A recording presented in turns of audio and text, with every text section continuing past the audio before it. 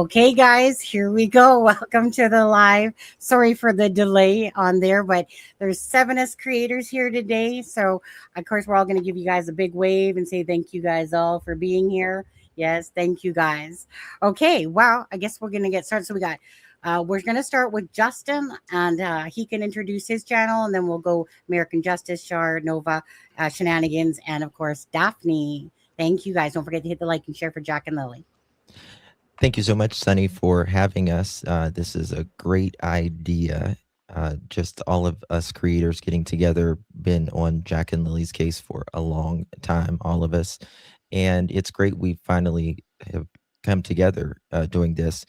My channel, I'm Justin with Clutch Them Pearls, and really do appreciate everyone being here tonight. Make sure you hit that thumbs up no matter where you're at.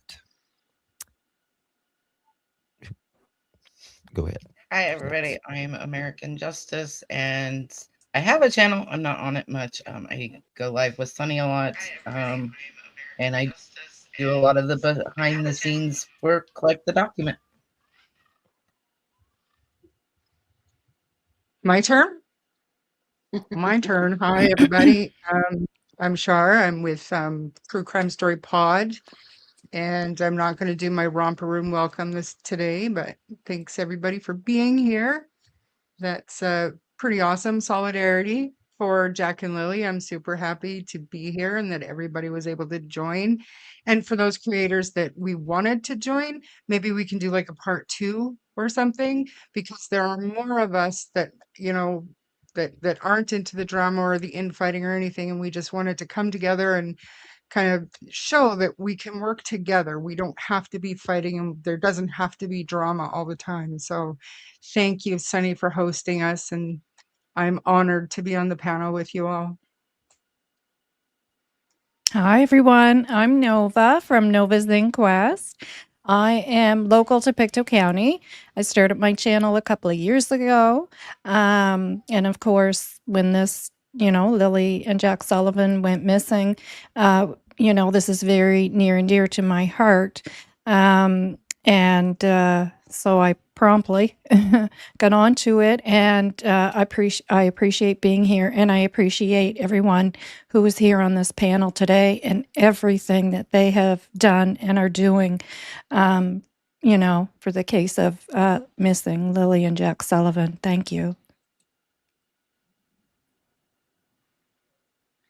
Hello, everyone. It's Shenanigans from Tea Time on True Crime with Shenanigans. Really happy to be here. Thank you so much, Sunny, for organizing all of this. It is actually a pleasure to be here. And we all have the same motivation, and that's to find answers for Jack and Lilly, to find them and to get answers on to where they are. And that's why we've all come together today, and let's do this for Jack and Lilly. No drama, no BS, and work together. And all of these people here have been a great inspiration to me, and that's why I'm here. So thank you for having me again, Sunny. I appreciate it. Hi, this is Daphne's Case Files. I am the oddball out today, guys, on my phone. I just want to say that thank you for having me, Sunny. I appreciate you and everyone else. We are all here for Jack and Lilly, and we've been following this case since day one, a lot of us, and we are here to find answers and discuss the case. Thank you for having me. I appreciate all of you for being here with us today. Thank you guys. Okay, so obviously, if some of you guys don't know, I'm in the Vancouver, of course, BC area in Canada. Been following this case right from the start. Again, it's a pleasure just to have all you guys here. Like I was saying to everyone prior to the live starting, to me, and there are others as well, but there's only so much space on a live. But so don't feel left out. It was just something that it was like, hey, would you guys want to do like a mega panel? And so again, this is already going to be a lot, and that's why we're going to try to make sure that we don't overtalk each other. But following Jack and Lily's case, of course, since the beginning of it, and these people are a great group of core people that are just true and sincere in their intentions, and that always, for my heart personally, warms me when I see people doing things always for the right reasons. So, anyways, of course, thank you guys. Like I said, love this, and I love all you guys that are in the chat from the different channels. Make sure you guys hit that like and share for Jack and Lily.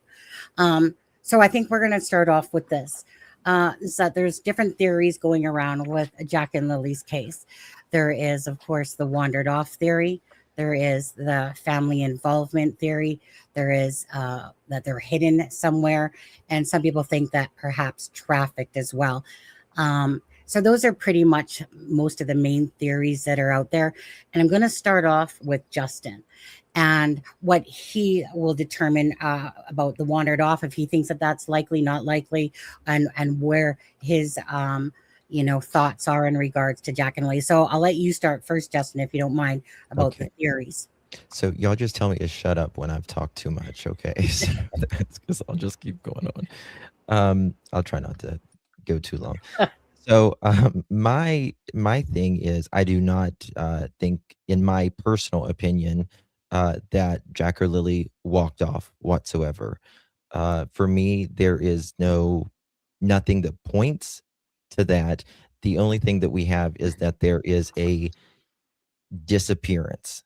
How that disappearance happened doesn't mean, in my opinion, that Jack and Lily walked off, right? There was no air scent from the beginning. There was no dog scent from the beginning at all. And there was, I mean, if you listen to Daniel and Malaya, they say 20 minutes max. Well, someone had to, if that was Jack and Lily getting on their boots, getting on everything, whatever their clothes or whatever they supposedly did or didn't have on. Daniel says they don't have on what they think they have on in some of his messages, but that's a whole nother story. And if you go, if they were playing outside for, let's say, 10 minutes, 5 minutes out on the play, out in the swings where the Janie says that she heard them. Well, that's 5 minutes inside, 5 minutes outside, 10 minutes ahead, right? And how far is a 4 and a 6-year-old together going to go?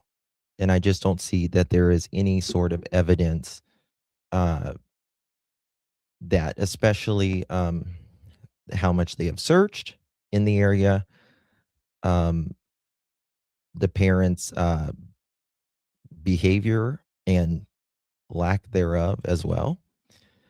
So I just don't see it, in my opinion. Okay. Melissa. Thanks, Justin. I have to agree with Justin. There's just, for me, walking off, like at the very beginning, I could have seen it. Like if they would have found them soon, I could have seen them walking off. If there would have been, like Justin said, if there would have been a scent, I could have seen it. But kids are not going to walk through the woods, touching trees, rubbing on trees, scooting their feet on the ground without a scent. A dog is going to pick that up. So for me, them wandering off into the woods is just not a feasible, logical place for me to go. There would be more evidence. There would be scent. There would be boot prints. There would be fabrics from their jackets or their clothes getting cut. There would be something.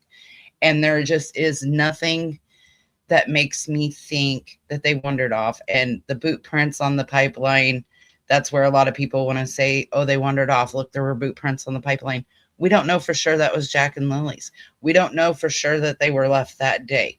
There's so many things, and there's no prints leading up to those, right? They didn't get abducted by aliens and just plopped on the pipeline. So for me, wandering off is just not feasible or logical as to what happened.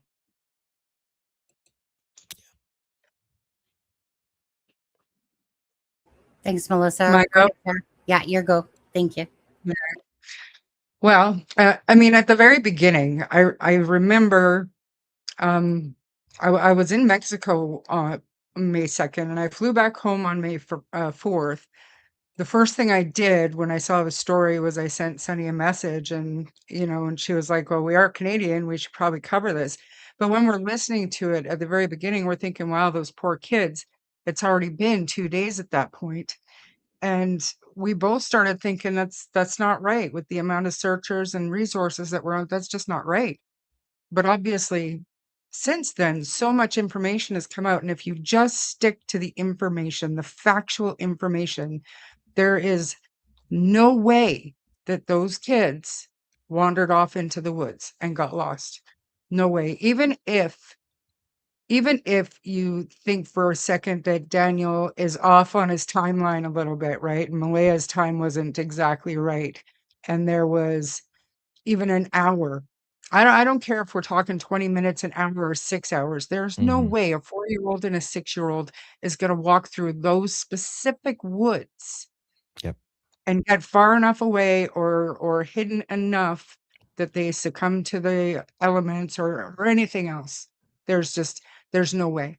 I call are we allowed to swear? Probably not. I call, horse pucky.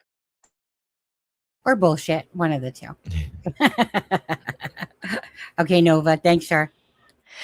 Well, when this first took place, and I very often go back to the beginning, which is, a lot of times what you need to do. When it first took place, I honestly thought, at first I did think, like Shar said, the first couple of days you're thinking, okay, well, perhaps, yeah, they're out there. And then as time's going on, you're starting to think, okay, something's going on here. I went from that to abduction, and and I felt bad for the parents, for Malay and Daniel, because they're themselves saying perhaps they were abducted, and that whole scenario. And then as more information started to come out, the more and more we learned, I just thought, there's no way they're in the woods. I just do not believe that. And knowing myself, how children typically travel, straight line distance, easiest route. I just can't imagine. I can't imagine. And yeah, so I'm to a point now where I do believe something nefarious took place. Now, I do have some thoughts, but I I really do hate to, be concrete about it, because we really don't know at the end of the day. And I always say that on my channel. At the end of the day, we really don't know. Perhaps abduction is still on the table, a possibility, or something happened on that property. And with all the things that we've learned and heard from Daniel Martel,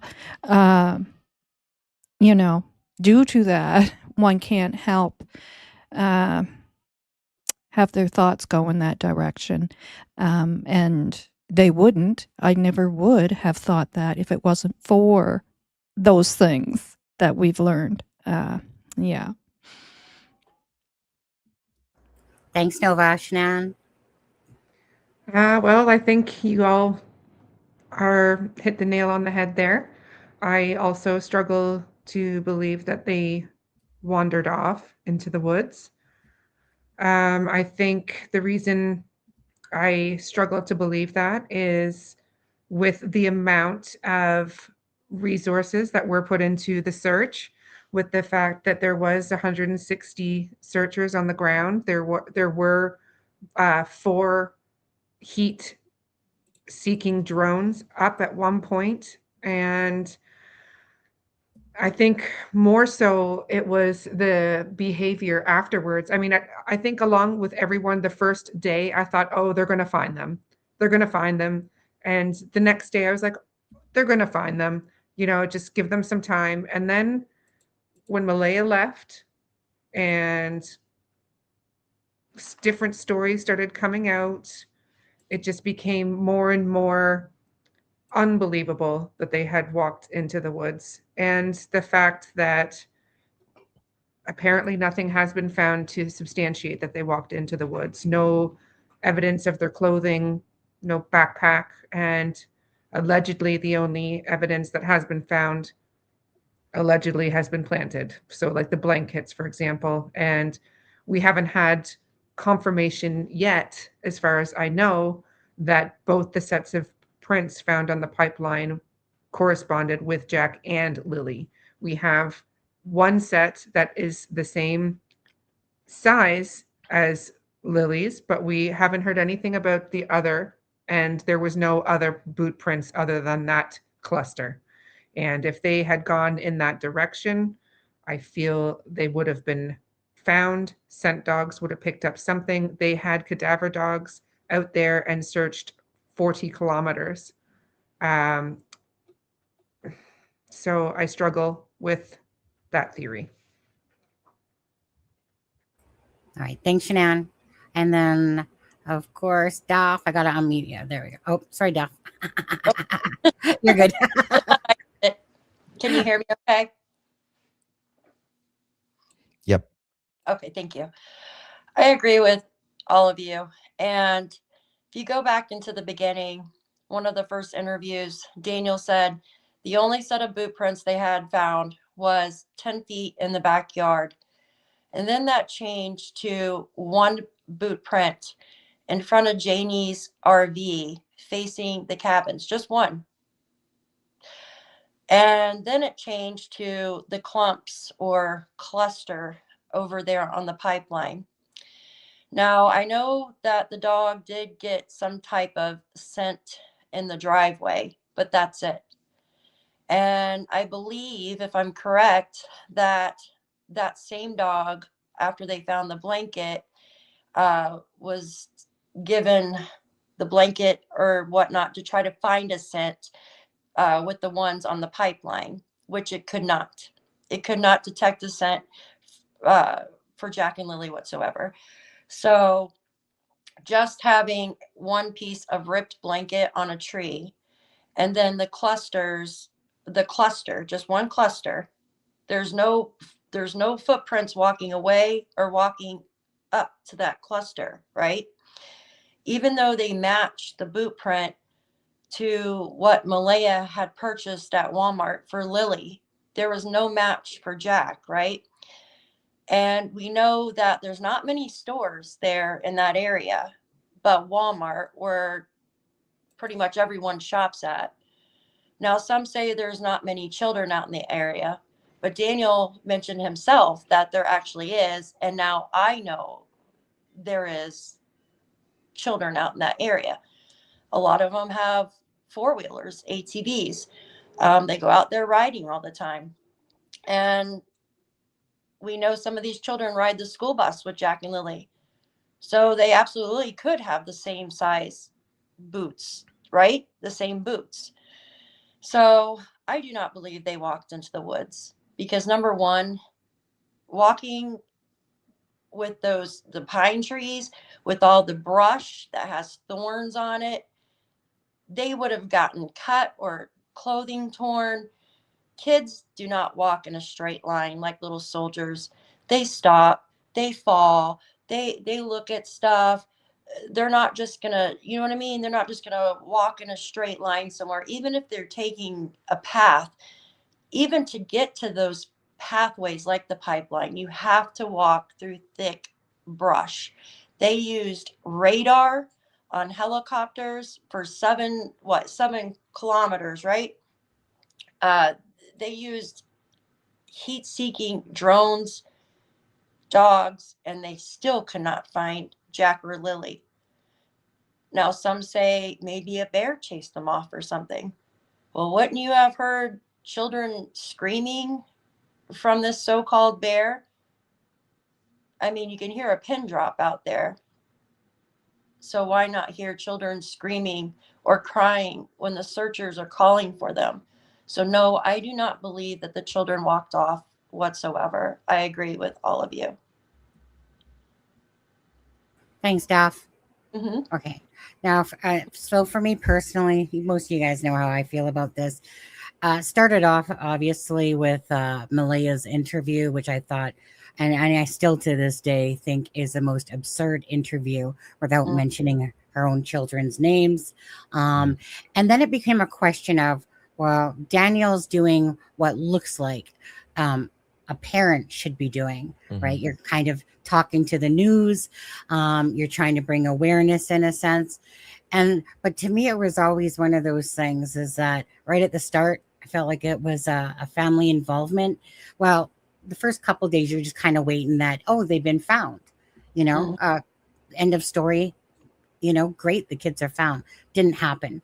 Same thing with Sebastian Rogers. After a couple days, you're just going like, as more and more as the time went on, thinking that possibly, could they have been in the woods? Could they have fallen somewhere? Could they have done this?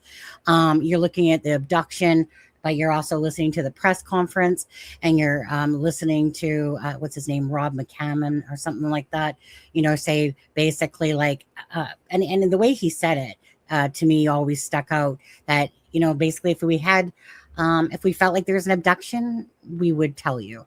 And hence why whatever, no Amber Alert. So the abduction thing just didn't seem right with me because of the ruralness of the area. The fact that all of a sudden 2 children suddenly become targeted on this day that they're not in school and then 2 days off and they're sick. It just seemed all strange to me.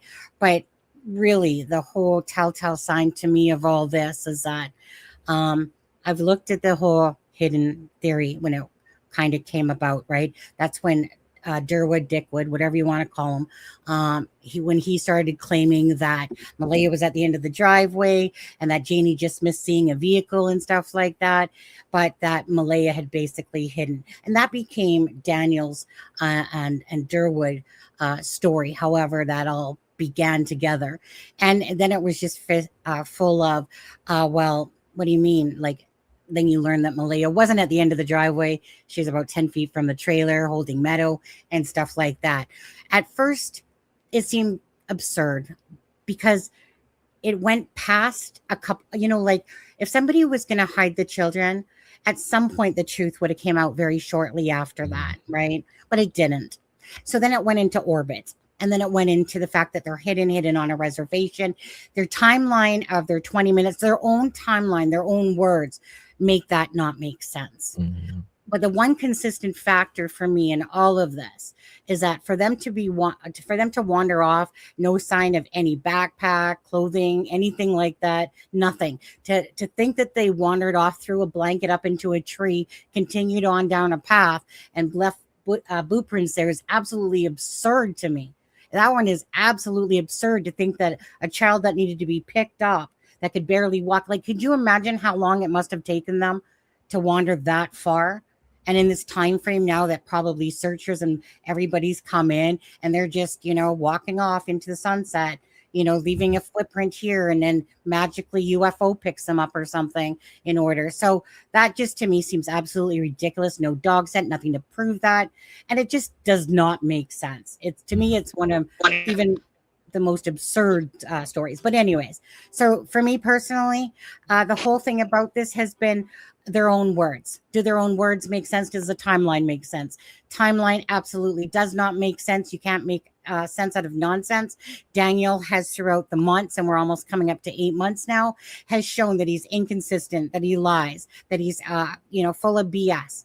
And to me, this is one of those things. To me, it's not rocket science that when somebody is sitting there and you got something to hide, that's when, of course, you're going to start telling fairy tales and BS and things that just don't add up. Cases that I always follow, again, they don't happen like this. The only time cases happen like this is when the truth isn't being told. Do we know what happened to Jack and Lilly? No. So mine is family involvement. And unless something shows me different, it's the way that both Malaya and Daniel have acted in this case.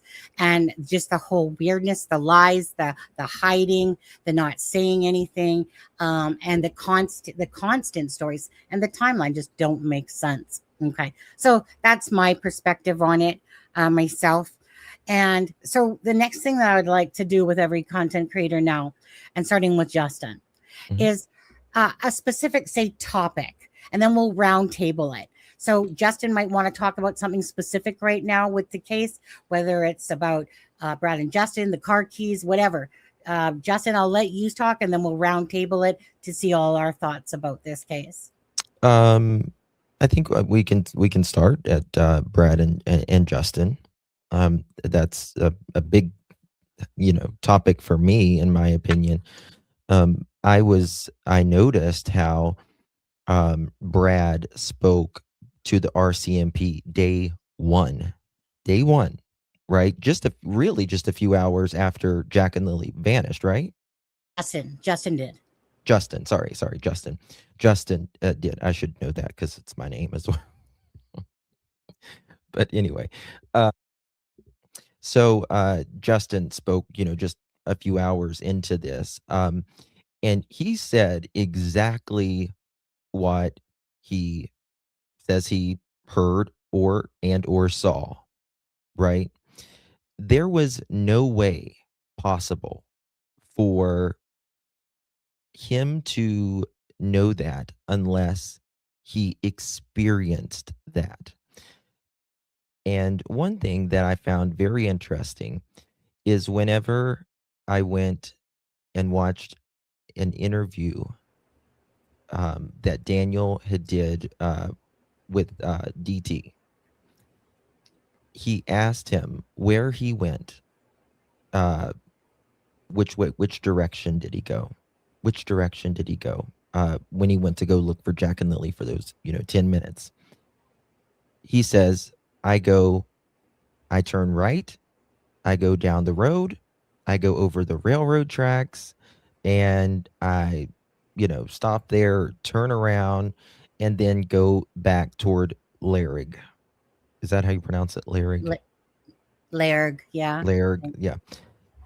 Which is precisely what is in the documents. And there was no way. It's not possible for him to know that unless he actually experienced that.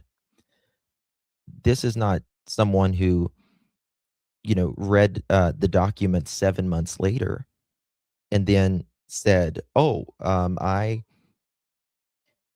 saw or heard Daniel go down here. And it was not one neighbor. There was two neighbors, right? Two neighbors. So, and just again, kind of going over like the timeline itself, it doesn't make sense because in my opinion, it's not true. It's just not true for you to, going through all of these roads and all of this culverts, waterways for in 10 minutes. It's just not a possibility to do all of that. And then you can go after he says he gets home after that 10 minutes. Well, many times he says he goes back into the woods, but then he says things like, no, the RCMP tells me, Daniel, how did they know his name? First of all, right there, Daniel, stop right there. We don't want you going back in the woods. So he's just said so many stories that it's just completely unbelievable from the get-go. And just knowing these neighbors, they don't want attention, right? They're not they're not us creators where we're up here and in the public eye. They are constantly they're not like us. So they're just there to say what they experienced, and that's it.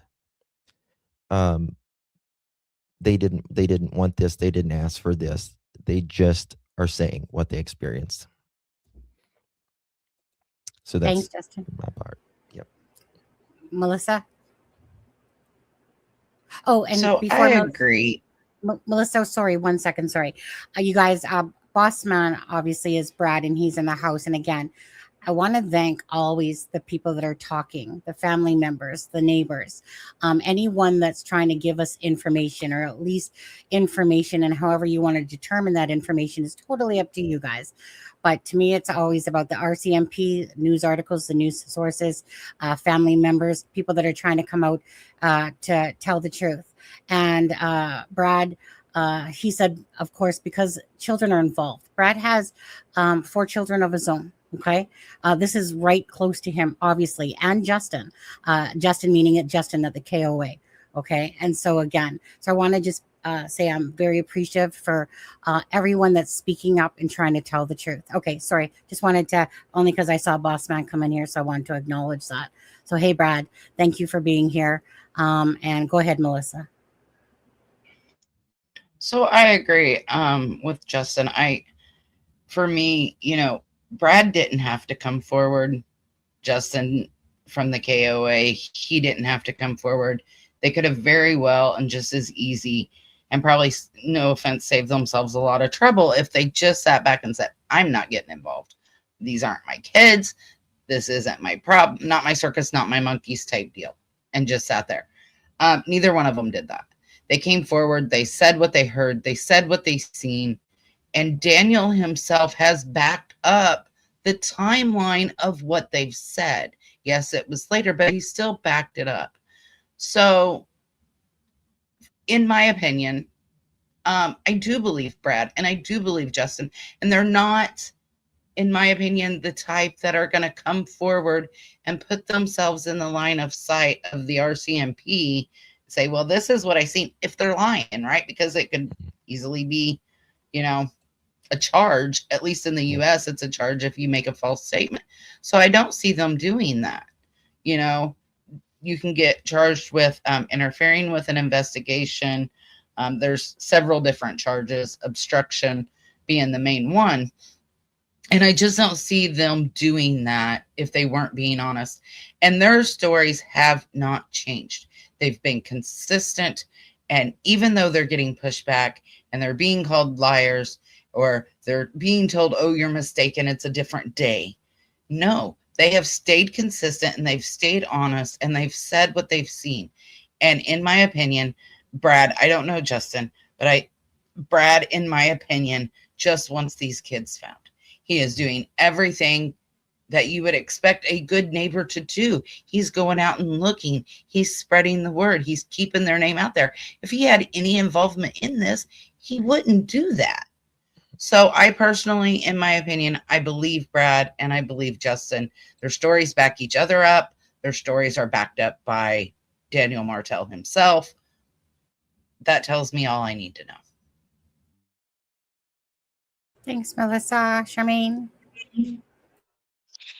Yeah, I mean, you have to give me a motive for somebody to be lying, somebody that's not connected, somebody that would never be implicated. Of course, I believe the RCMP, as part of their investigation, should have done a door-to-door, and Brad's house would have been on that door-to-door.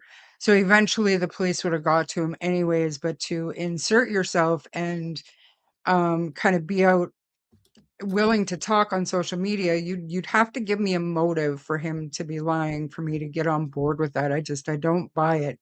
There's no reason for it. I know that Brad's children rode the school bus with Jack and Lilly.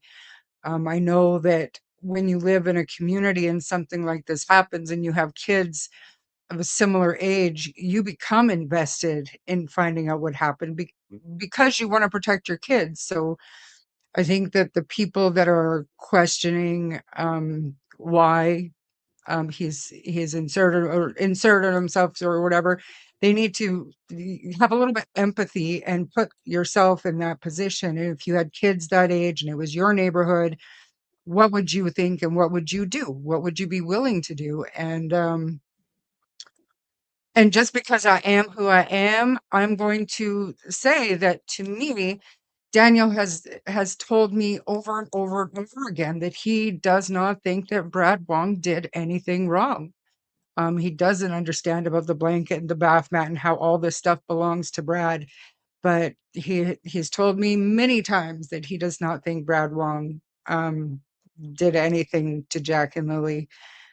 So, and I mean, Justin, I have no information about Justin. I believe everything that Sonny's told me that Justin has said. Justin told the RCMP what he told the RCMP. I'm a fan of law enforcement, so I don't think that they're not investigating. I don't think that they're just taking these neighbors' words for stuff that they don't have proof for. And just because we haven't been told what that proof is, doesn't mean the RCMP doesn't have it. In fact, quite the opposite. So that's my thoughts on that. Thanks, Shar. I know, Va. Hi. Well, I definitely believe them and agree with everything you guys have stated. I just want to read something here. There's things that stick out to you that have taken place throughout the last 7 months. And there's many I've written down. But going back and looking at things, I just picked this out. This is from Chief Superintendent Dan Merrow, the commanding officer of H Division, Royal Canadian Mounted Police. And this is what he wrote to the province of Nova Scotia. The investigative team from the Northeast Nova Scotia Major Crime Unit has referred this matter to me for support in seeking your consideration for its inclusion to the program, and this is for the $150,000 reward, as they believe there are individuals who are privy to information that could result in locating Jack and Lilly Sullivan. If they were in the woods, do you know what I'm saying? What does that mean? It doesn't mean that somebody's privy that they walked out into the woods. Mm-hmm. You know, there's something more going on here. I have a question I want to ask. Daphne and Shan both brought up the Jack's boot print. I understood when the boot prints first came up. Cannot remember. I thought it was in the documents, but I went back and looked. And then I thought maybe it was in an article or on the news, and I've been going back to look, but still haven't located it yet. There's so much to go through.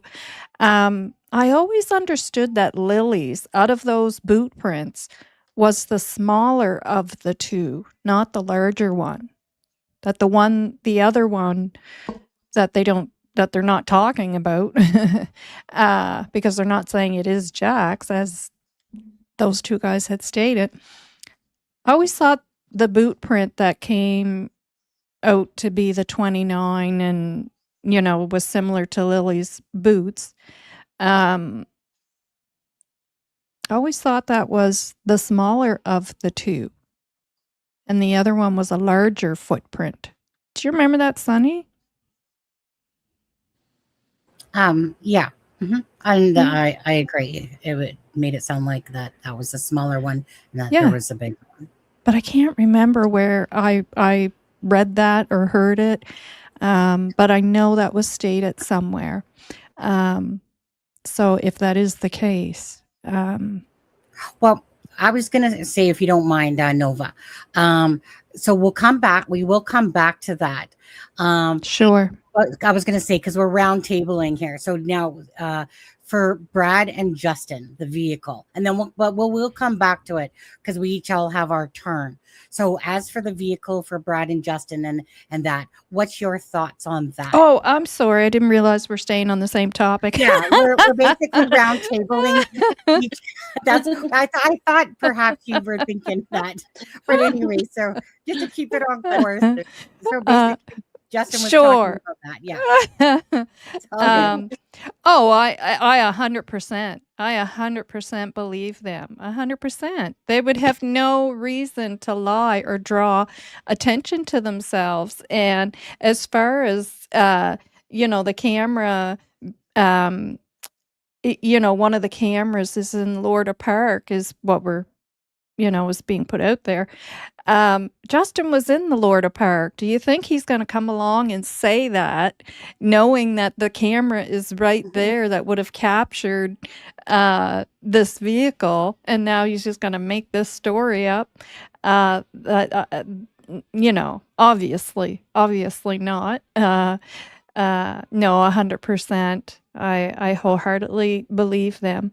There's no reason for them to draw attention to themselves. And the other thing I'd like to point out is if it happened to be the wrong day, please don't forget that the camera footage that RCMP requested was for days prior to Lilly and Jack going missing. I think it was maybe 4 days at first, and then they even went 2 days back further or something like that.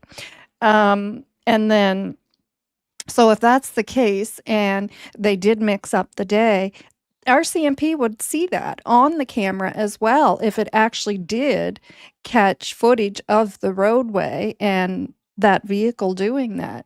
And they would have come back, and Brad would be telling us, oh, they came back and questioned me, are you sure that wasn't Monday or Tuesday? There would have been follow-up to that.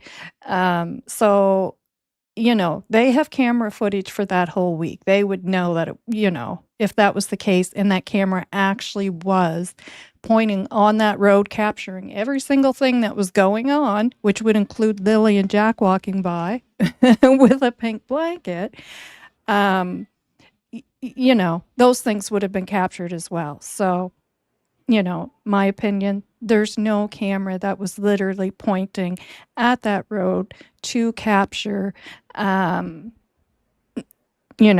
capture that. Yeah. I'll just jump in there and say that camera was not working. But when Right. it comes back to my turn, then I'll talk about that. Right and on. so, yeah. Okay. Are you good? Is it Shanann's turn? Yep, I'm good. Thanks. Perfect. Thanks, Nova. Yes, I think it's important to remember that Boss Man isn't the one that has 2 missing children. So treating him like he's some sort of criminal because he has a past when he's come forward and basically had his name thrown out there for something he didn't have to involve himself in. And I think that says a lot. He could have not said anything at all. And I think it's very telling. I think Justin was the one that kind of had the aha moment when the comparison was made to what Daniel had said he had done in the AM of the Friday versus what Brad had said he had heard in the hours of 12 to 5 in the morning. And I do agree that there are inconsistencies that can happen during stressful, traumatic events. And if you have mathematics involved, that can exacerbate things.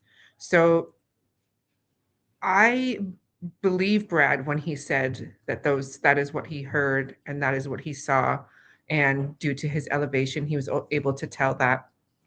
And I believe that because Daniel said that was the route that he took in so many words at different times. And it also corresponds with where the blanket was found. It also corresponds with areas that he knew very well. And they were short distances, short trips back and forth.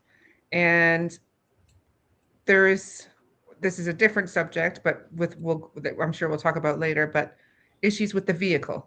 So, hearing one vehicle go 4 times and a different vehicle come back the last time. And to me, that last trip is key. The last trip, I feel, is the key trip. And again, I don't see why people are scrutinizing them so much. If you read the documents, words are open to interpretation, but the document clearly says they weren't able to verify through the footage that they had what Brad and Justin were saying. Not that it was a lie, not that it wasn't true, not that they, any of those things. I think it was released And they allowed it to be released because they are looking for more people to corroborate that, because they need more proof that that's happened. If anybody else heard that at that time, if anybody had footage of that time, if there was a truck that had what do you call it, dash cam that happened to be driving by at that time. I think they were looking for more corroboration because they didn't find it on anything on the footage that they looked at because they've said there's no signs of abduction. They didn't catch the children walking in a particular direction, it seems as though. Otherwise, they would have concentrated on that.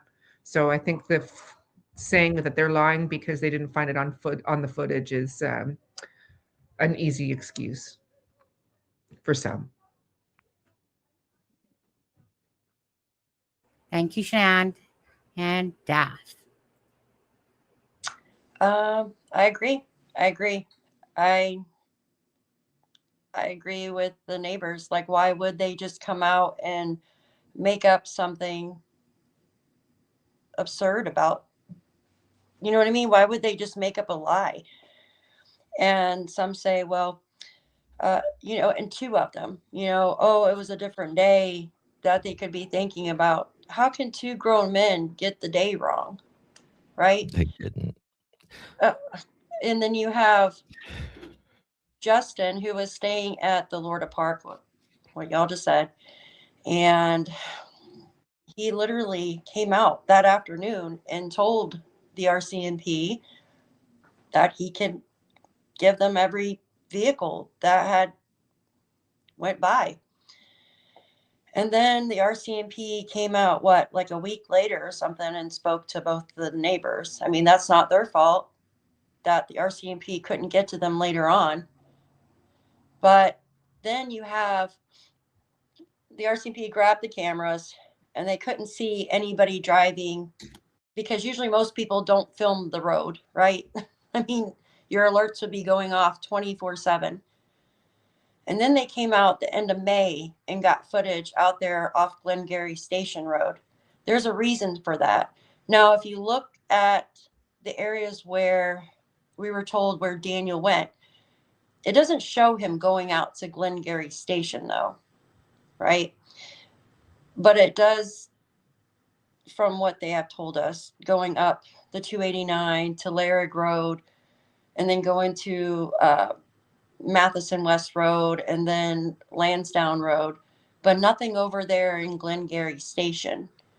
So, in my opinion, they were definitely checking over there to see if they could get something just in case, like something that doesn't belong, shouldn't be in this area. Because even Melissa Scott said they want my neighbors' cameras and to give a list of our family members' vehicles and stuff like that so they can eliminate who doesn't belong in that area. So there had to have been something, in my opinion, that had to have been seen but not caught all the way, if that makes sense.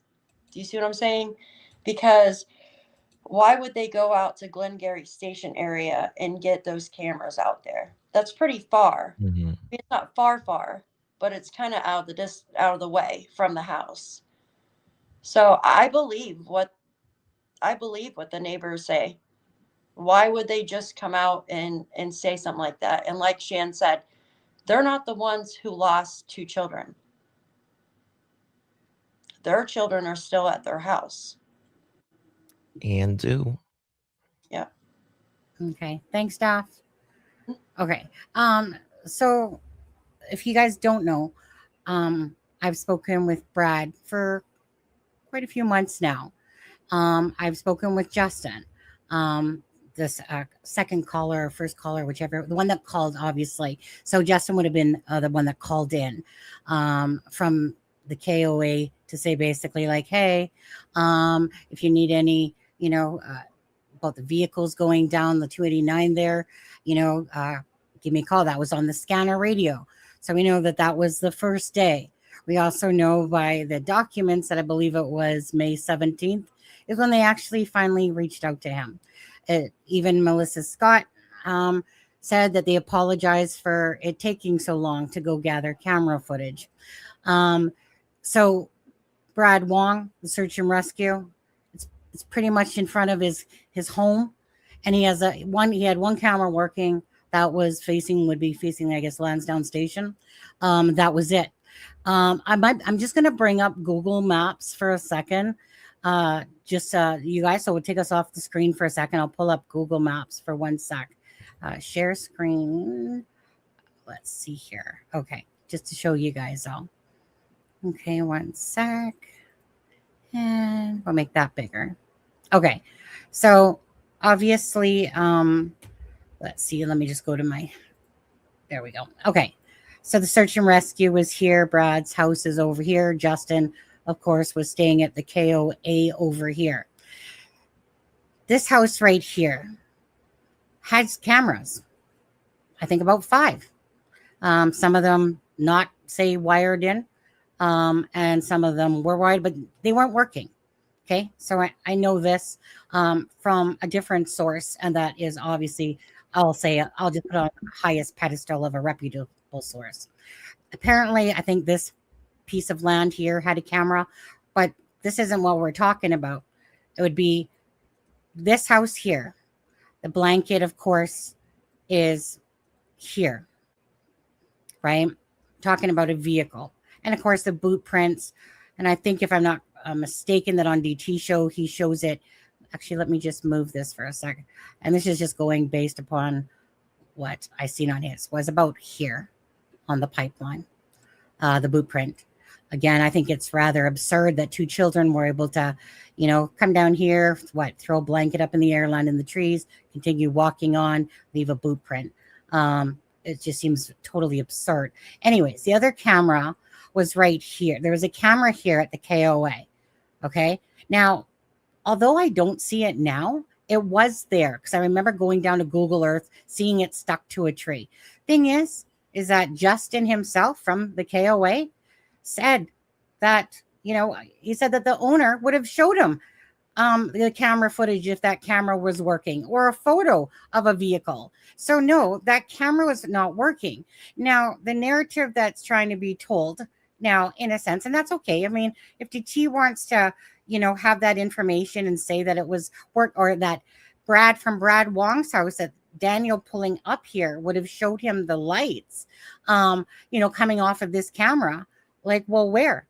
Again, right? Now, Brad's already shown us a video that he shared with me about a month or so 2 ago, of how he can see down from his elevation to Daniel's home down here, and showed a video to us to show that he can see that from that elevation, the lights, And so again, to me, I'm just going to come back up about that.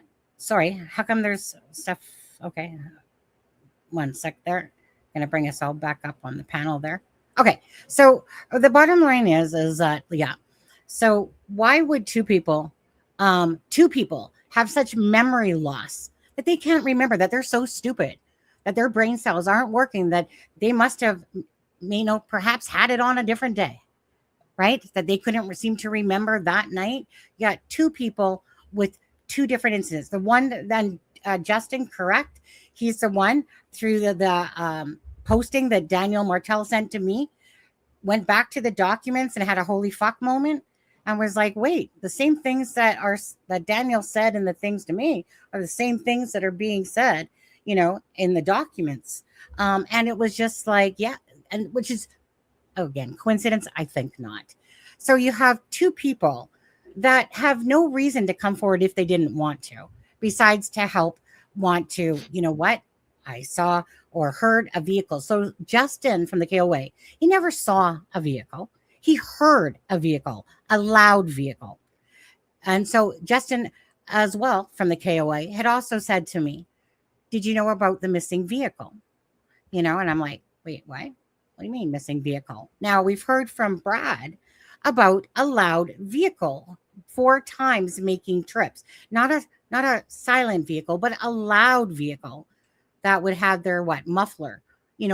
Obviously in that area, everything's going to be enhanced. You're going to know, your neighbor's Mhm. sound of their Yes. vehicle. Yep. You're going to know it.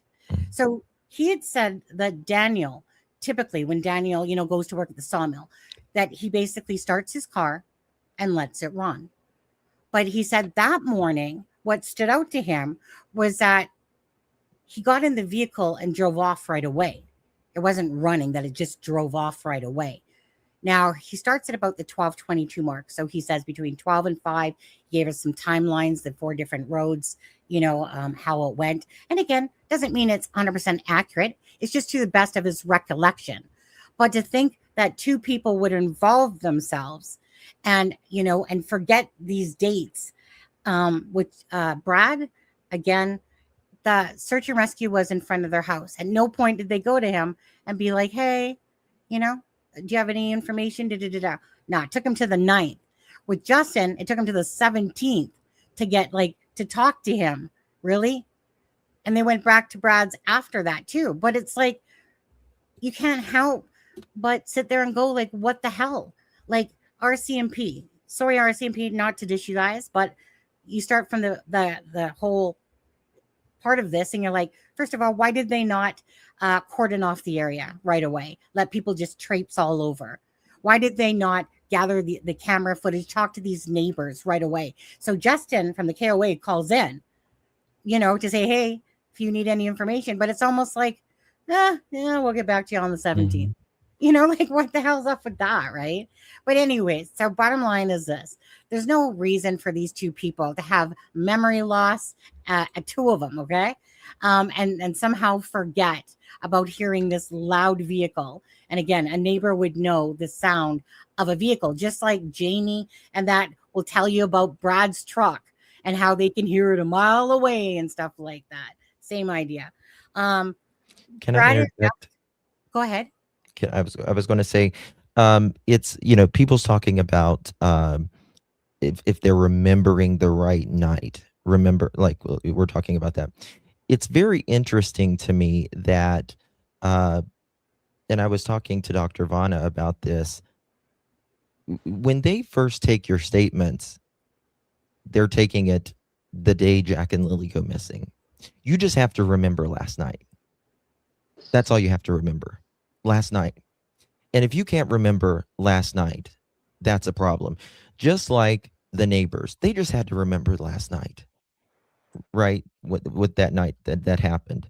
Mm-hmm. And also notably, the RCMP, according to Daniel, in his very own interview with his very own lips, says that when the dogs were there, that Daniel says that we believe you did something to the kids Thursday night into Friday morning. That's him saying that. We believe you, Daniel, did something to the kids Thursday night. He said that on an interview with his very own lips. That would also, in my opinion, support the neighbors, what they were saying the entire time, right? That there was this car happening, in the early morning hours as well.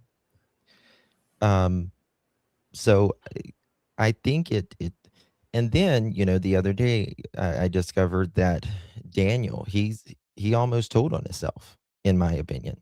He's talking about either the blue or the black, and just I went to get the 2 keys, all of that, because there's 2 keys. He says, and I always knew there was something up with that, in my opinion. Then he always talks about, I went to get the white Nissan.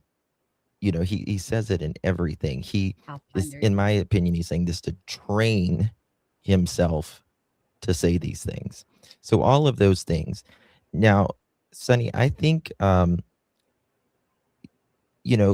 what about, because this is what I would say the other side is going to say. Them talking about the RCMP said there's no evidence that the neighbors you know, Right. they don't have any proof of that. Well, that's because there's no fucking cameras. Right. You know, just because there is no cameras doesn't mean it didn't happen. Exactly.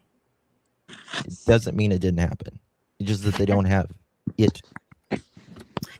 And you guys, and so I'm going to go back to this because yes, and just of course, so to sit there and call them liars is just to me, shameful, to be honest. To sit there and actually call them liars or thinking that their brain cells aren't big enough to remember that they heard a loud vehicle on this night, is a criming shame.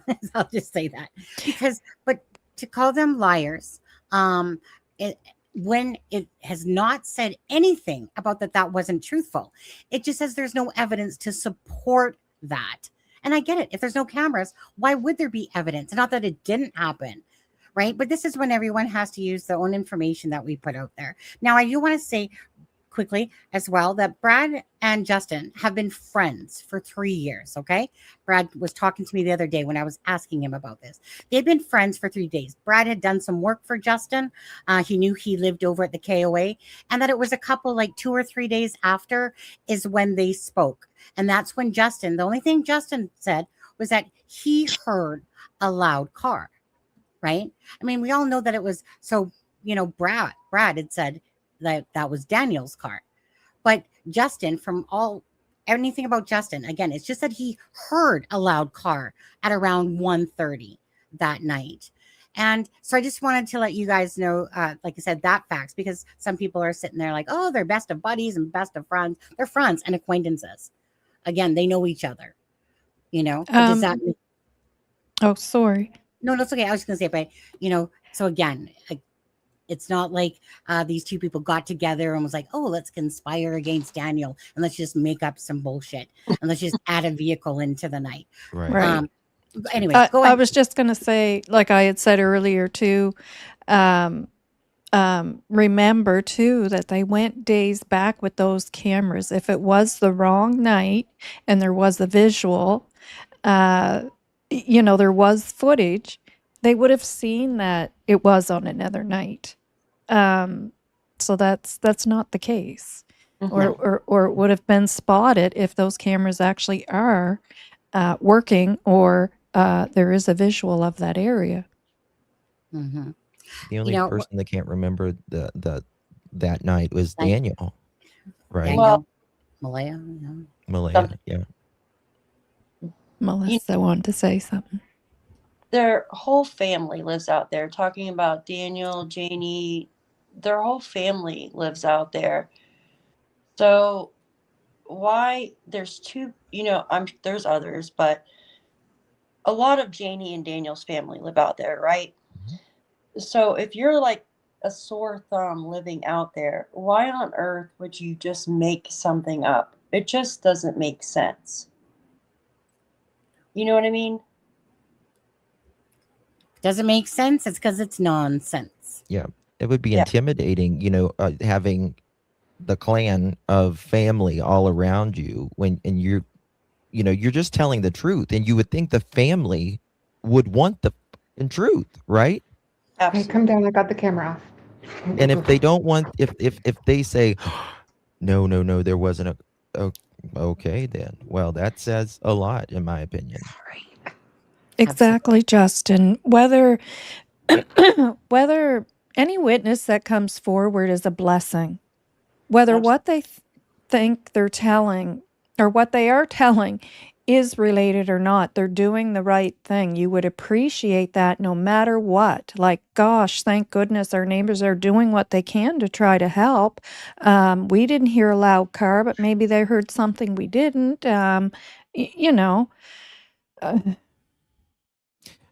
Doesn't make sense. We've been begging for 4.5 years for a witness in Summer's case, over 2 years in Jack or Sebastian's case.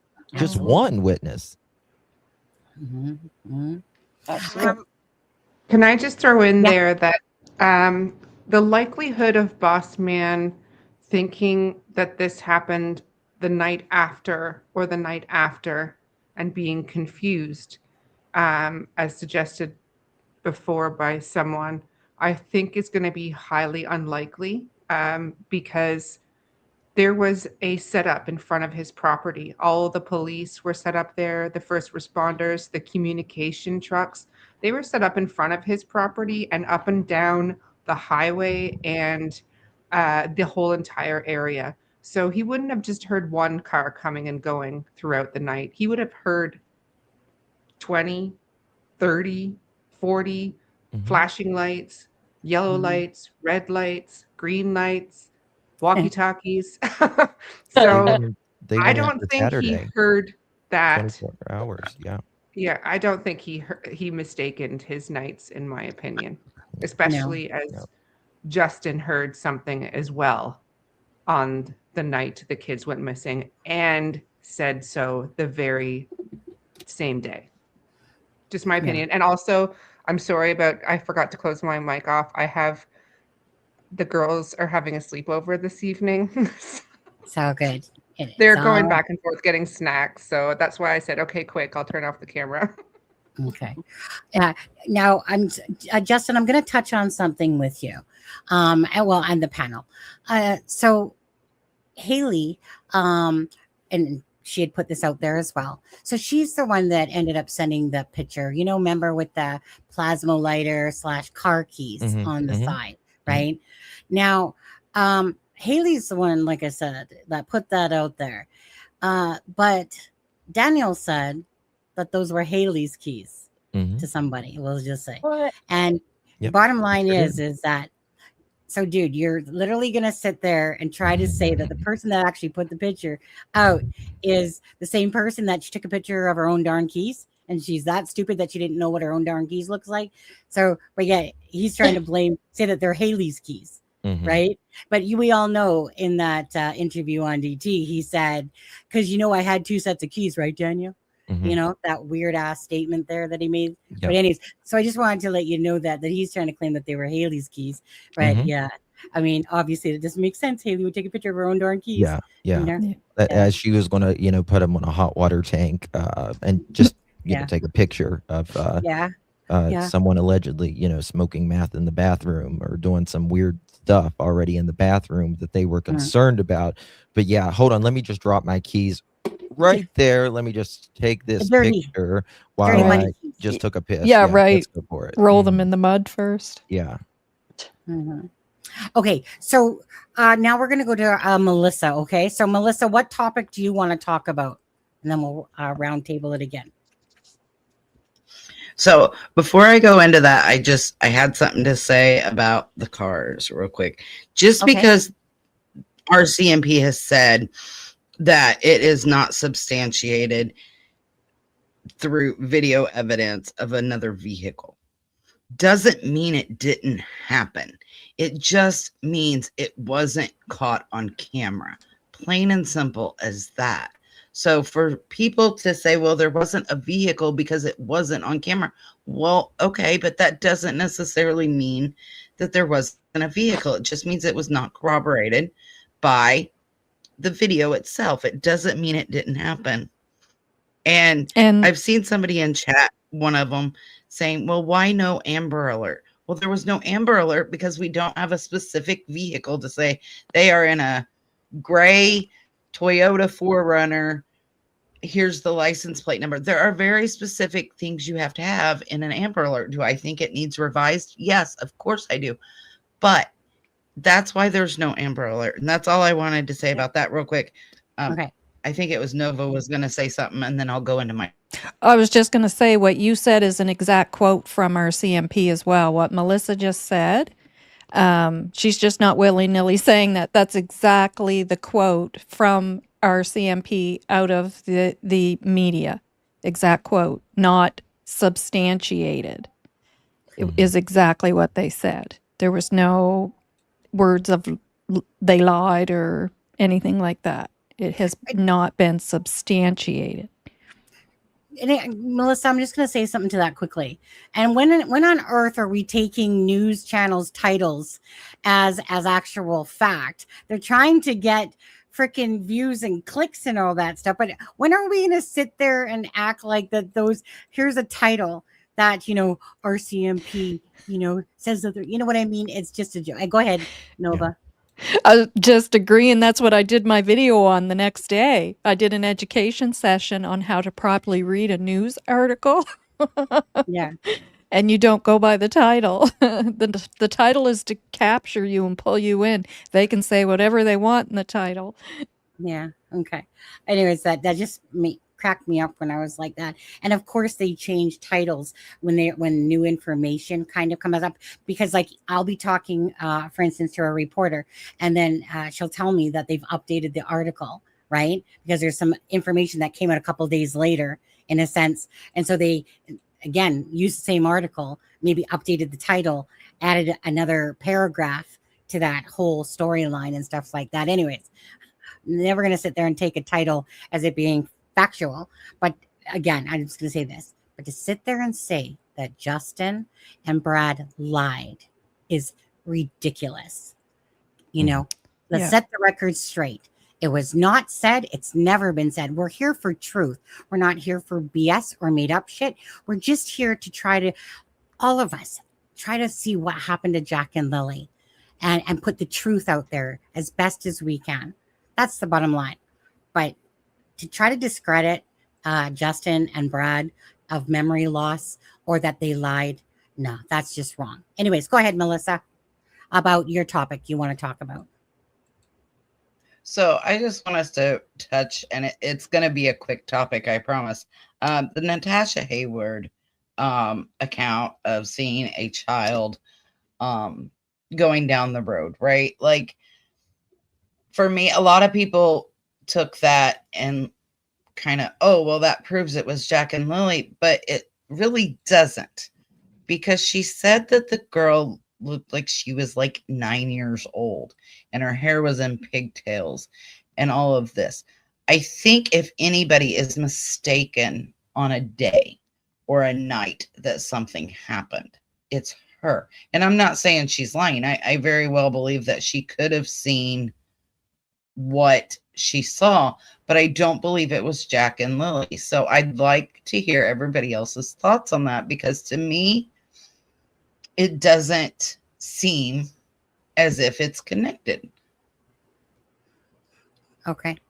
Thank you. Okay. So, well, things have moved. Justin was beside me. So I guess, Shar, you're next, eh? I want to be back beside you. Or wait, Justin. Sorry, Justin. I'm just kidding. Justin, you were next in line. No, I wasn't. Was I? Yeah, because Melissa's doing her round. What are we talking about? Like, what's hers is Natasha Haywood, and what your thoughts are on all of that. Because remember, she was like May 31st reported it. I think it was.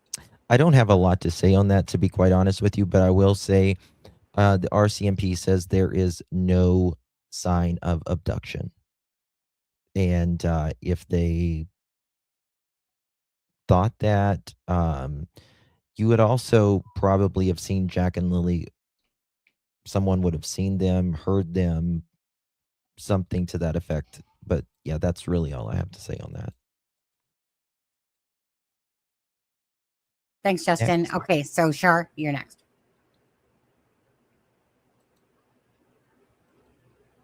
Shar. You're muted, Shar. Oh, I thought I unmuted myself. I apologize. Yeah, I mean, I believe she probably saw what she saw, but the fact is it wasn't Jack and Lilly. The clothes that they were described as wearing were not clothes for May 2nd, no matter what. Nobody was awake that morning to put Lily's hair in pigtails. And, there's a reason why she didn't report it until the end of May. Days get confused, people get confused. It just simply was not Jack and Lilly. And had it been, I mean, it'll come up later on, I'm sure, maybe possibly, but the RCMP said they have no evidence to support an abduction. So, and no matter what I keep saying it, especially to Daniel, when he says they said no abduction, but then we're willing to believe that Malay or somebody on the family took the kids elsewhere. It doesn't matter who took the kids, family abduction, non-family abduction, a stranger abduction. There's all different types of abduction, but when they say like an all-encompassing statement like that, no evidence to support an abduction, that's any abduction. So it wasn't Jack and Lily. It's just that simple.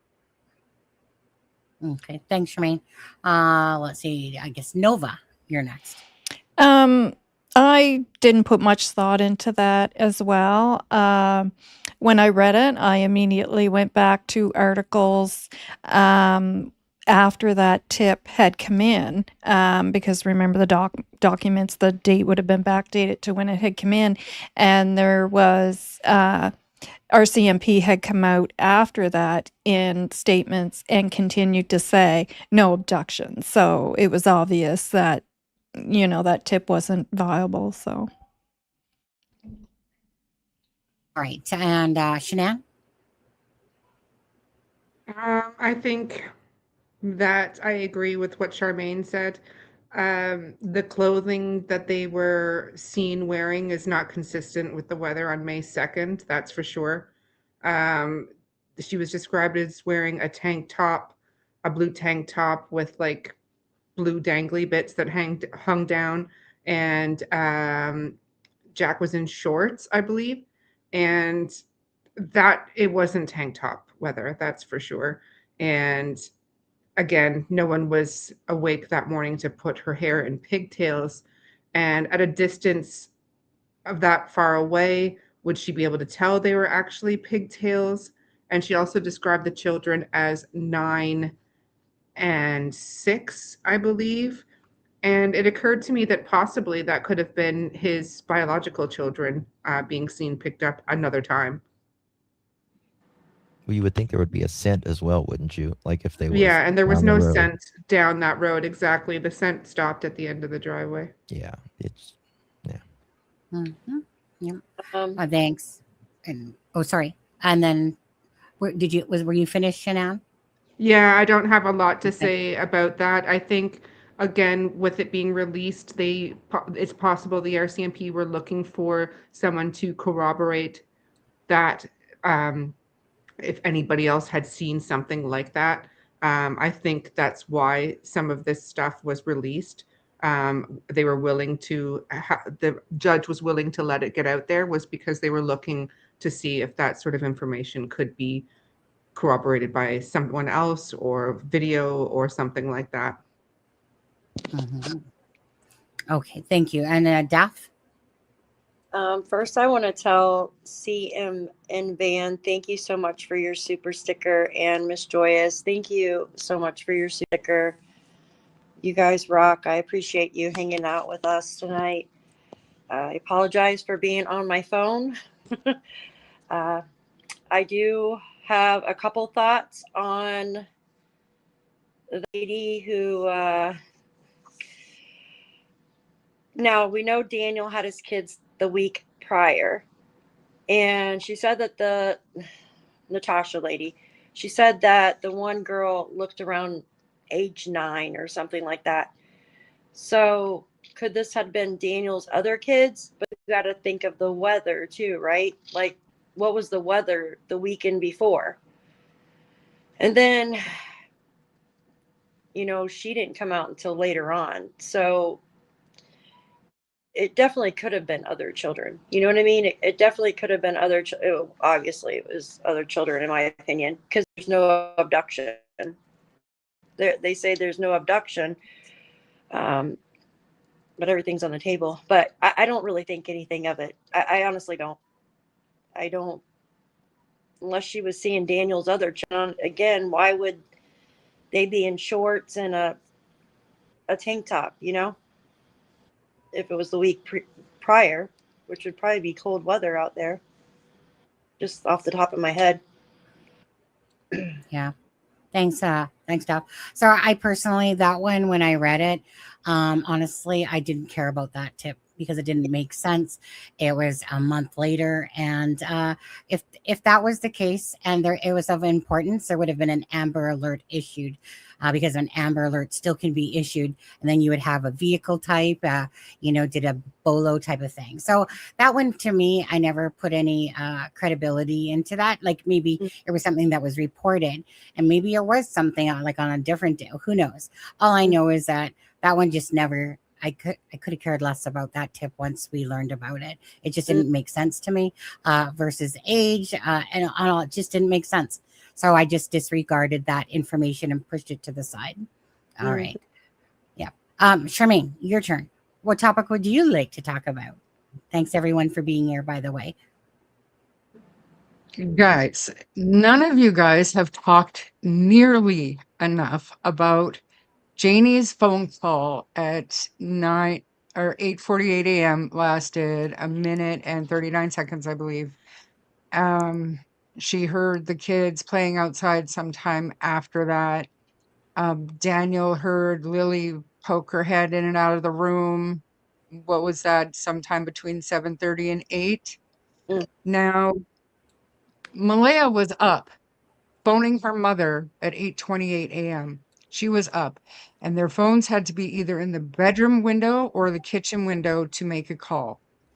So, Malaya was awake, and she had Meadow with her.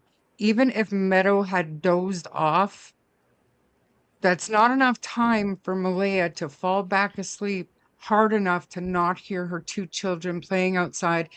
That bedroom has a direct line of sight to the swing set where Janie claims to have heard the kids that morning. Malaya knew her kids were outside, number one, or number two, the whole thing is a lie. And I mean, it's the proof is right there. That's the proof right there. There's no way that a mother has her daughter, her toddler daughter, in bed with her, and she falls asleep hard enough within 20 minutes, give it even half an hour, hard enough to not hear her two kids playing outside where Janie clearly heard them playing by the swing set. Janie's got a piece of wood over her door. It's about the same distance from Malaya's bedroom window to the swing set, straight line of view across the yard to the swing set. It's on this side of the chicken coop, and then you've got Janie's window about the same distance away. The only difference is Janie's window has a black or a board over it, but she heard the kids. But Malaya, with her daughter, with her toddler in bed with her, didn't hear her kids, and we know she was awake at 8:28. Bullshit. Okay. And then you guys Justin? aren't talking about it. It drives me crazy. I'm going to disagree with Charmaine. Well, maybe not as much, but I've talked about that many times. But I think that Charmaine's more keyed in on that time because the whole timeline, and we'll get into it. Anyways, Justin, go ahead. Your thoughts. Did you want to talk on that? Is it your turn? No, it's my turn. No, it's your. It was Charmaine's the one that brought it up, her round table. So it's your turn next to talk about what Charmaine's talking about. Gotcha. So that is interesting. One thing I also think would be interesting, panel, is if we went through the documents one day. I'll just read the thing and just spout out as well. That's just another thing I would like to talk about. I think that would be good. Just my opinion. Okay, so that right there. In the documents, I do believe that Malaya says that she didn't believe she used the phone that morning. Doesn't it say that? Let's see. Melissa, do you recall that? Miss Document Woman? She didn't think she used the phone. Yes. Her phone records She said show she that phone didn't call. think she used the phone. Yes. She didn't think she used the phone, I want to say, prior to calling 911, which I found interesting. And I kind of spoke on what Charmaine was talking about maybe yesterday. They'll kind of run together. So I find it interesting that at 6:15 or so, or 6:16, Malaya says the kids are absent. Without, first of all, going in the bedroom and checking on her kids. That's literally right beside of her. We make a conscious decision as parents. If our kids are really sick, they're not going to be well the next day, fine, right? But she had already, they had already missed a day of school prior. So she just marks them absent without going in to checking at that time. And that's like 6:16ish. Janie around this time is awake. Doesn't she? Is she on the phone at 6:16, 6 or close to 7? Saying Janie was sent something to Ron, I think. Yes. Or no, a missed phone call or an unanswered phone call at 6:15. She sent something, a TikTok or something at 6 something. 24. Yeah. Yeah. And I find it interesting that Malaya's on her phone. Janie is on her phone at these times. And then the next time that we start having, phone calls from Janie and Malaya is around the 8-something window, right? Janie's call. 8:28. Yeah. 8:28 is Malaya's call to our mother, and 8:48 is the call to Ron. Ron, yes. And I find that very interesting. But they're also conveniently, they all hear Jack and Lilly. Daniel says he sees Lilly a couple times that morning, even though she doesn't really say anything. And then he came out later, like 7 months later, and says, she said, "Hi, Dad," or something like that. "Good morning, Dad," or something. I find that interesting as well. The 8:40, they're all back on the phones at like 8 something, and Malaya saying, "Well, I didn't use the phone prior to that as well." But they're all sleeping at, or dozing in and out at the most convenient times to whenever, Jack and Lilly leave the house, right? Janie says she hears them outside, right? Also in the documents, it says that anytime the kids would go outside, Janie would always contact Malaya or Daniel and say, the kids are outside, especially if they didn't, like what she said, she would always do that, like if they didn't have boots or anything on. I don't see Janie living in this little camper, and it definitely not being sealed up very well, right? There's not a good vacuum in that home. You don't shut the door and the other door shuts, because there's pipes coming out and all this. If she hears them, and this is something that her normal behavior is of the morning, to call Malaya or Daniel, why does she not do it out of all of these mornings? We're creatures of habit. We do what we do generally.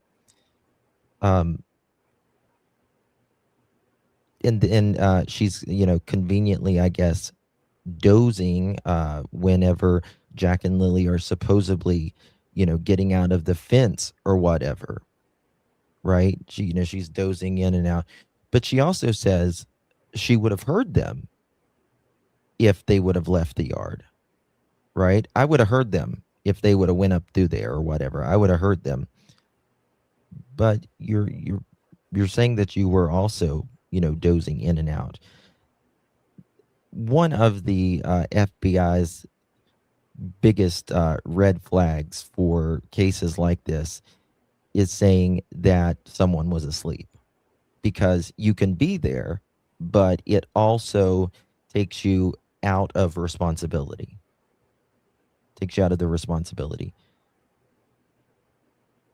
They were all enough awake to check on, to hear their kids, but, not give the responsibility that they've, been asleep since what, 11 o'clock that night, Malaya, somewhere around there, 10, 11 o'clock. And you're not getting up to check your kids to see if, they're sick, they're hungry, or whatever else. And, yeah, it's very convenient that they're all on these phones around the same time, and they all hear something, but they also don't see anything. Mhm. Okay. Thanks, Justin. Okay, Melissa, Mrs. Queen of the document. You guys don't know that Melissa's made a humongous document with a lot of Amazing. details in it. Yeah, it's a lot of work, a lot of time. And so it's one of those things that when Melissa came in here, she really didn't know much about the case besides following, what I was putting out in a little bit. And then it turned into her saying, hey, do you want me to like do a document like Sebastian's? And I was like, yeah, go for it. It's nothing I could ever do personally. It's just amazing. So anyways, Melissa, you have come to know a lot about this case now. So go ahead. So Charmaine's thing was about the Malaya being awake at 8:28, making a phone call to her mom, a phone call with Janie type of thing. And about obviously, how one could not know or hear, Jack and Lilly and stuff like that. Anyways, timeline kind of thoughts there for that. So for me, I picked up on that too. So, to go back to what Justin said real quick, I've said that several times in several different chats. If your kids are sick, why aren't you getting up and checking on them, right? You get up to call them into school, perfect time, because you have to go to the window to make this call. That's what they've told us, that to make a phone call to get service, they have to go to the window to do so. So you get up, you get your phone, you call your kids in sick, but you don't check on them to see if they're hungry or thirsty or need changed or need some food or if they're still sick. Like, it doesn't make any sense. So I agree that I honestly think that they weren't necessarily sick as much as it was they didn't want to chance CPS being called for a second time from the school because Lily had the black eye. But Janie got a call from Ron at 8:48 to ask her if she wants to go to town. And this was in the court documents, page 7 of 47, section 18B2. She got a call, wanted to know if they wanted to go to town. She said, no, I'm going back to bed. Okay. So you got 8:48 for Janie on the phone. You've got 8:28. You've got Malaya's missed call to Cindy. So I agree. It's weird. You're telling me between, let's say 8:28. Let's take Malaya's call, not Janie's call. Let's take Malaya's call at 8:28. You don't hear your kids outside. Janie's on the phone and awake at 8:48. She's not hearing the kids outside at this time. Like, it doesn't. Everybody's obviously awake. You've called the kids in. She didn't call the kids into school. Let me restate that. She texted the kids into school or emailed them into school that they're not going to be there at 6:17 and 6:18. And then your alarm goes off at 6. And then 6:15, you get up. Within a minute of getting up, you already found your phone, logged in, and marking your kids absent within 1 to 2, 3 minutes, right? You're not checking on your kids. Janie's because she's on the phone with Ron about going to town, and she's like, yeah, no, this is the one time. She's like, no, I'm just going to go back to bed, right? Like, she normally went to town with them. So for me, that's weird because you're breaking your pattern of life. Your pattern of life is you get up, you call them into school, you check on them, you feed them, all this stuff for Malaya. Janie's pattern of life is she gets up, she has her cigarette and her tea, she goes out and, messes with her chickens. And on Fridays, she goes to town with her brother and her mother. Well, this is the one time that she doesn't do that and the kids go missing. Like it just doesn't line up for me. Nope. It just doesn't. So you've got Malaya up at 8:28 at least. You've got Janie up at 8:48. Both of you are on the phone, but yet you don't know what these two babies are doing when they're supposedly sick. Come on. Take that shit elsewhere. I don't believe it. Thank you, Melissa. Nova. I just want to touch on where Charmaine had stated about Malaya needing, if she was up around that time to use the phone. Well, we know she did attempt to make a call to her mother. So obviously she was either at the kitchen window or at the bedroom window to do that. So I did actually do a whole video. That's why I was saying I did. I did a whole video on that possibility because I do agree with Charmaine. If she was up in the kitchen to make that phone call around that time, it's really hard to believe that that she did not hear the children, or there was no type of interception there between them.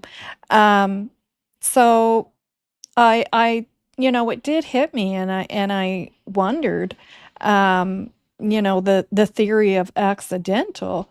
Could one of those possibilities be that Malaya did, the kids, they already admitted were being loud,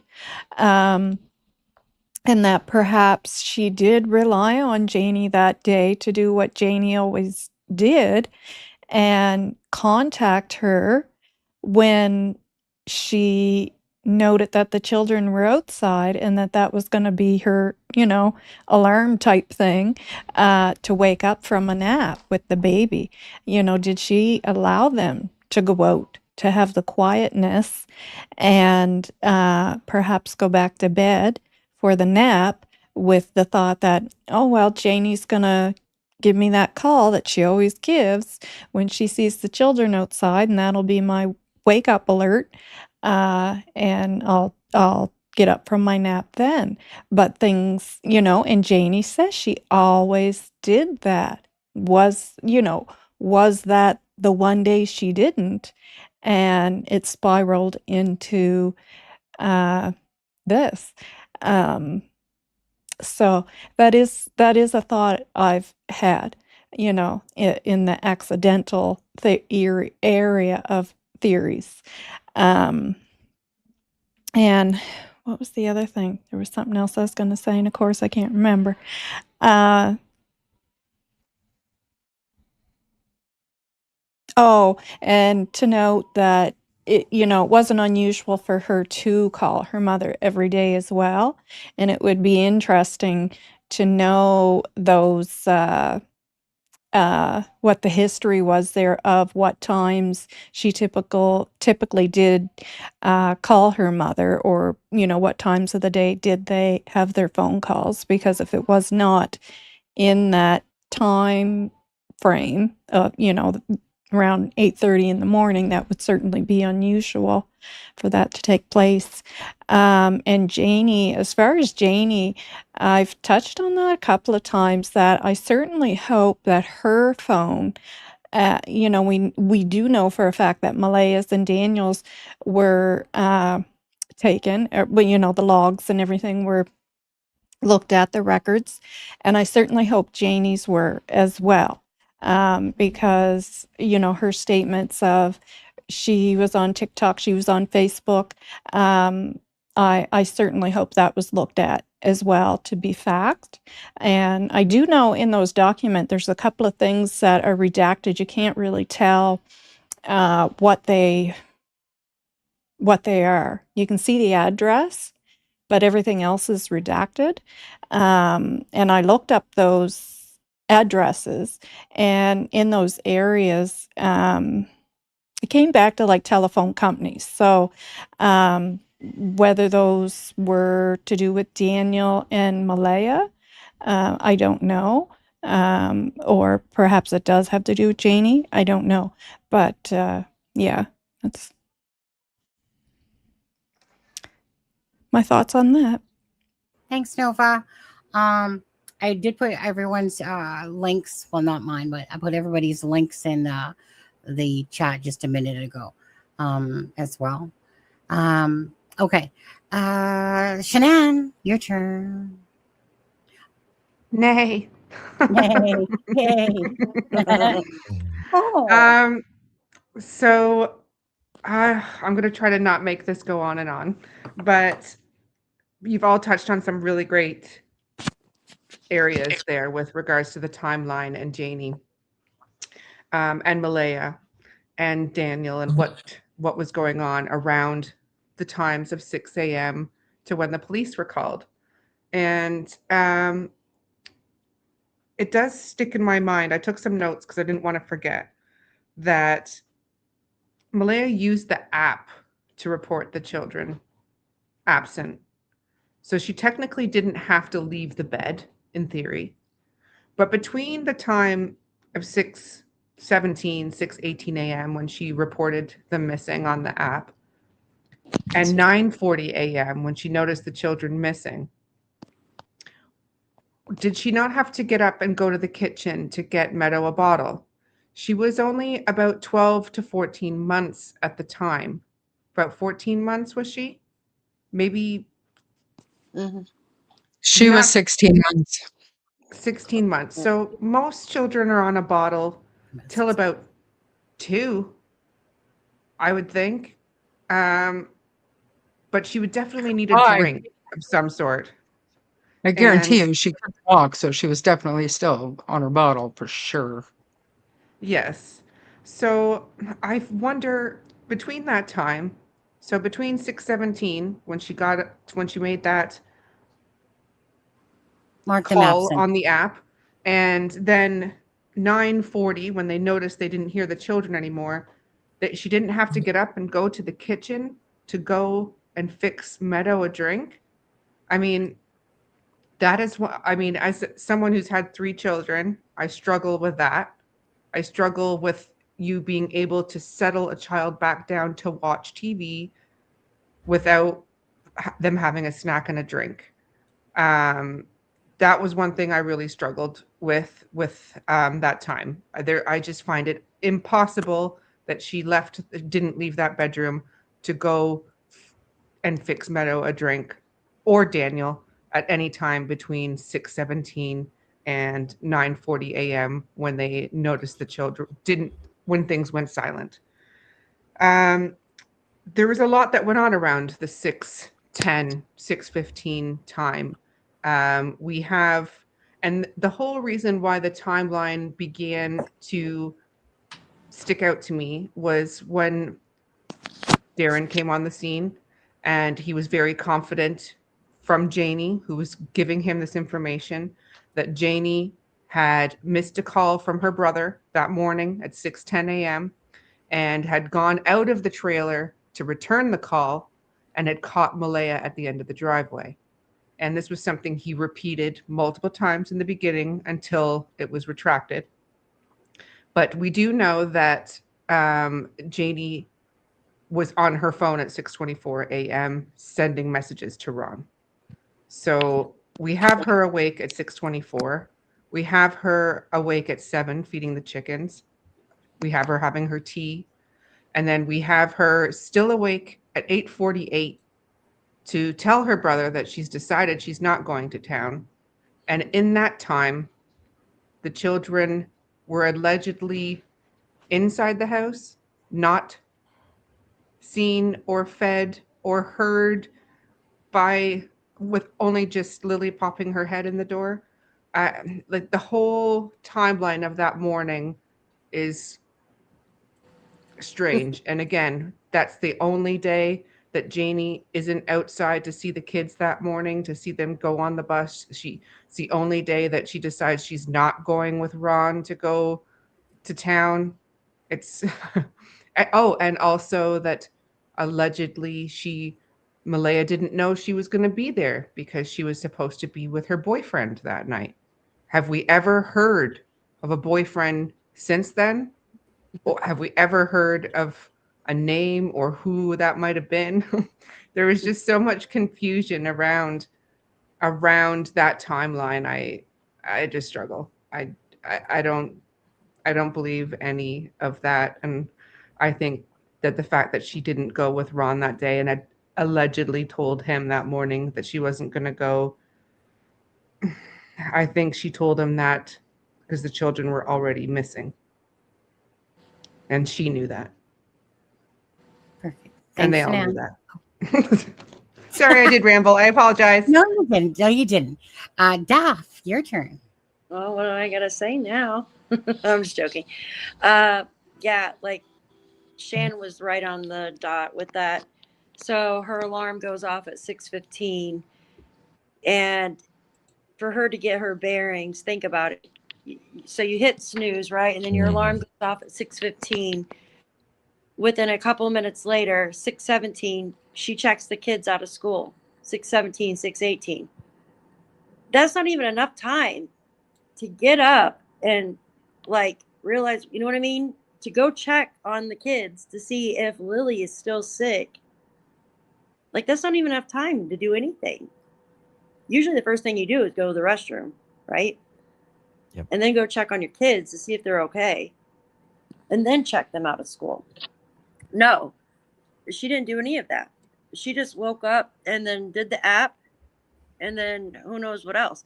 So right there tells me, in my opinion, kids were gone way before then. Number two, like we were talking about, why didn't Janie go to town with Ron? Right? It's $1,000 question right there. When she goes every single week, right? And then why did Ron call so many times? Why are they talking so many times? Like, that's just crazy to me. I don't even talk to my mom that much. And then Janie can hear everything. Her walls are paper thin, right? She knew exactly where the kids came outside. She even corrected Allie, the girl doing the interview. She knew where Daniel was hollering for Jack and Lilly. And then she also mentioned, well, I thought he was just hollering for Jack because he likes to let my chickens out. And I had already let my chickens out. Well, that doesn't make sense quite, right? Because wouldn't he just be yelling for Jack if Jack lets the chickens out, not Jack and Lily, right? Oh, and what's the other one there? It just, none of it makes sense, guys. And then Malaya calls her mom at 8:28, but it's a missed call. And what about the driveway, guys? We haven't mentioned the driveway, the raking, you know? Oh, and then here's another thing also. Why didn't anybody call Janie? I noticed that Malaya called Janie on Tuesday, the day Jack and Lily actually went to school. She called her at 6 o'clock in the morning, right? And then again, like at 9 something in the morning after Jack and Lily went to school. So I feel that Janie actually helped her probably get the kids on the school bus a lot more than we know about. And that's why she probably called her. It's 6 o'clock in the morning because that's the time she usually wakes up, right? 6 o'clock in the morning, her alarm, and then she'll snooze it and then wake up at 6:15. So why would she contact Janie that early on a Tuesday when we know the kids went to school that day? So that tells me Janie probably helped her get the kids on the bus and stuff like that. I'm just taking a wild guess here. So, and then Janie also calls Malaya or texts Malaya when Jack and Lily are outside. So why is it that she didn't text or call Malaya that morning when she heard the kids outside? She didn't bother to see if they had coats or boots on. Like, she didn't even care. Why is it she didn't go to town that day like she usually does? Why are there so many phone calls going back and forth between her and her brother? Why is it nobody called Janie, right? Even if they thought that she had stayed out with this invisible boyfriend that she had that morning when Jack and Lilly went missing. Wouldn't you have thought to call the person who owns the property, that lives on the property with you, right? If they're not in the house and they're not in the yard, wouldn't you have thought to call her too before they knew that, you know what I mean, when she came out of the RV? But no, they didn't. They didn't do any of that. So nothing adds up to me. I'm sorry. It just doesn't. And that's what I got to say. Thanks, Daph. Mhm. Okay, so for me on all this, I'm going to start at the, I guess, 6. Her alarm goes off at 6:15. Again, whatever. She calls them in, or apps them in at 6:17 and 6:18. She would have had to have do that near her window, as Daniel did, send a message where him and Malaya are talking about, hey, babe, are you near the window yet? Are you seeing my message type of idea? To me, from the night of up until this point, this just becomes, for me personally, an alibi about times, and that there's 3 people that obviously didn't get their story straight together, and it's their own words I always use against them, because it's their own words that don't make sense to all of this. So I do know that Malaya did not check on the children that morning. She was asked why, and really didn't have an answer for that. So I'll agree absolutely, like Justin said, is that when you watch true crime cases like this, when people seem to have memory loss and they're sleeping, again, it's trying to distance themselves, and all 3 of them seem to have this sleep issue going on during this whole timeline. So 8 o'clock to 8:30 was the time that Malaya had sent over to Belinda. And Malaya, besides in the documents, Malaya had never discussed anything about seeing Lilly. That was only in the documents. And I guess what she said to Lana, never during the interview, never during another moment to me, even when I asked her about, so you heard, Lilly and Jack, whatever, in the room. And so this is all between 8 and 8:30. So again, never has she ever mentioned about seeing Lilly up until you see it in the document at 8:20 is when approximately when Lilly pops her head. Now, this whole timeline at that point, again, there's just so many inconsistencies about the fact that she never talked about seeing Lilly, that Daniel, when he spoke, he talks about how Lilly came in and that she said something. Next thing you know, she didn't say something. Next thing you know, it's like, daddy, like, hey, dad. The next thing you know, Daniel's telling us about a lock on the freaking door. And that's the reason why he woke up. Now, Malaya has Daniel passed out. She has herself asleep as well, pretty much all night. She has Daniel pretty much laid out until 9:40. Obviously not true. So to me, again, it's trying to make sense out of bullshit for all this. You have Daniel talking in an interview, how he was barely asleep, right? So you have now Malaya. So 8 to 8:30 is always very important to me. And the reason why that's important to me is because Malaya obviously, left the property the next day, and we barely heard hide nor hair out of Malaya after that. And so, of course, Daniel's the one that's trying to do all the talking here. But anyways, so you hear Daniel, like I said, talk about and about how he Malaya. No, sorry, there was something I was going to say. It left my mind. I'll come back to it. Anyways, you have 8 to 8:30 is this timeline that they didn't know. That's what I was going to say. They didn't want to talk about, like Daniel. Every time I tried to ask him about this timeline, because in the articles, if you guys remember, it was about a 20-minute window. Well, in an article near the beginning, Daniel says that, he heard Jack in the kitchen. Lilly popped her head in and out multiple times. That changed to a couple times. That changed to, I think, one time. His story just kept ever changing on that when it came to the whole timeline.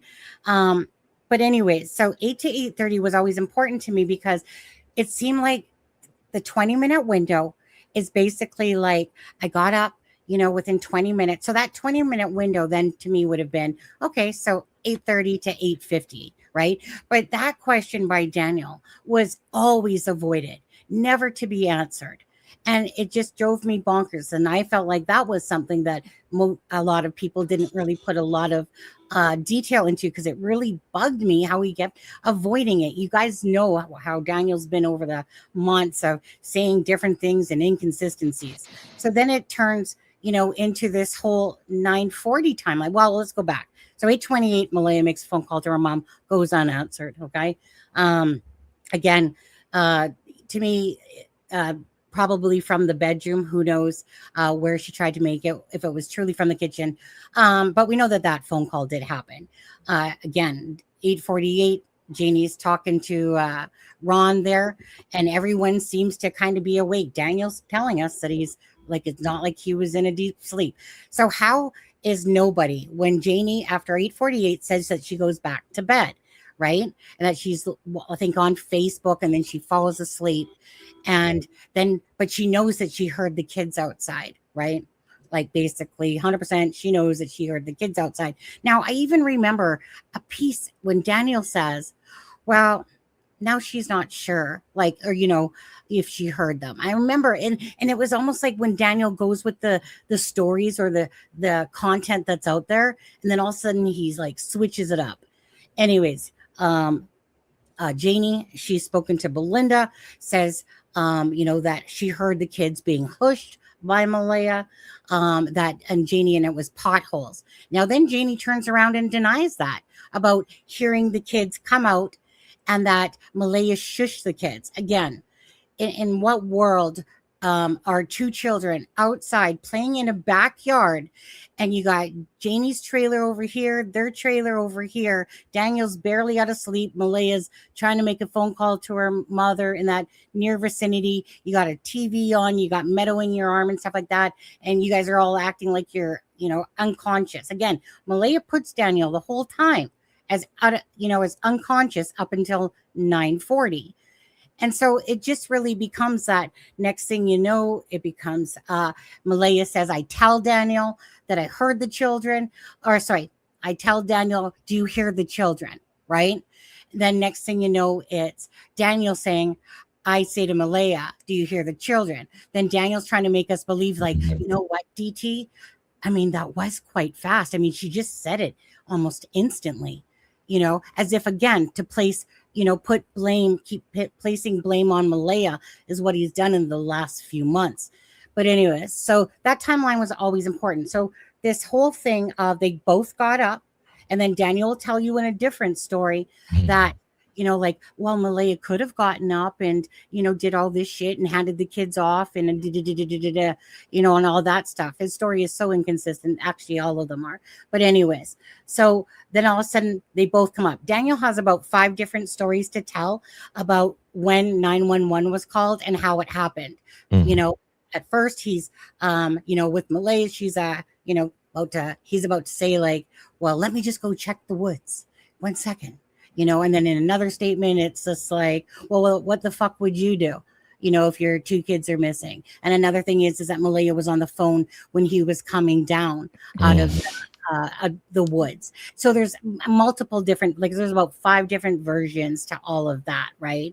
Then we have, again, Janie, who's sitting there going, well, hey, you know what? I mean, I heard Daniel yelling. So, well, going back to what Nova said, a big thing here is that neither of them, what, you wouldn't be sitting there, hey mom, my children in there, the children in there, mom. Don't do that. They don't even bring that part up at all, that they went and checked with Janie to make sure, because that would be a normal thing to do when you're coming out of your house, right? Absolutely. And so, but anyway, so then you have Janie, and this is at, like, say, the 9:40 time. And the children, she heard the children, I would have heard Jackie boy, but I heard them playing in the backyard. But yet, what, you didn't hear a vehicle come up all of a sudden, And then she's like, and then Janie's comment to that was, well, if it was a newer car, well, what kind of special newer car could drive up your driveway that your dog would not hear and that your ass would not hear, Janie? Absolutely zero, right? This is a whole. Tesla. Yeah, right. Right. Like some special UFO hoverboard somehow came in there, grabbed those Hoverboard. children, and took off, right? Freaking Back to the Future shit. But anyways, I have a Tesla, and I can hear it outside. By the way, you can hear it. Like when someone's back in, it's like wah, wah, wah, wah, wah, wah, wah, wah, wah. yeah, especially when you got rocks on gravel and stuff like that. Like you're not going to hear Exactly. that of the tires and stuff. I like when that. Sunny does the UFO. Yeah, and got them. Because it's absurd. So again, so Janie is sitting there acting like she's like, well, I heard Daniel yelling for 10 minutes, and because she's saying that she came out after 10 minutes. You honestly think Janie's butt would be sitting in that trailer for 10 minutes listening to Daniel call out the kids' names and stuff like that, with her just like, just a normal, just a normal day on that Friday too. There was one story where she actually came out. Remember, he says it was actually Daniel that said that. He said, Mom came out because she heard me yelling, but then it changed. She was dozing. Well, I mean, exactly. Like I can understand that there's discrepancies in bits and pieces of a storyline, but it's still consistent. But this, like, again, we all know Janie is not that grandmother that sits there and minds her own business. Okay. She just ain't. We all know that about the pink blanket in the garbage. Oh yeah. Right? We need to talk about that. Yeah. And we will. but so anyway, so then all of a sudden this little window that they're trying to say that the children were taken from becomes like pretty much a 5-minute window, really, because then Janie basically is like, I saw Malaya holding Meadow. Yeah. Right about here. How did she get out there? Like how did Janie get out there? You know Well, what she I said mean?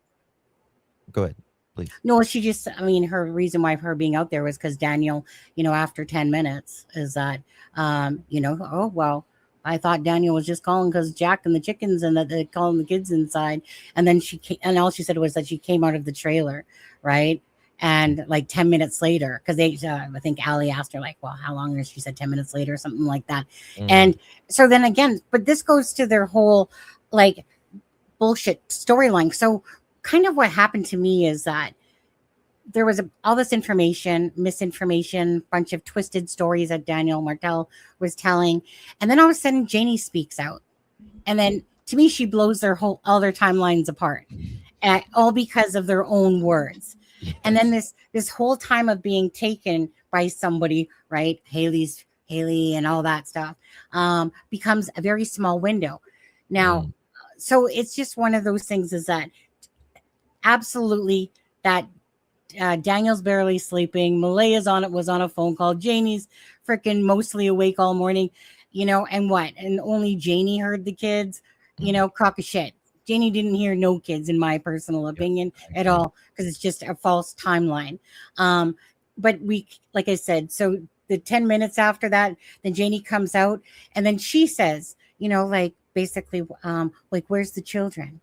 And then she goes and decides to check the woods. Now, Daniel's too busy blaming Malaya and saying that she's the one that said that they were in the woods. But yet by Janie's interview, she's like, well, the first thing I thought about is go check those woods.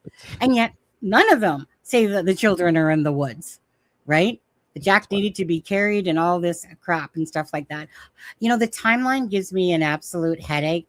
And the reason why is because you're trying to take their BS and put it together to make sense. And all you come across is, to me, just a bunch of BS that it's kind of like, why do I even want to waste my time entertaining their timeline besides to blow their shit apart? Yeah. Because it doesn't make sense. That's all it is for that morning, is to blow the shit apart, because I don't think it happened. And they don't remember Thursday night because they don't want to remember Thursday night, because that's when it happened. Just a normal day. Just a normal day, Justin, right? And Just a Yeah. and normal- Daniel always has 2 or 3 answers to one question. Yes. Like Yes. I didn't so hear confusing. her. Or sorry, he says, Malaya woke me up, and then he said we woke up at the same time, and then he said I don't remember. Yeah. Yeah, I mean same sentence. I got to question something one of you said. I think it was Sunny. You said near the window yet message. Yeah. What is that about? So in order to so I was kind of curious about the messaging, like how could Malaya have messaged, like where in the house would she have messaged from, considering that they have such a bad connection.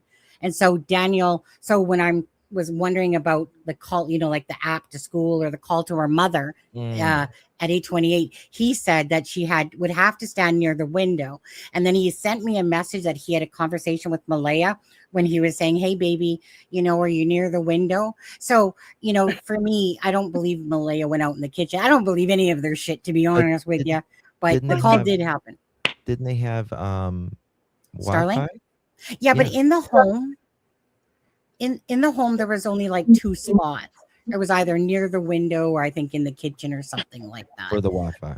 Yeah. Even with the Wi-Fi, they had a hard time connecting. With the Wi-Fi. That's why she had that Text Plus app. Okay. Daniel said that his phone didn't work from the bedroom, but Malaya's would, because he has like whatever, a Samsung or whatever versus her iPhone. So that hers would work from the window, but his wouldn't. He said he said Malaya was playing on her phone. Mhm. Remember in that one Yeah. story he Oh, said yeah. Malaya was playing on her phone. Yeah, that's all she was doing. She wasn't calling the name. He was running around and all that stuff, and that she was just playing on her phone. Again, my brain hurts for the timeline, because even as the months continued, it's just inconsistent. It doesn't make sense. It doesn't make sense to not hearing the kids. So we have 3 people that were in and out of sleep, but Malaya puts Daniel sleeping the whole entire time. Well, what about the drugs that you, Malaya, that you told people? Yeah. Right. Family, even about the drugs that she woke up and Daniel was doing meth in the bathroom and stuff like that. Like for Daniel in that interview, when Daniel was like talking about, I think it was Reddy and the dog Narc, of course, that to me was just Daniel. Thank you. Mwah. That was like a chef's kiss right there. Him telling us that, going, see, Daniel, like even they don't believe you, but you're the one sitting there telling us. And but on that interview, he's like, well, Thursday was just a regular day, nothing to remember here, just a regular day. I remember last night. Yeah. Sorry, go ahead, somebody. Landline, if their phones didn't work that well. Say that again. You broke up. Oh, I'm sorry. Why didn't they have a landline? Well, that would take away from their mathematics. You would think that's the right thing to do if they had to stand on top of their head in a corner. Responsibility, though, Daff. We're not talking about They don't check on their children. They don't check on their sick children of the morning. Yeah. Also, in the dispatch, they said, when's the last time they had seen the kids? They say 8 a.m. Yeah. Well, it's 8 to 8:30, but they took the 8 a.m. time because obviously they took the first time that was said. So, right, even though Malaya is saying, well, obviously, right, that she's seen Lily at 8:20, poke her head in, but they took the earliest time for that. And that's why, hence, it was said 8 a.m., 8 a.m. So, exactly, like you're talking about 8 a.m. to 8:30, that they're popping their heads in, they're playing in the kitchen, and then you're acting, like I said in the first interviews, you're acting like this 20-minute time window is right after that. But no, then all of a sudden, like I said, we get this 9:40, because that's just, to me, bad alibi planning, to be honest, is how it is. It is. But they were building a timeline on us, in my opinion. Oh, I agree. When everybody else coming up with it seemed like, reading the dispatch and all that. Yeah. Okay. So I'm going to go to Nova. Nova, now you can talk about whatever you want this one, Nova. Thank you. Finally. No, I'm teasing. Well, let's go back to the boot prints. Yeah. So somehow, somewhere along the line, I remember reading or hearing somewhere that the smaller of those two boot prints was Lily's. Does anyone else recall that? And any other thoughts you have on the boot prints? And they're not saying in the documents that the other one is Jack's as well. So that's interesting. Let's start with that too. And so we'll go round table again. Now, in saying that, when you guys are referring to Nova's question there, also tell me if you guys actually believe that the footprints have anything to do with this case, or if it's just, not even anything to do with Jack and Lily's disappearance, even if the boot print might be the same, but it could be a different child. So, Justin, go with you. So, what was the first part of her question, Nova? And I'll just say I'm on the fence about whether they are the children's or not. I'm still hashing that out. But the boot prints, when we first heard about the boot prints, I was so sure it was stated somewhere. I thought it was the documents, but I looked. Whether or not the bigger one, out of those two boot prints, Lily's was the smaller boot print. And then there was a larger boot print. I remember the size, but I don't. I remember like something about a size, but I like the actual size of the kid's boot print. Yeah, somewhere. 29 on the boot. But I was so sure that it was stated somewhere. And I went and looked everywhere, and I cannot find that. And do you believe? Well, it's never been mentioned. It's never been mentioned that that other boot print was the size of Jack's or is Jack's, or so. Just what are your thoughts on the boot prints? And then Sunny added there. Do you think that they are? Do they belong to the Chldren's? I'm still on the fence think that on they're that. part of the case, or just? I don't think, in my opinion, they are anyone, no other. In my opinion, I don't believe there are any other childs out there. I don't believe people's going to have their kids out there looking for. I mean, there was one on the four-wheeler. There was one kid supposedly on a four-wheeler with a mother or something, but I don't believe they're going to be having them tracking all over looking for a kid, because you never know what you're going to find as well. So I believe they're planted, just the same as I believe the pink blanket is planted. And yeah, that's all I really got on that. I believe they're both planted. So I agree with Justin. I think, in a way, I think there's a good possibility that they're planted. I'm on the fence yet whether or not they were actually planted. The boot print in the driveway, 10 feet from the house, that does not surprise me. Like, okay, Janie was out there raking. So did she rake over some and wasn't noticing it? Just they're right there in the driveway. That one doesn't bother me. That boot print, I don't think is connected to the kids' disappearance. The boot print on the pipeline is where I don't know for sure if it was the kids or not. So in the court documents on page 35, it talks about how the number was 29 on the boot print. So that tells you obviously that the boots weren't worn very long, or that number 29 would have most likely been rubbed off, right? So they're newer. So the RCMP located through bank records the receipt, went to Walmart, confirmed that it was the size 11 boot that had the 29, size 12 had a number 30, size 10 had the number 27 on them. So the size 11 is the only one that they could confirm had the number 29 on them. But when they asked Malaya said, well, Lily wore a size 12 or 13. Well, if Lily wore a size 12 or 13 boot, Why the hell did you buy her boots that were too small? Right? You don't do that. As a parent, anybody who's ever had kids, anybody who ever knows anything about kids knows kids' feet grow quickly. So you don't go and buy the exact size that they're in. You buy it a little bigger because you don't want to go back in 2 weeks or a month and rebuy boots. You buy them a little bit bigger. So for her to say that Lily was in a 12 or 13, but they confirm that she bought a size 11, tells me that those boot prints most likely, I'm not saying positively, but in my opinion, most likely are not connected. And again, I go back to what I said before. That's the only spot that a boot print was, those prints were found, is on that part of the pipeline, right? It's not, there's boot prints throughout the woods. There's boot prints leading up to those.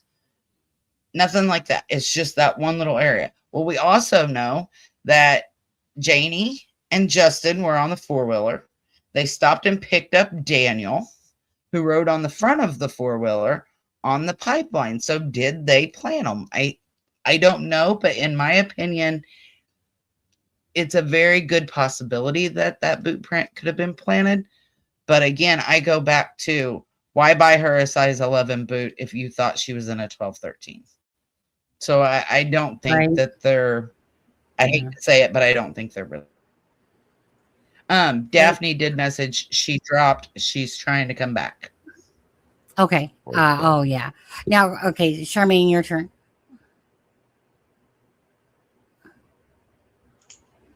I do not think they're related. I don't.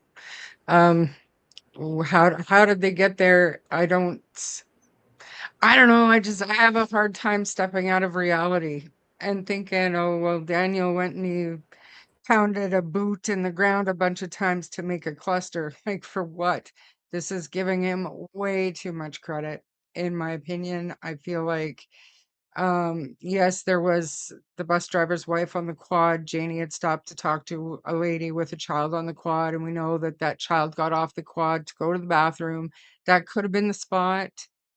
But there's nothing in between the cluster and the property. How did the boot prints get there if they were the kids wandered off, whatever? So that didn't happen. But then again, you're giving Daniel way too much credit to think to take a boot and stomp it around a bunch of times for what, with nothing in between.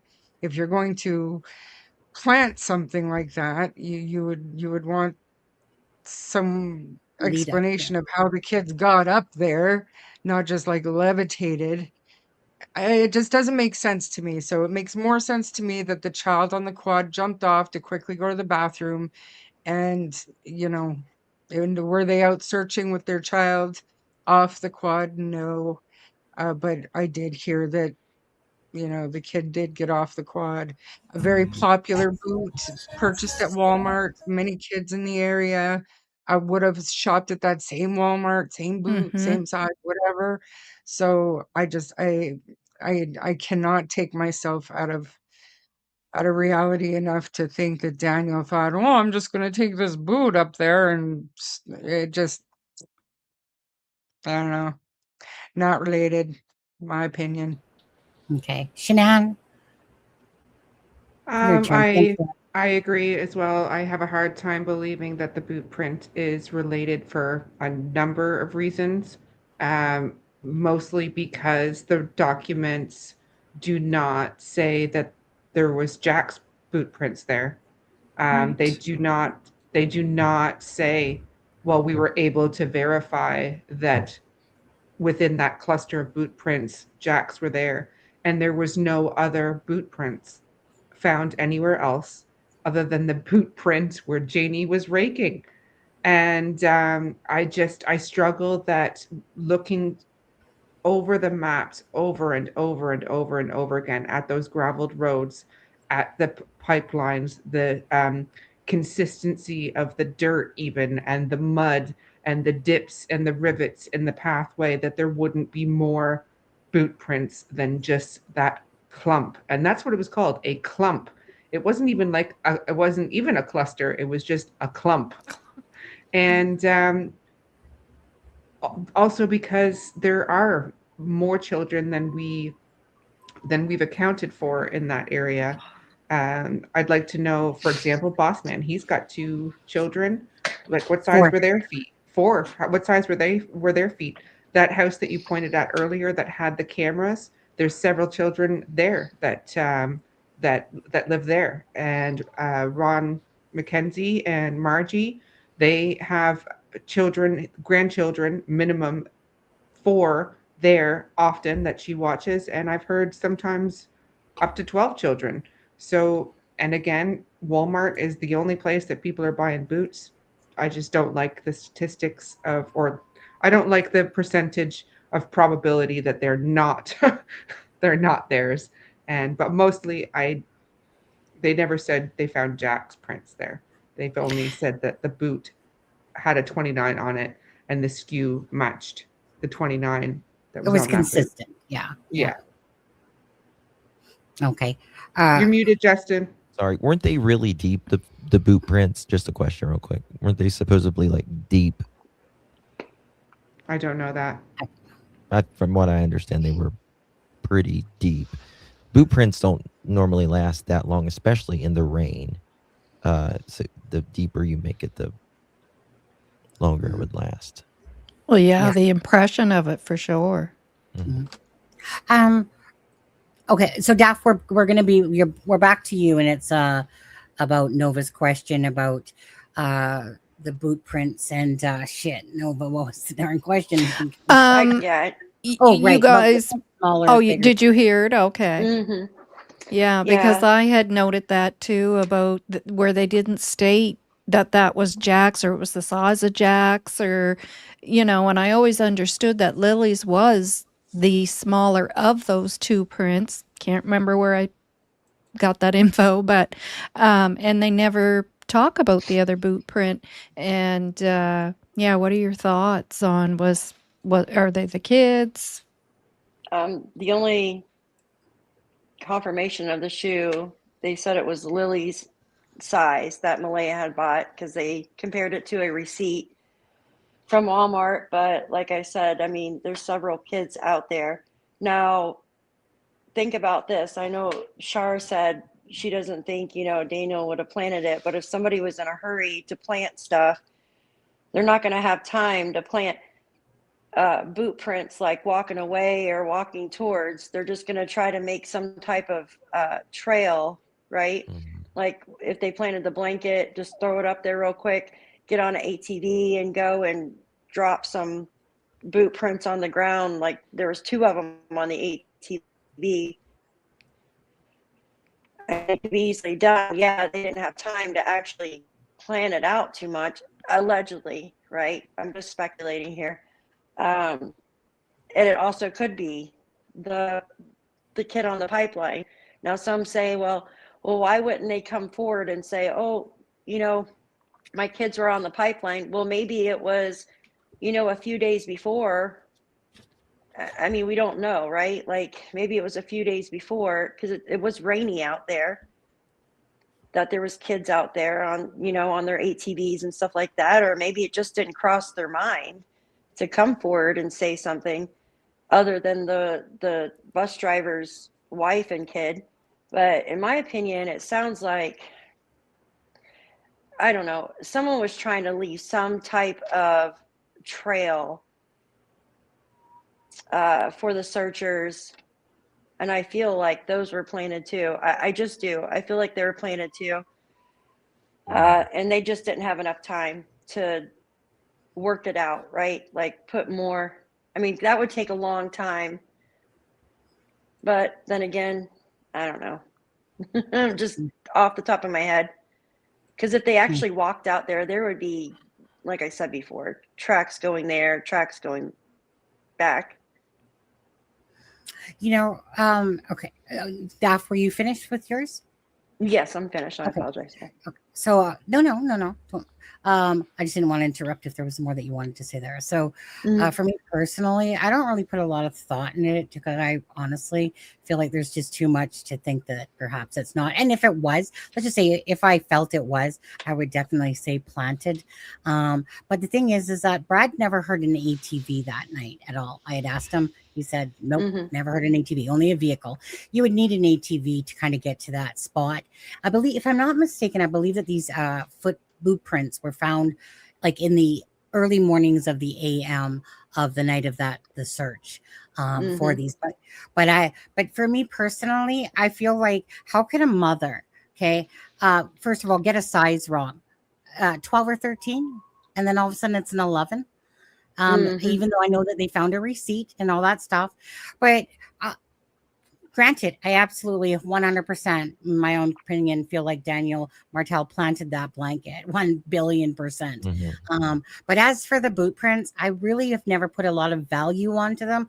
I've listened to the information, but it just doesn't add up for me. And so if there was anything, I would think that I would still put it with the planted idea. But I really don't feel like there's too much with these boot prints that are out there. I feel like, yeah, I just there's nothing in me that goes, yeah, let me hone in on that too much. I just feel like it's kind of like the Natasha Haywood stuff that maybe there's something to it, but What's interesting to me is one text Daniel says, and it's virtually he's saying, I can't quote it, but I've shown it many times, and I'm sure y'all have too. Come on, how likely is it for a boot print and a blanket to be right across from each other? And then he says, and then he says, come on, guys. And then he also said on DT's show that he has never been to the spot to check it out, even the boot print or really the blanket, until I guess he showed it where the blanket was on camera. Now, to me, if I had a missing child, uh, that would be like first place I would go Mhm. to look at you those think boot prints. To distancing, right? Right, Justin, Of distancing course, he's yourself. distancing. Absolutely. So I find that very suspicious. I would be absolutely there, regardless. Even yeah, I would be right there. And he's distancing himself from both. I got a problem. That's me personally. But You know, I just feel like if Daniel says something, you just think the opposite. So if Daniel says that he was never there in those areas, you instantly go, you're an effing liar. You oh, I were, agree. and you're Totally. like, right, because Daniel is Totally. great, is absolutely, and that's kind of to me why he brought up about Reddy as well. Like, can you believe that they had the nerve to even think that I would, that there was more to Thursday, and that he had the nerve to try to get a false, accusation or whatever out of him and stuff like that. And Mhm. you're just like, dude, thank you for telling us that, because yeah, we like most of us absolutely believe that something happened on Thursday night and whatever. But he's always trying to either go with the narrative of what the public is and add information to it, and that's what it's been like this whole entire time of this case. They'll definitely just went black. Is that every time information comes out, whether it's about the laundry, that he said that he had all the laundry, whether he's trying to place it now at Grandma Patty's house, the milk cow there. Mhm. But he's always trying to add things like that. You know what? Malaya cleaned up the house a couple times. Wait, Daniel was supposed to clean up for me. Wait, nothing was out of place. When they went to go get maybe some yogo cups or whatever it was. And Yeah. so, but he and the way he tries to imply that Malaya just woke up like suddenly and was like, do you hear the kids? Right. 3 Like, seconds. Like yeah, who does that? Like you're right. gonna. And he just keeps trying to go with this narrative. And I've watched him this whole entire time be like a little, I call it like a, like the whack-a-mole, because Mhm. he pops in and out of chats. He says something, he brings up about the sweaters and how if the children are found with, these shirts or whatever, the black and white one, that, hey, Durwood said he was smart enough to tell them, you know, and it's just ridiculous. All this stuff of, you know, Haley coming after the search to punch a hole into that garbage bag and pull out a piece of, you know, prize of a pink blanket there and go, you know what, let's just go plant this against Daniel. I you said know, a pink blanket. but A anyways, pink blanket.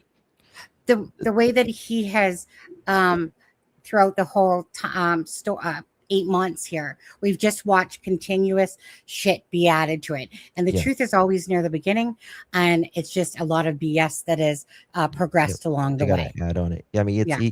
he's I call Daniel like a reptile, not only because of his tongue when he's Oh. lying, but because he is just focused on what's in front of him right now. Just that, Yeah. okay, he's in this chat room.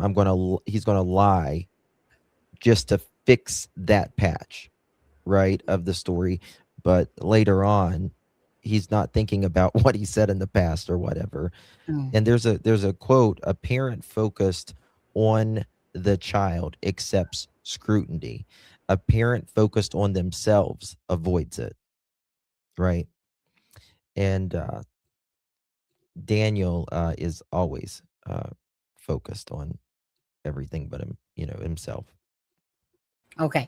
Mick Mac, I see those 5 things. So I just quickly, just the facts received MLW. Oops. Oh, hold on.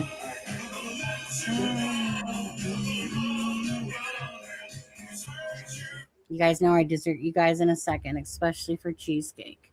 But anyways, Mick Mac, thank you guys. And I do see that there's a bunch of people that have done it from the different channels. So just so you know, appreciate all the support throughout the channels, the love support, the memberships, donations, paying it forward with the memberships. Thank you guys. Okay, so Shanann, whoops, one sec.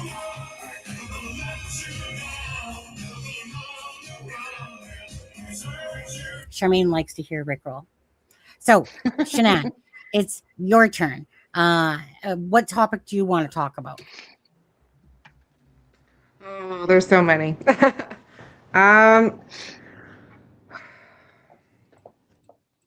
Well, I guess we need to address the elephant in the room, which would be what people think of the theory of Malaya, because we're just going to get accused of being closed-minded if we don't think about what the possibility or the odds were of her involvement.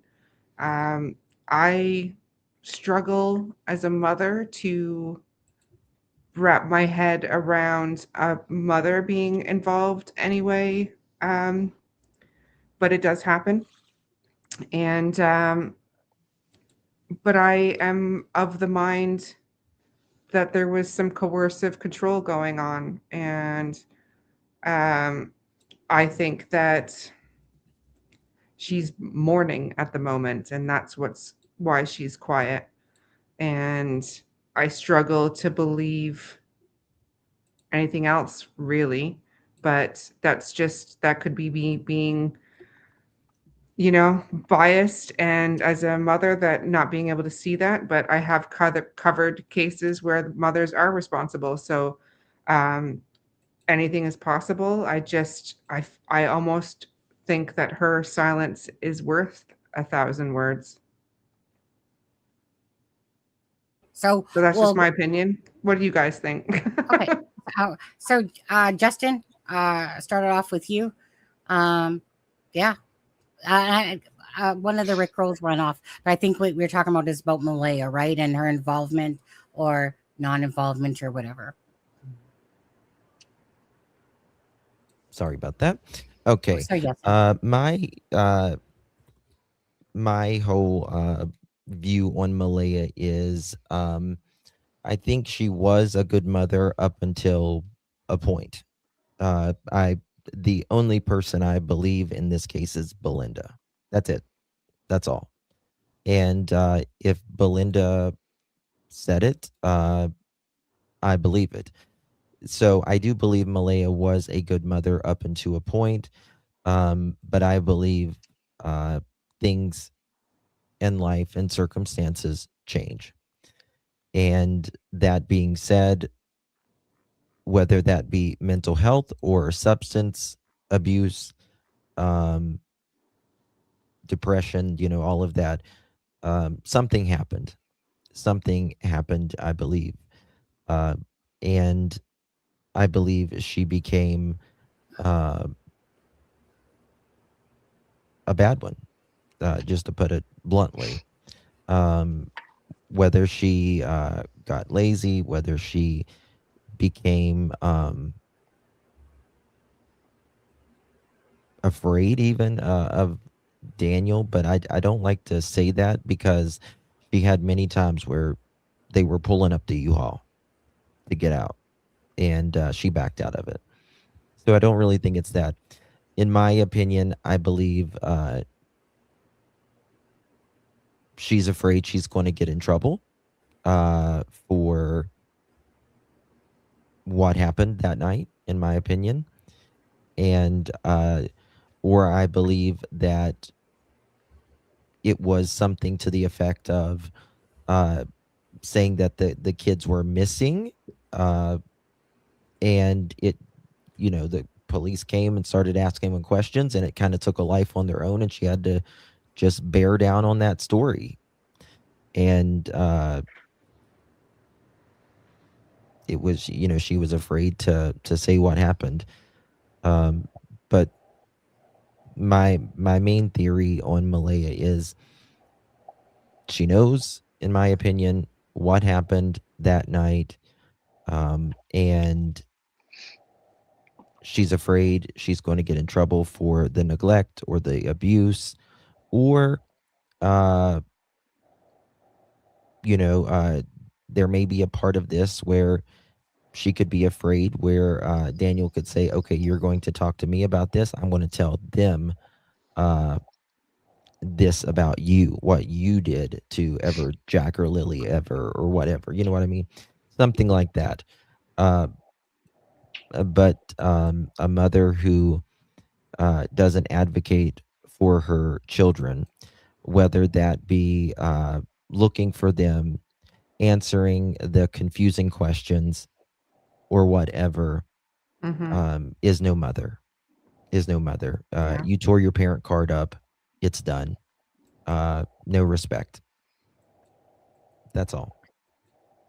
Yeah, Um, no, that's fair. Thank you. Daniel did say that she was gonna try to blame him so she didn't get in trouble.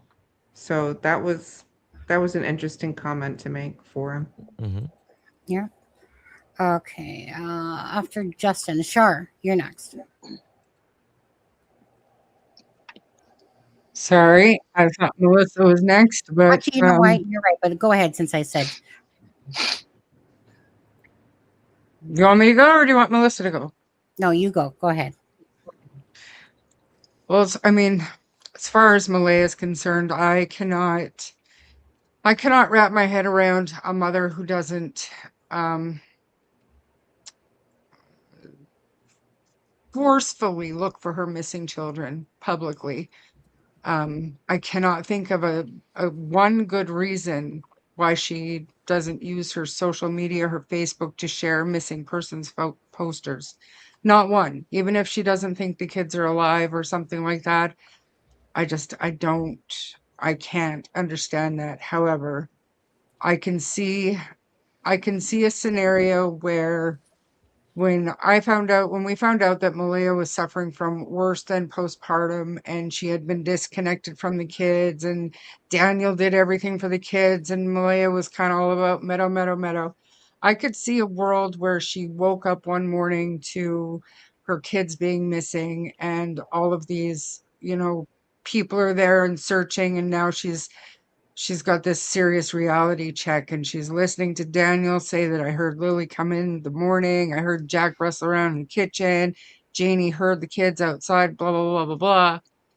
And now when we see her, she's got television cameras in her face. She's repeated stories 100 times to the RCMP. And now she's trying to relay all of this information back to the news cameras. And I don't think any of them were her true memories. I think that she was trying to recall what everybody else had said to her.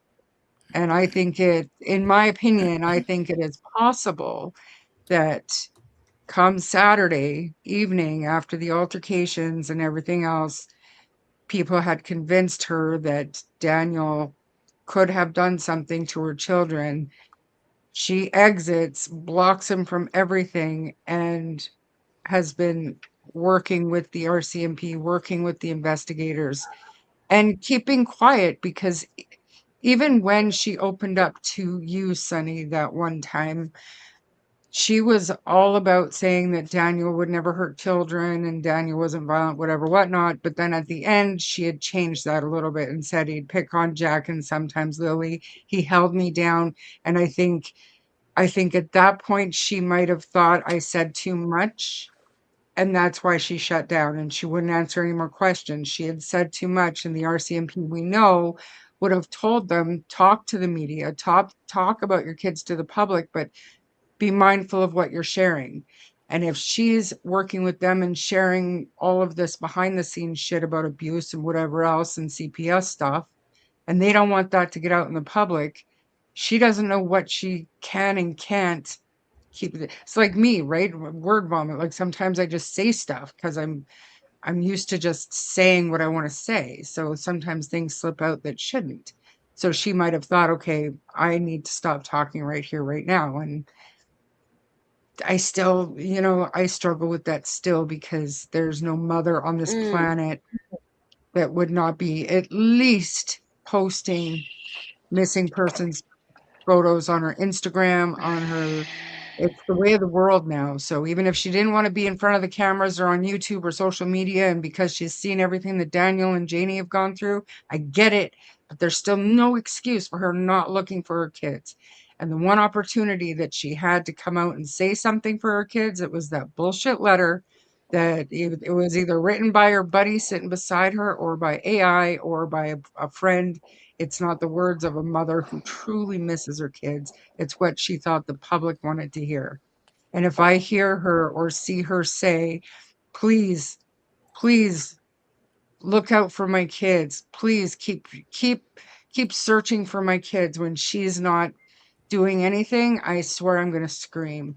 But I don't know what to think of Malaya. All I know for sure is there is a reason why she is not looking for her kids. So is it because she believes that they're no longer alive and she's grieving, or does she know what happened?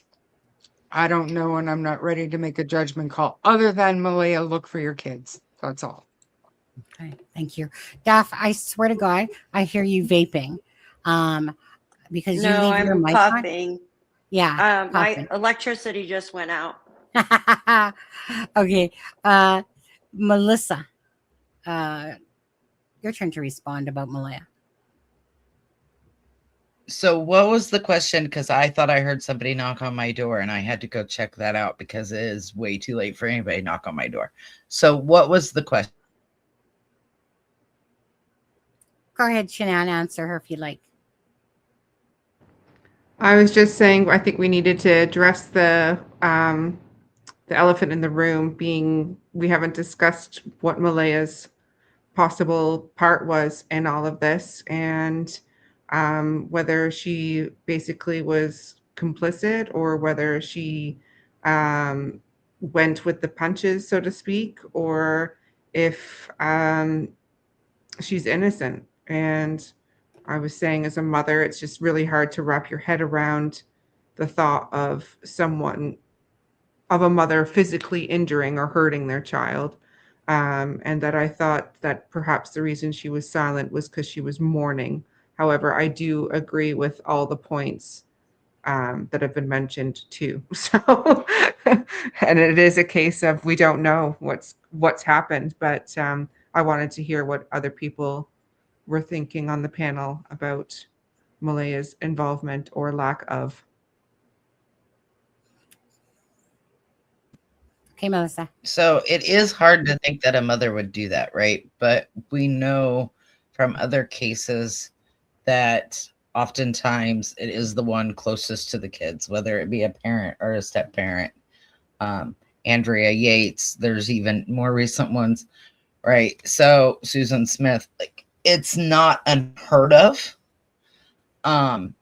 especially if you have postpartum depression. But, when Nick was missing, I was on TikTok, I was on Instagram, Facebook. I was trying to find him. Like, nothing would stop me. So for her not to at least post, right? Hey, they're missing. The only post I've seen is, well, they want an Amber Alert. Well, okay, but how about you post, I don't care if it's once a month, post the missing person flyer. That would go a long ways for me to think that she didn't have anything to do with it. Do I think that she had anything to do with it, as in it was by her hand? In my opinion, it wasn't by her hand. But also, in my opinion, she knows what happened and is covering it up. And that, in the court of law, at least in the United States, makes her just as culpable as the person who did it. Yep. Right? Because you are now an accessory after the fact. And if you know something and you're not saying something, you're also obstructing the investigation. Mm-hmm. So do I feel like she intentionally herself did something nefarious? No. However, I do think that she was neglectful. She didn't take care of her children like she should have. Belinda says at one point she was a good mom. And I'm like, Justin, if Belinda says it, I believe it. And if Belinda is telling us, hey, she was a good mom, at this point, when I knew her, when I seen her all the time, when I had interactions with her, I tend to believe she was. But did Ruggs get in the way of that? Did the postpartum get in the way with that? Did the fact that she was in clearly a domestic violence situation get in the way with that? There's so many things that could have affected her and made her not as good of a parent as she used to be. But I can't get over the fact that she is radio silent completely. She's not saying anything. She's not begging for her children to be returned if they were taken. She's not begging for people to go out and search. She's not even thanking the people that have gone out and searched. So I have a hard time giving her any grace, I guess, so to say, because, she even said in the one interview that she did, yes, like Char said, she's repeated these things to so many people, the RCMP and everything, that she said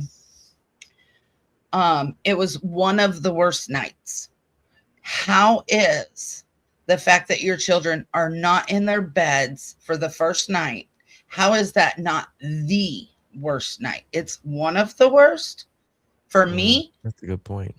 The night Nick went missing, that first night, I couldn't sleep. I didn't sleep for 48 hours. It was the worst night of my life up until he passed away.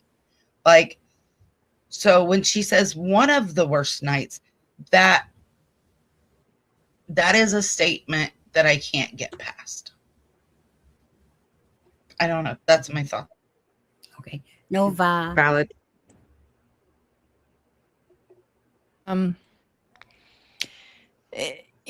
I agree a lot with what Charmaine and Shan said. I always felt as well what Malay was saying in that interview, that she was repeating a narrative and not so much a planned narrative, but things that were being said around her and that she took as being truth.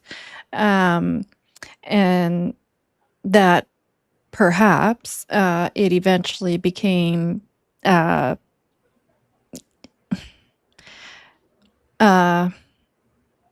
thought that perhaps those things weren't true and that something else took place with her children. And then it started to become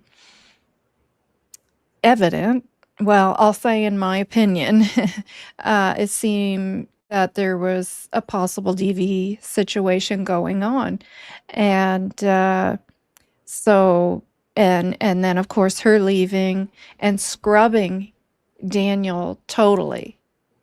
When you scrub somebody like that, to me, I take that as just, you know, having done that myself, that it's total disgust. You are just wiping that person off the face of the earth. Um, and then the quietness, I same as Shan, you know, to me just speaks more than words. Speaks loudly, and that's where my thoughts always were with Malaya. And that is one of the things that always made me feel that there's something more going on here, and there's things going on behind the scenes that we're just not aware of. And, you know, if something nefarious did take place and she had nothing to do with it, you know, I hope she is working with our CMP behind the scenes. Now, I did discuss earlier a possible accidental theory as well, that if she was up to use the phone and the kids were being loud, and her thought was that, well, just let them go out and play, I'll go back, lay down with the baby, and Janie's going to be getting up to go to town with Ron, because she goes to town with Ron every Friday. The boyfriend thing, that was Darren that said that, so I don't even pay attention to that thing. But I'm more focused on the fact that Janie was supposed to be getting up to go to town. So if she had that thought in her head and thought, you know, she'll be getting up to go to town, she'll call me and give me that alert, and then, you know, something terrible happened because the typical routine didn't play out like it usually does. And not, you know, if that did happen, not blaming anybody, but it, you know, that could be a possibility. But outside of that, I'm the same as Shan. I just don't feel that she was involved in anything that harmed the children. And maybe that's Nova Scotia innocence, Shan. I don't know, but, you know, I just don't feel that. Perfect. Thanks, Nova. So, Sunny, I want to say something real quick. I don't know whose mod Jennifer Cook J8J is. So she said, did American Justice have a missing son? I thought everybody knew this, so I want to answer that real quick. Yes, my son went missing, and he was found a week later. He was being held captive in a basement. He was later on unalived. So I've experienced both a missing child and an unalived child. So I just wanted to address that. I thought everybody knew that, but since she didn't, I wanted to say that real quick. No problem. No problem. And again, for everyone that's in the true crime space, for whatever reason they're here, you know, usually people are here because maybe a family member, something happened to them. In Melissa's case, it did, or someone was murdered, missing and then murdered. But for anyone that's out here that's in the true crime space, I'm sure you guys are all here for your reasons. You know, I believe that everyone, whether you're what I call a dick or you're a good person, in this whole true crime space, is that regardless, I feel like everyone is here fighting for justice for Jack and Lilly and fighting for truth and answers, regardless of anything or for whatever brought you into this true crime space. So bless anyone's heart that has had to deal with the situation of a missing a loved one or a murdered loved one, or the loss, you know, of a loved one that ever brought you into this space. And that being said, Daph, now your turn, please. Guys, I'm having a lot of technical difficulties tonight. Aw, I'm so I know. sorry. I'm sorry. I apologize. It's on all nights, right? So You what poor do thing. I know. I have a lot of different thoughts about her. My first thought is maybe allegedly she did give them something to calm them down that night. I have no doubts that there was some type of, I'm going to say alleged, right? Because in my mind, I believe there is, but I don't know for a fact that there was some type of DV or other abuse going on, but from other text messages and stuff from girlfriends of Daniel's and stuff, it doesn't look really good. You know what I mean? So could she have given the children some type of medication to go to sleep that night? She very well could have, and maybe that's why Daniel turned the light on them at midnight. That is definitely not normal to do unless you are checking on them because you know something might happen, right? That's one thought in my head. And then you have her not really coming out into the public. Maybe she feels the need that she doesn't need to because Daniel is, or knowing that she has made YouTube videos and stuff before and TikTok and what have you. We know that she is used to like social media. So it makes me wonder. Now, I know I'm probably going to get a lot of hate for this, but it makes me wonder if she feels relief that they're missing because we hear all this that, Jack did wander off when he was 2. We've heard stories from Kiki, Wade's daughter, that they didn't even know of Jack. But I mean, I don't know if that's true, but that's what she said. We've heard, stories that Janie and Daniel usually take care of the kids, that they're 3 of them are too much for her. So could she be relieved that they're gone? I don't know. I hate to say that because no mother should feel like that. And You feel how you feel. Cry, right? Like I couldn't imagine, like, God forbid something like that happened to my kids. Because she's not acting like a normal mother. And just goes back to Sebastian Rogers' case, right? We get on Katie because she hardly comes out in the public. But Katie's actually came out more than Malaya.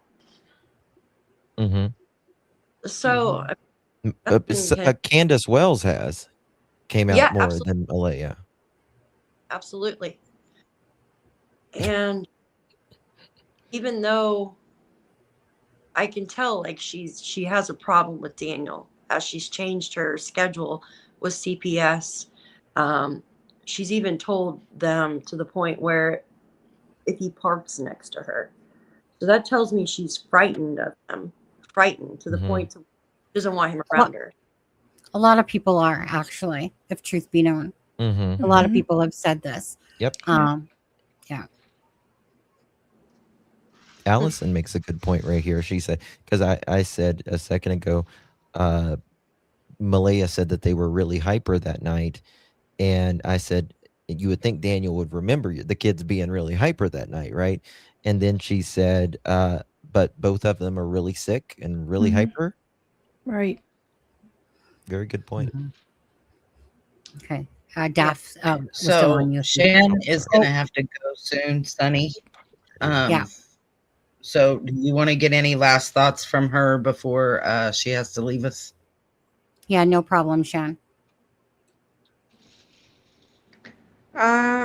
I just think I just want to say that I think this evening went really well, and I think that we've shown that we can all have discussions about what may or may not have happened with Jack and Lilly. We can leave here with our pride, and this is what this is all about: is trying to find answers for Jack and Lilly, and find where they are and what happened to them. And I think that we've all done a really good job of bringing awareness, discussing various points around what could have happened. And I think it just needs to continue this way until answers are found. And I feel like the heat is on, and I have faith that the RCMP are going to find the answers as to what happened. And I'm going to leave it at that. And just thank you very much for having me on tonight. And it was a privilege to be able to speak. Thanks, Shanann. Thank you for this, for being here. Absolutely. I didn't actually know about you until recently, only because I kept hearing this name shenanigans on there. So it's been a pleasure to know you, and again, fight for justice for Jack and Lilly. And yeah, thank you. Thank you. Well, thank you guys. Enjoy the rest of your chat.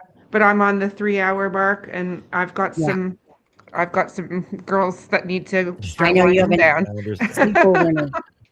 All All right. right. Thanks, Shanann. Okay. Okay. Bye. Good night. Okay. Good night. Now, Daph, did you finish up with your thoughts on Malaya? Because if so, I'll go next. Oh yeah, no, I did, but I'm probably gonna have to jump off soon too because I gotta be up for work. Yeah, no early. problem. No problem. So for me, for Malaya, do I think that she knows what happened to the children? Absolutely. I feel like, well, if we take the vehicle, if we all believe that Justin and Brad are being truthful, that means that a vehicle happened. There's no way in this God's green earth that a vehicle is going to go in and out of their driveway and Janie and Malaya would not know about it. Now, so Malaya's interview, regardless, for me, that's a personal, or for me personally, that interview stuck out always, because right from the get-go of that interview, to me, it was a huge red flag.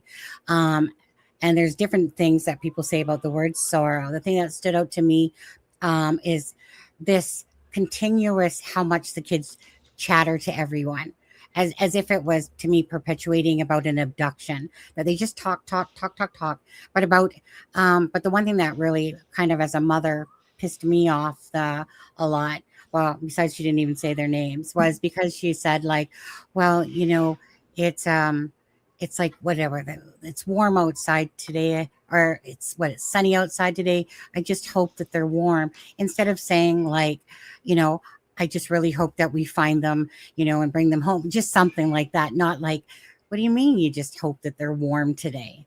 I mean, it was like such an odd statement to me to make. And so with Malaya, it's been hard because we obviously have had some text messages to Belinda from Malaya. Malaya's talked to me that one time in the interview, and there's not been a lot from Malaya. But the thing that always stands out to me as well is, like what Belinda always says, is that she must have known that the children weren't going to be coming back home if she left the property the next day. And one of the first things she does, of course, is leave the property. And then she takes down all of Daniel's pictures, and then eventually replaces them with Jack and Lilly pictures. I think that says a whole lot about how she felt about Daniel, that there was like this distaste, probably this hatred towards him, that she wanted out of the relationship. I definitely agree that Daniel's a sexual deviant. And I think we can tell that by Taylor text and just all of it. Now, as for Malaya, I believe Malaya knows the answer. There's one thing that I did quickly want to show, image file, just because of when I was just on AI there. So I'll put this up and I'll make it full screen. But it says why this matters in the investigation. And this is about being intertwined. When motives are intertwined, it makes the case harder for the police to solve, because they protect each other, because their goals are linked. If one person snitches, then they often take themselves down too. Harder to find the mastermind. It becomes difficult to tell who originally came up with the idea and who was just following along. In court, it can be harder to prove intent if the motives are messy mix of love, fear, and greed. So I personally agree with all that. That's kind of like what I feel in this particular case. I feel like my opinion, I feel like Daniel absolutely, perhaps in my opinion, did something to these children. But Malaya, equally, that whether it's fear, control, Daniel saying that he's going to do this to her, or that if she tells or something like that, or blah blah blah blah blah. But I feel like it Daniel's the one that's always trying to control the narrative to all of this. Malaya, during the conversation that we had, like Charmaine said, there's some things that she's saying that are like, about Daniel and his drugs and how she found out that Daniel was doing drugs before Meadow was induced, the picking on Jack and Lilly, that he basically held her down whenever she tried to leave, that he pushed her up against the wall. I think Malaya has minimized the situation that was truly going on in the home. I think that Wade, during his interview, well, we won't say interview, but the video with Wade, when of course he's talking with Tint and he doesn't know he's being recorded, and basically, obviously, Wade and Cindy are going to talk, and obviously Wade is telling stuff to his daughter. What's his daughter's name again? Wade's daughter. Oh, Kiki. Kiki. Sorry, I had a brain fart. Right. We've heard stuff about Jack being strapped in to a car seat. Now, I think that was, I believe that there's truth to this, but it's just a matter of, I think that it was over embellished in a way that it didn't quite happen like that, but probably maybe Jack was strapped into this car seat and then, of course, throwing a temper tantrum, tipped it over type of idea. But it just begs to wonder what truly has gone on in this house with CPS. But so back to Malaya. So because you guys know, I've talked with many different people and family members and stuff like that. Malaya, I'll just say, in my opinion, from everything that I've been told and stuff like that, is not coming across as this mother that is searching for her children, that's using her social media. We get this letter where she tells us to be voices, and you're just like, wait, what? Like, come on now. Like, did you even write this letter? You can't even spell the name right, but whatever. But there's the family is questioning Malaya. Malaya hasn't really changed her story to what she said in the interview. I've asked about the fact if Malaya's helping RCMP. I'm just going by answers that I was given, and I was given that, yeah, she's given information, but not that she's, helping RCMP per se. Maybe she is. Maybe the information I heard was no. But so I'm not seeing that. What I've been being told is that the family members are questioning it. People are questioning, like, what the fuck happened with Jack and Lilly, and why is Malaya acting like this? Obviously Daniel is, he's just kind of giving himself out there in so many different lies and different things. Like, that man hasn't shut up until recently. So with Daniel, he's just, to me, transparent as glass. Malaya, again, just by the actions of what have been said, this doesn't sound like this. I don't know. It's not coming across like this grieving mother that's out there searching. They're the actions that don't match. Cases like this, when you watch weird shit like this happen, it's because there's involvement. Now, again, I kind of believe myself, my opinion, that Daniel is the one that probably, in my opinion, did something to Jack and Lilly that particular night. Of course, his vague memory doesn't remember any of this shit. And I just think that Malaya, that there's something about Malaya that he has a hold over her head. When Daniel says that Cindy has a hold over Malaya's head to Charmaine, I think it's that Daniel has a hold over Malaya, and why this interview came out, in a sense, and it was weird, and it was just, again, it goes back to the vehicle. If you believe that there's a vehicle and you got two witnesses saying that means that these three people on the property would have known something, and then it was a cover up. Now, what part Malaya played in this, or Daniel, or whatever, the full story of this, we don't know. It's just speculation. But the way Daniel acts says a lot. The way Malaya says, or how she acts, says a lot. It's just not normal. So I believe that Malaya and Janie absolutely know that something happened that night, in a sense, and that for whatever reasons we don't know, that's the $1 million question. What does RCMP know? What has Malaya been saying to RCMP or whatever? I mean, Malaya sat there and said, though, that Cody, right, had the kids or something like that. I Mhm. just think that a lot of them are all playing a twisted game of cover up and protect their asses, regardless of who all did what at where. I just see it's 3 people lying their asses off. That's why we have the inconsistency in the timelines. That's why we have the BS going on with Daniel, who can't remember one thing he said from one day to the next, and he just keeps adding bullshit and keeps telling on himself. Yep.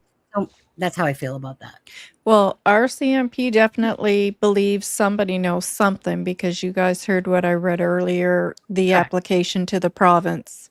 We believe there are individuals who are privy to information regarding their disappearance, and that certainly has nothing to do with them wandering into the woods.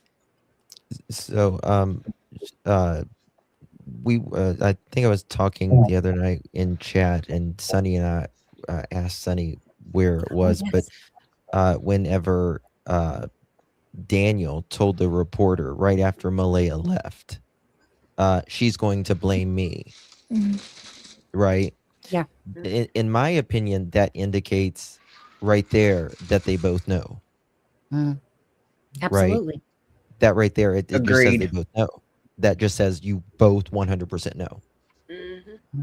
Actually, Because, I mean, go why would ahead. you say Sorry. that? No, please. Go ahead. No, just not because you asked a question and I did answer you in your live chat the other day, but I just wanted to go back to this just to because now that we're live together. Yeah. So when that blanket and boot print came out on different sides of the road, right? That was actually from Hidden in the Fog. So at that point, she had been talking with Cheryl and Haley. And so this is where it was my downfall because I just took that information as, okay, well, she's talking to them. So they're basically telling her. Then I had asked Haley at some point, like, Haley, like, where was the boot print to the whatever? And she said it was on the same side of the road, the left side, but up further, which obviously meant the pipeline. Got So that's where that stuff came from, is because Hidden in the Fog had it on a map, basically across from each other for that. And well, then going Daniel back, was agreeing to it. actually, you know what? It's just crazy. Of course. Daniel was agreeing to that. So it's But just, One of his 3 answers, right? yeah. One of his many answers. But going back to what you were talking about there, Justin, and so Malaya, or sorry, Justin. You know what? It was there, you guys. I'm so sorry. My brain, I've been tired. We but were talking about what you said. Malaya. Daniel said he was right. told the reporter. Yeah. Right. So the biggest thing, and you guys know Globe and Mail, okay? And when they were talking about that story, and right, so he said, of course, she's trying to blame everything on me, so she doesn't get in trouble. Now, the one thing, of course, that the Globe and Mail had reported there was that, but he was so focused. There's no video or audio of it. Because I had asked about that, but that he was so focused on the relationship about him and Malaya that he didn't seem to give 2 shits about Jack and Lilly, that he was more focused on that. And I think that again is another telling story, is that they already know what happened to Jack and Lilly. So his focus now is like, really? Like, she fucking actually left me? Because it wasn't a planned thing that she was going to leave. It just is that, right, when Haley was saying to her, like, tell me what the fuck is going on, and then she said that he'd been doing drugs and meth and blah blah blah blah blah, and there's a little bit more to that, but bottom line is that it was her opportunity to get the F out of there, and I believe that absolutely Malaya knows that the children were not coming back and what happened, that and it's not because they're hidden somewhere on a reserve. It's probably because they're buried underneath the earth or in water, perhaps. But if they were hidden somewhere, they would be automatic. They would be randomly found, dropped off somewhere or whatever. But you talk about with the reporter how she was just focused on Malaya. Go to DT's channel and look at Daniel. Watch his demeanor when he talks about Malaya. Since he's seen her since. He lights up in a very weird way. It's almost obsessive is the feeling I get. His eyes start moving kind of weird, and it's like he's thinking about when he saw her at the back of the CPS trunk. place or Yeah, court. yes. When he's talking Court. about that, I'm like, oh God. It's like I get the feeling it puts the lotion on its skin or else it gets the hose again feeling whenever see him when he does that. I'm like, ew. I, Okay. And I agree. So, When he is referring back to something with Malaya, it's with such description and memory, like the letter that Charmaine had shared on her channel about Malaya leaving. And, you know, it was like it just happened 5 minutes ago. His detail and memory.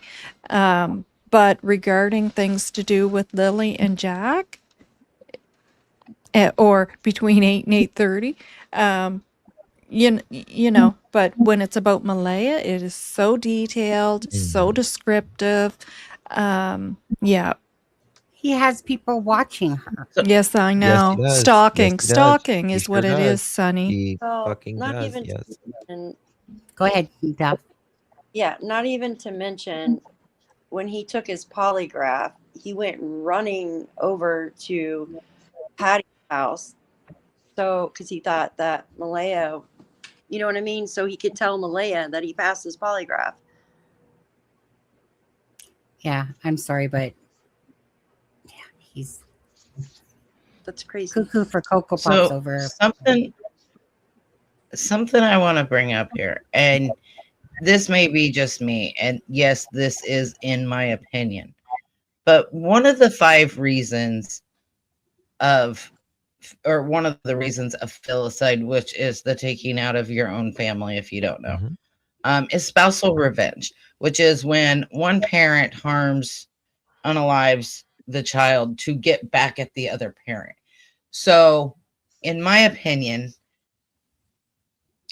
if Daniel harmed the kids, it was to get back at Malaya. And he never thought Malaya would leave him because that was his way of keeping her. And so when I hear things like, I can't believe she would leave me, or stuff like that, it brings me back to that, because that is one of the 5 reasons of taking out your family. And when you look at one of the interviews that Daniel did, he's got his arms folded and he's got the Chris Watts sway. And that's all I can see in that interview. His words don't matter. It's his demeanor and what he's doing, because he's got the Chris Watts sway and he's got the arms closed. And you can tell when he does talk about the kids, it's almost as if it were in disgust, because if you go and you watch the interview that he did with DT, he said, let me go down here to it. At the 19-minute and 30-second mark, he said, I woke up when Malaya woke up. I'm pretty sure it was her that woke me up, because we both kind of woke up at the same time. So, first of all, make that make sense, because he gave like 2 or 3 different things right there. But it was when he was talking about the house, and he said she woke up, and within the first 5 seconds, she said, I don't hear them. And usually you would have to wait a couple seconds. You know what I mean? Like 30 seconds or something like that, because it could be in the fridge. He referred to the children as it. You do not refer to somebody you love that is missing or unalive as it. Just don't. Distance. I want to go to this because Daphne never had her turn to pick her topic, and she was well, it was Shanann then. So, Daph, was there a topic that you specifically wanted to bring up? Yeah, there's a couple of them, but I think I'm going to stick with human remains dogs when they came on the property. I do have a few of them, but I only have a few minutes. But so we know that the human remains dog handler got there, and it kind of sparked something in Daniel. He got defensive, like, how could this guy ask me this question? about Thursday, right? And then the guy said something about the wood stove as well. Mm-hmm. Dogs were there for 4 hours and then came back, 2 dogs, the next day for another 4 hours. That's 8 hours on that property, right? So I want to talk about that, for instance, because now some people say, like Jules, she's a dog handler. She said that they would never say that. So when they go in to do a job, I just call it a job, they want to know like the least. They don't want to know too much about what they're doing because they don't want to be biased towards the case. She says because any kind of tension or energy that we put off, the dog can feel. So they like try not to know too much about what's going on. So I kind of find it very interesting that the dog handler would say that to him. Do you guys think that he was making that up, or do you think the handler actually did say something to him about the wood stove? Okay. Justin, go with you. Yeah, I do. I think he's projecting. They are trying to potentially get ahead of something. Just like I do believe him when he says that they blamed him something in Thursday night and Friday morning. Mm-hmm. I do, and it makes me. I mean, what's a great way to get rid of potential evidence? Well, it's cold. It's Nova Scotia. Throw it in the fucking fire, Mm-hmm. right? So I do believe him on that personally. Mm-hmm. Shami? Well, yeah, it's a tactic, right? It was to get a response. The fact that allegedly the fact that Daniel had said, don't you know anything about the case, when the officer said to him, Thursday night is too sketchy, you don't have enough information Thanks, Ben. about Thursday, and Daniel asked him, don't you know anything about the case? Like, I've been cleared. And the officer basically said, no, I've only seen you on the news. Like, that told me right then and there that during their thorough debriefing before they got on scene with their cadaver dogs, it was decided that that particular officer was going to approach Daniel outside of where anybody else could see him to gauge a response. It's a tactic. It happens all the time. And it absolutely happened 100%. And I have no idea what the officer got from that, but I'll guarantee you it's in the notes. It's in the case file. I'll guarantee it. I put my money on it. I'll take your money and raise you some money and put that money Yeah. on it too. Could it be that they got something out of that wood stove, such as backpack, pull-up boots, and maybe trying to compare it with something? Maybe.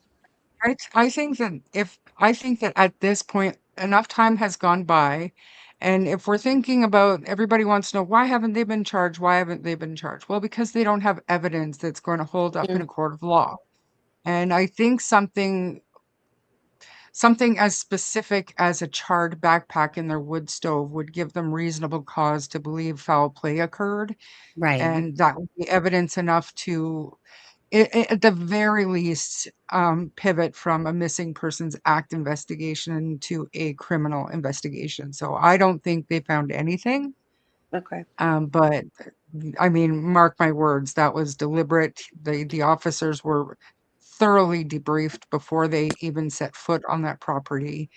And it was all by design. And I don't know what the response was and what they took from it, but I suspect it was probably what they expected. So What if that's they're testing the maybe plastics or ashes or whatever. I mean, they still could be testing it, but you'd think after all this time they would have some kind of, I mean, It's only it's 7 still, months or 8 months now. I mean, it's not a long time. I mean, it is, but it's not, sometimes yeah, with these oh, cases. Mhm. fair enough. Fair Uh, enough. You're not m- wrong. From September. Melissa. Oh, go ahead. Sorry. Oh no, I was just saying it was in September. It was just a few months ago, but still, The like, wheels of Yeah. justice turn slow. Melissa, your turn. Answer Daph's. So I kind of agree and I disagree. As far as would the dog handler have said something to him? Yes, probably. Is it exactly what Danielle said? Probably not, because the officer wouldn't have said, no, I don't know anything about the case. He would have said, yes, I know a little bit, or something like that. So I agree that the dog handler probably asked him, hey, what happened on Thursday? And when he couldn't come up with anything and essentially said, I don't know, it was a normal day or an ordinary day like he does, then the dog handler probably looked at him and said, well, I need more than that. Like, give me something. So I believe something was said, but I don't think it was said the way Daniel says it was. And that dog handler, that canine officer, he would know what they were thinking. He would have been debriefed. He would have been told, hey, this is when they went missing. This is when they were last verified seen. This is what the family is saying. This is where we've searched. Mm-hmm. Yada, yada, right? He would have had a lot more information than Daniel is saying he has. Yeah, absolutely. So remember how pissed off Daniel was I think, because he wasn't told? He was pissed. Sorry. Yeah. right? Yeah, Like he wasn't happy about them coming on unannounced. But remember what he put in our chat? I think the fact that they did 8 hours of searching, they did 4 and then they came back, that says a lot, because for me, the way I see it, I don't think they would have came back and did another 4 hours unless they are truly convinced that the kids are gone, because that's a lot for a dog to constantly search for 4 hours for human remains. And then you make it 8 hours. Like, that's a long time to search for human remains. And they're not going to pay that officer for those 8 hours and do all of this work and have the dog out there if they don't think something happened. They're just not for 8 hours. Do you remember? I think that they... Go ahead. Sorry, Melissa. I think that they know. I know they know a lot more than we do. But I really, really don't think the conversation went down exactly as Daniel said it did. Because in my opinion, that officer knows a whole lot more than Daniel's given him credit for. Right. Just quickly, remember the team speaker, whatever that Charmaine was in, with, when they were talking about the dogs coming, the one thing that always stood out for me was when that one gentleman, whatever his name was, said, basically, we don't go out unless there's a reason, in a sense. He said it probably a little bit different than that, but it was one of those things like unless there's like you're not going to bring 2 dogs from Vancouver here, over there, unless there is a specific reason. It's not just like, oh, let's just waste some taxpayer dollars, and send them over there. That always stood out to me. Now, I can't remember exactly how it was worded, but it was worded where you're just like, that's exactly it. You're going out there for a reason, not because you're just going to chance on, oh, maybe we'll find human remains. Well, maybe we don't. It's because, but anyways, sorry about that. Nova. Yeah, I just read that article the other day that had a statement in it, that what you're saying there, that if there's a need, the dogs will be taken in, but outside of that, yeah, pretty much what you just said there. So yeah, I agree with Melissa. It's hard to know exactly what took place because, of course, we all know Daniel. But I do believe something happened, and I do believe it was certainly, planned out to happen. It tells me that they are certainly running through scenarios as well, and to choose the stove and, kind of hint around that, something took place there. They're running through possible scenarios of, what could have happened, where could have something been discarded. Well, there's the stove there. It was cold then, like Justin said. The stove was still being used. We seen that in a picture. Yeah. So we know that. And him saying about the article. I read one article. Like, I almost have to wonder, because they try to irritate somewhat too, right? To see what reaction they're going to get out of a person. If that was intentional to kind of deflate his ego, where he's on the media all the time. And, they would, see that in him as well. What was the other thing I was going to say? And as Daphne said, I do remember in that what Charmaine had shared with us, the briefing, where they answered some, kind of told us what they're going to be doing, and that they did state that they'll be getting a briefing, but they're not told of any theories or anything like that. They're just given a briefing of what took place and whatnot. So, I mean, they're given information, but they're not fed too much information, I guess, of what the leading investigators would be exactly working on. I do remember them saying that. So, yeah, there's certain things I believe in Daniel's when he's telling on himself. I absolutely, like, there's certain things that I do believe. And when Daniel is being truthful, and I believe it was truthful, I believe exactly what Charmaine says to that as well, that, you know what, it's done on a purpose. See a reaction. I absolutely like, so Reddy is a very high ranking officer. Inspector. And so obviously they go in there with some sort of a plan. I don't think that Reddy just went in there and was, let me just go, tackle Daniel a little bit today. There's a plan. There is a plan. Like, I get the fact that maybe RCMP might not have maybe, has maybe some regret in how things were done or handled. So I want to get in, and then for me personally, I can go another, it's 3 hours and 32 minutes. I'm willing to go to 4 hours myself. If anyone else does, if you can't, but I'd really like to get into where you think that this case is at, and say where you think this case is at with RCMP.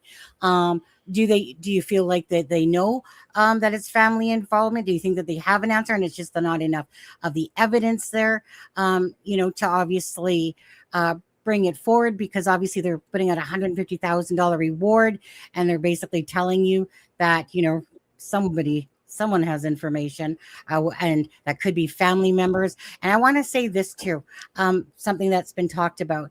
This is just a sidetrack. It blows me away that the one person that says that they heard the children outside, Janie, has all some of these freaking heart conditions and shit going on. That one still sticks in my brain. I have a hard time with that one. Yep. I do me too. Yeah. Actually, let's talk about that first. Sonny, can I just say one thing first? I want everyone to know that officer that Daniel was speaking about, the RCMP officer, dog handler, Reddy, he is an inspector who is one of the top ranking in the RCMP. So I just want everyone to know that as well. He's not some idiot, new dog guy handler that just, that doesn't know what he's doing. Yeah. They're not going to send the someone in one of the highest profile cases in Canadian history at this point, with 2 children missing. They're not going to send, someone that they hired yesterday. Right. I believe it was a tactic. Oh, I don't really know much about this case. Daniel, you tell me. Talk. Talk. Yeah, give me some information on Thursday. fills up notebooks. Remember? So I got a question, Sonny. Are we going to let people come up and ask us a question and then respond to it? No. Mm-mm. Well, like, what do you mean by that?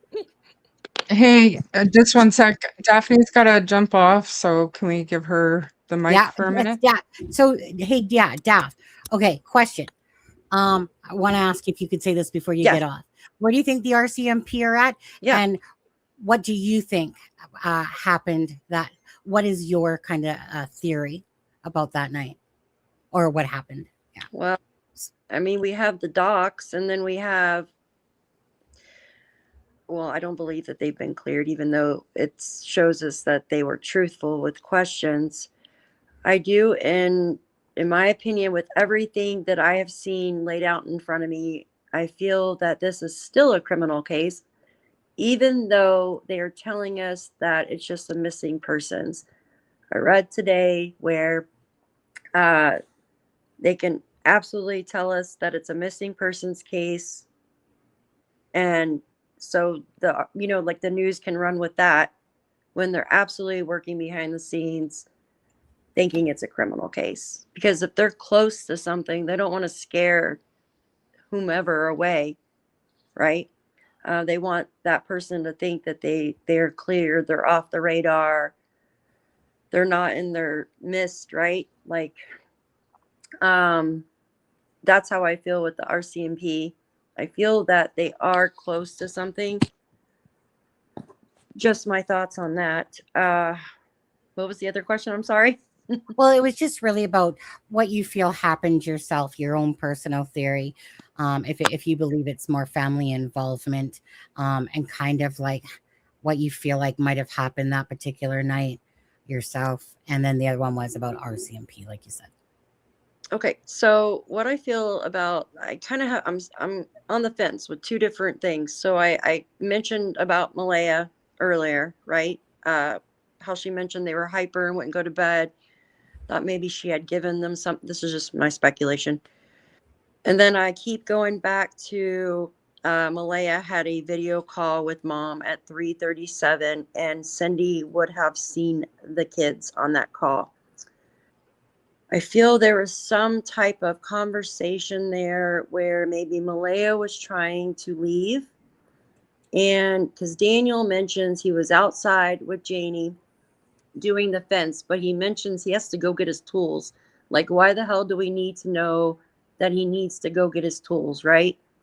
What do you need, a hammer freaking to put in a nail? I don't. 3 months to find a stapler. Yes, I need my stapler. But I feel like, why do we need to know that? Why do we need to know he needs to go to his tools? So I feel maybe something was overheard on that video call. Maybe argument broke out. Who knows?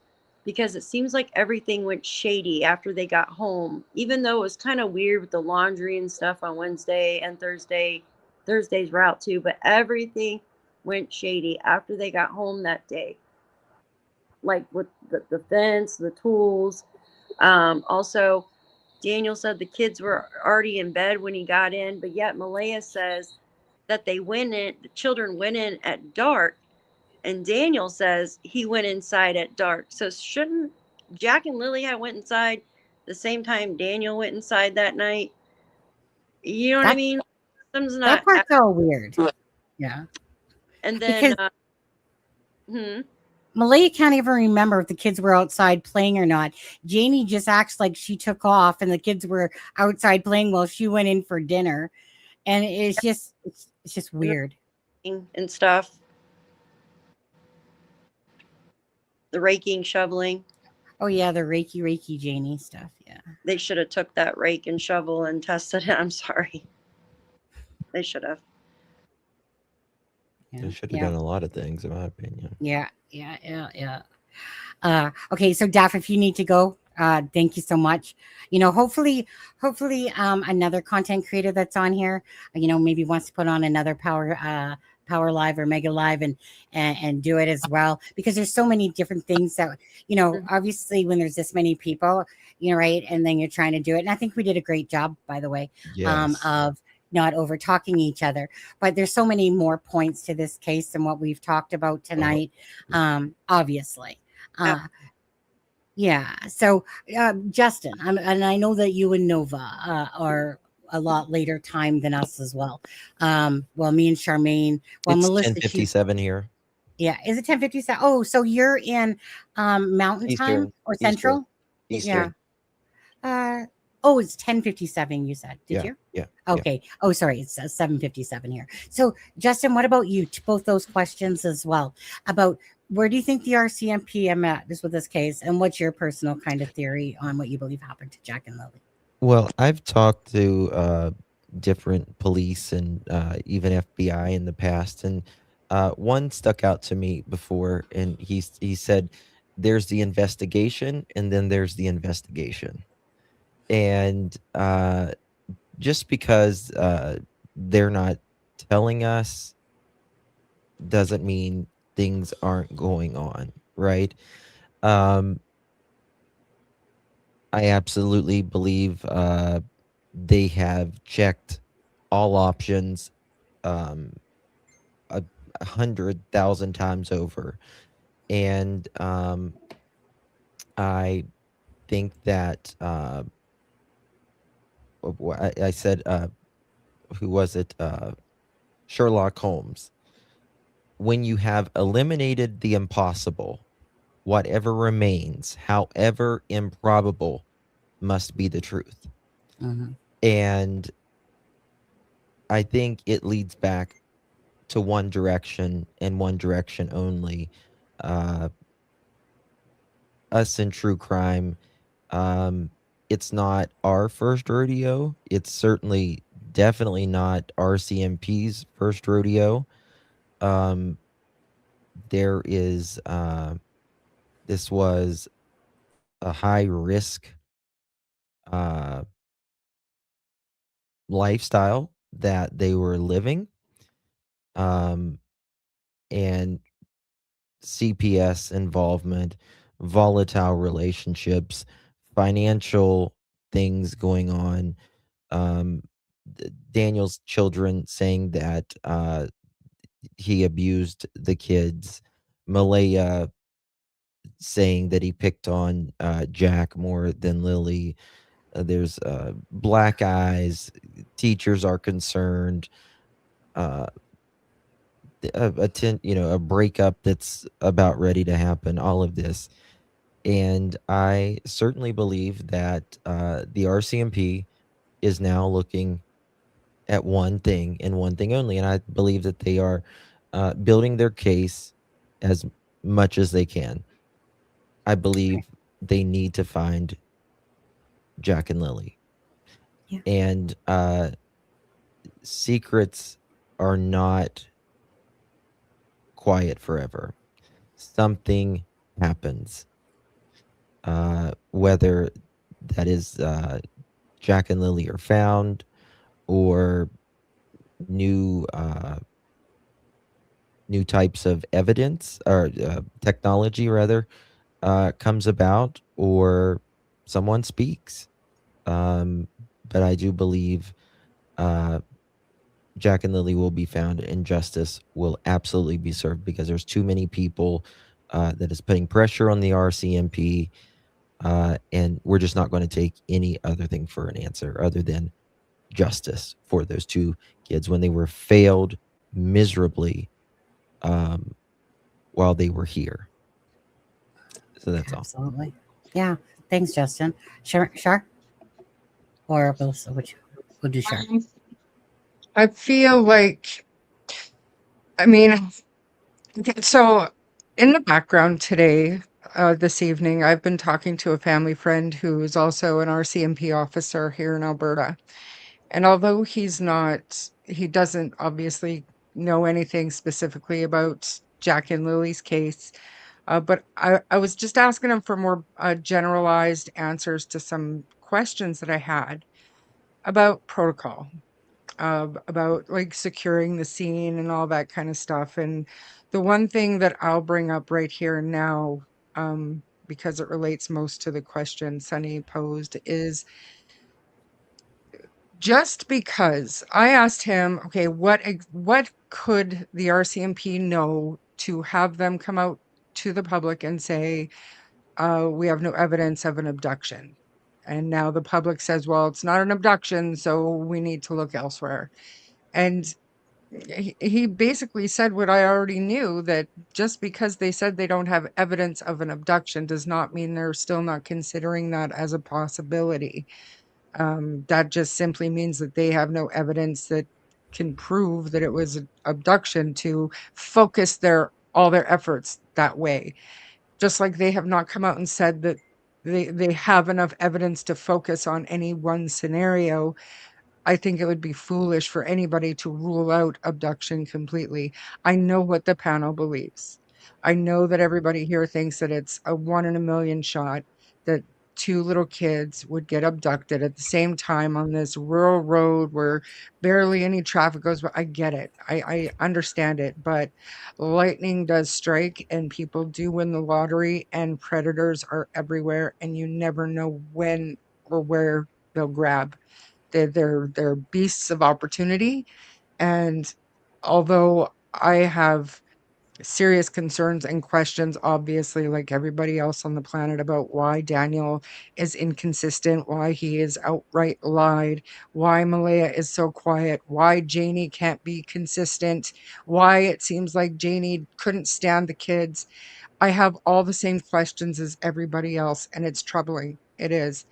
But for me, I am not ready to pinpoint no abduction. It was an inside job because, like everybody on the panel also agrees, these are not geniuses we're dealing with here. They're not mastermind criminals. Having said that, it's been almost 7.5 months. So no matter where they are, if it was a family, something happened in the home, now they've had 7 months to go and clean up their tracks. They've had time. They had time day one to make sure there was nothing around. So unfortunately, we're still left with all of the same questions. But like my friend, the RCMP officer, said, a big part of what we're hearing is standard public relations protocol for an RCMP open investigation. And then the one last thing that I want to point out is the last interview that John, the lead major crimes guy, gave to the public. He was very careful with his words, and he said it is still a missing persons act investigation. And those words, because words matter, lead me to believe that they are using that act as a resource for them. Yep. But they're not stupid. If we see stuff on social media, you have to know that they've seen that same stuff on social media and then some, right? They've seen and heard things that we don't have a clue about. So Yeah. I think that they've got one chance to get this right. If they approach the Crown prosecutor with charges, and if the Crown prosecutor does not believe that they can get a conviction, they will kick it back and say, get me more. And we will never know until it goes to court that ever happened. So I do have faith in the RCMP, even though I get Nova Scotians and a lot of Canada's population, we have good reason to distrust the RCMP's ability in these cases. But I believe that they're onto it, and we're gonna find answers, just not as quickly as we all want and hope for the Correct. family, Chelsea and Belinda, and the family that's actually looking and searching and wanting answers. So that's what I just think we can't close our minds to all the things that I feel like we've closed our minds to. And as far as my conversation with my friend, we'll have that on a different live stream for sure. But I've really enjoyed my time here. It's been an honor. Thanks, Shar. I feel like I'm looking at Melissa. Shar. Hi, Shar. How are you, girl? Yeah, Like the Brady Bunch. There's a story. but you gotta look the other way, though, Justin. Yep, the opposite Oh, way. the other way? This way? Yeah, oh, that way. But I'm mirrored because my face. Yeah, I don't yeah, like my yeah, face. yeah, Hey, yeah. Shar. Yeah. Hi, John Boy. I feel like the Waltons. Yeah. That's all the Brady. That's all we came. Like The Bobby Brown. Brady Bunch. The Brady Bunch. Okay. Melissa. So I'm not closed to any possibility. I'm not. Do I have a theory? Yes. Is that theory ever evolving? Yes. I'm not closed to an abduction. Bring me proof of it. I'm not closed to they wandered off in the woods. Bring me proof of it. Like I said, I have a theory, and that theory is that one of the three on the property did something and the other two are accessories after the fact. But again, I don't have necessarily proof of it, right? Like, I'm open to the option of something else happened, just like RCMP is, but there has to be proof. And to prove it in court, you have to have proof. And there's just not enough on our end with what we know that we can say, well, I know for a fact, and put it out there as a fact that X, Y, and Z happened. Of course, we all have our own speculations and opinions. But again, those are speculations and opinions, not facts. And I do believe that the RCMP knows way more than we do. And I do think that they're probably a lot closer to bringing charges than we even know. Because, let's face it, they've talked to, I was talking to Shan earlier when she was live. They've talked to, I think she said something like 50 or 60 people. Well, that tells you something. They're doing their due diligence. From the outside looking in, I don't have trust issues with the RCMP. You guys might, but I haven't seen that, right? So for me, the fact that they're in, and I can guarantee you that the investigators have sat down just like we have tonight, and just like we have in our chats and on our own private lives, and have ran through X, Y, and Z. Who's got the means? Who's got the motive? Who's got the opportunity? What are the alibis? What's the facts that we can prove? What do we need to test? They're going through these theories together, just like we are. But again, we can't be like some people and misrepresent our thoughts and our opinions as facts. Correct. And if people are going to follow this case, they need the facts. And that's like why I did that document for everybody.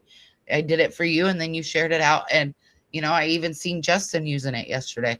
It's so that people have the facts, because that's what it's based on. It's based on the court documents, things that have come out of Daniel's mouth himself, or things that have come out of Malaya's mouth, because that's all we have to go on. But the RCMP, I guarantee you, is a lot closer than I think people give them credit for, in my opinion.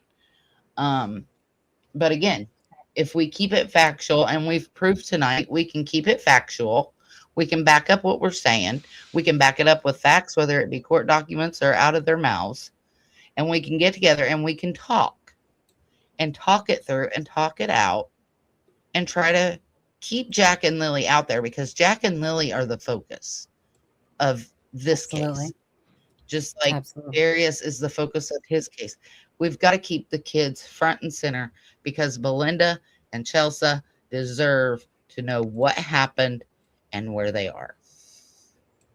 The people that actually care about Jack and Lilly deserve to know. The ones that are speaking behind the scenes, in front of the scenes. Absolutely. Nova. I'm unmuted. Yeah, I think we have to be patient and let them do what they're doing. I think they're, working their heart and soul on this case. And of course, they want to figure this out. I'm going blank. So because it was really about what do you think is kind of maybe holding the RCMP back? Where do you feel like the RCMP are at? And I think. I know what it was. the power's flickering really bad. I agree with Charmaine, and I had, mentioned it earlier that I still do believe there's a possibility of abduction.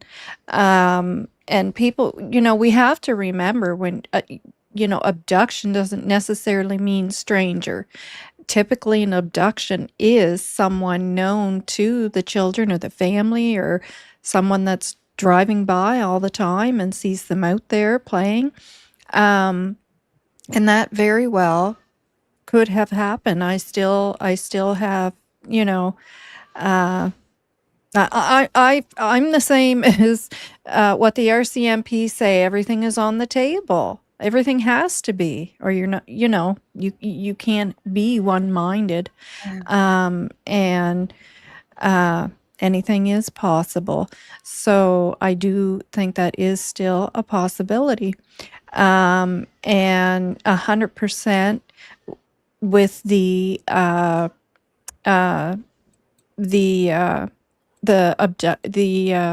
Missing Persons Act. I picked right up on that too, and totally agree with that. Shar and I think a lot of the time. It's like she's in my brain. So basically, a lot of what Shar said is my same thoughts as well. And I think we just have to be patient. Of course, there's much more going on than we know behind the scenes, for sure. And it has to stay that way. Yeah. So.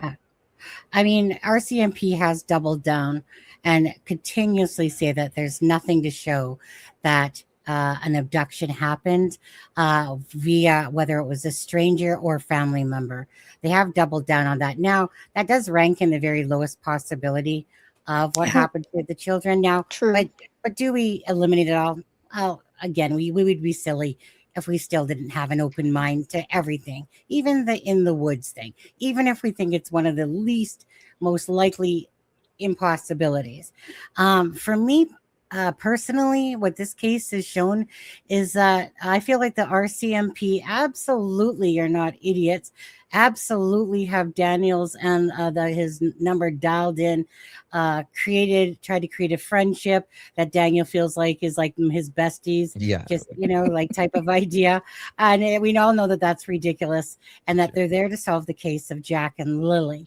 It's just ridiculous to think that, hey, buddy, come on over. Let's meet for coffee at Timmy's over here, But anyways, Daniel can live in his world. We'll live in ours.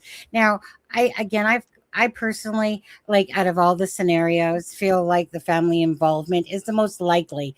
Why? Many reasons. Obviously, what we're seeing, what's been said, the inconsistencies, the BS, these always happen in cases when there's an involvement of families. Does that make that 100% right? No, but it's darn right, probably one of the best educated guesses based on everything that we've seen. Now, why haven't these solved the case?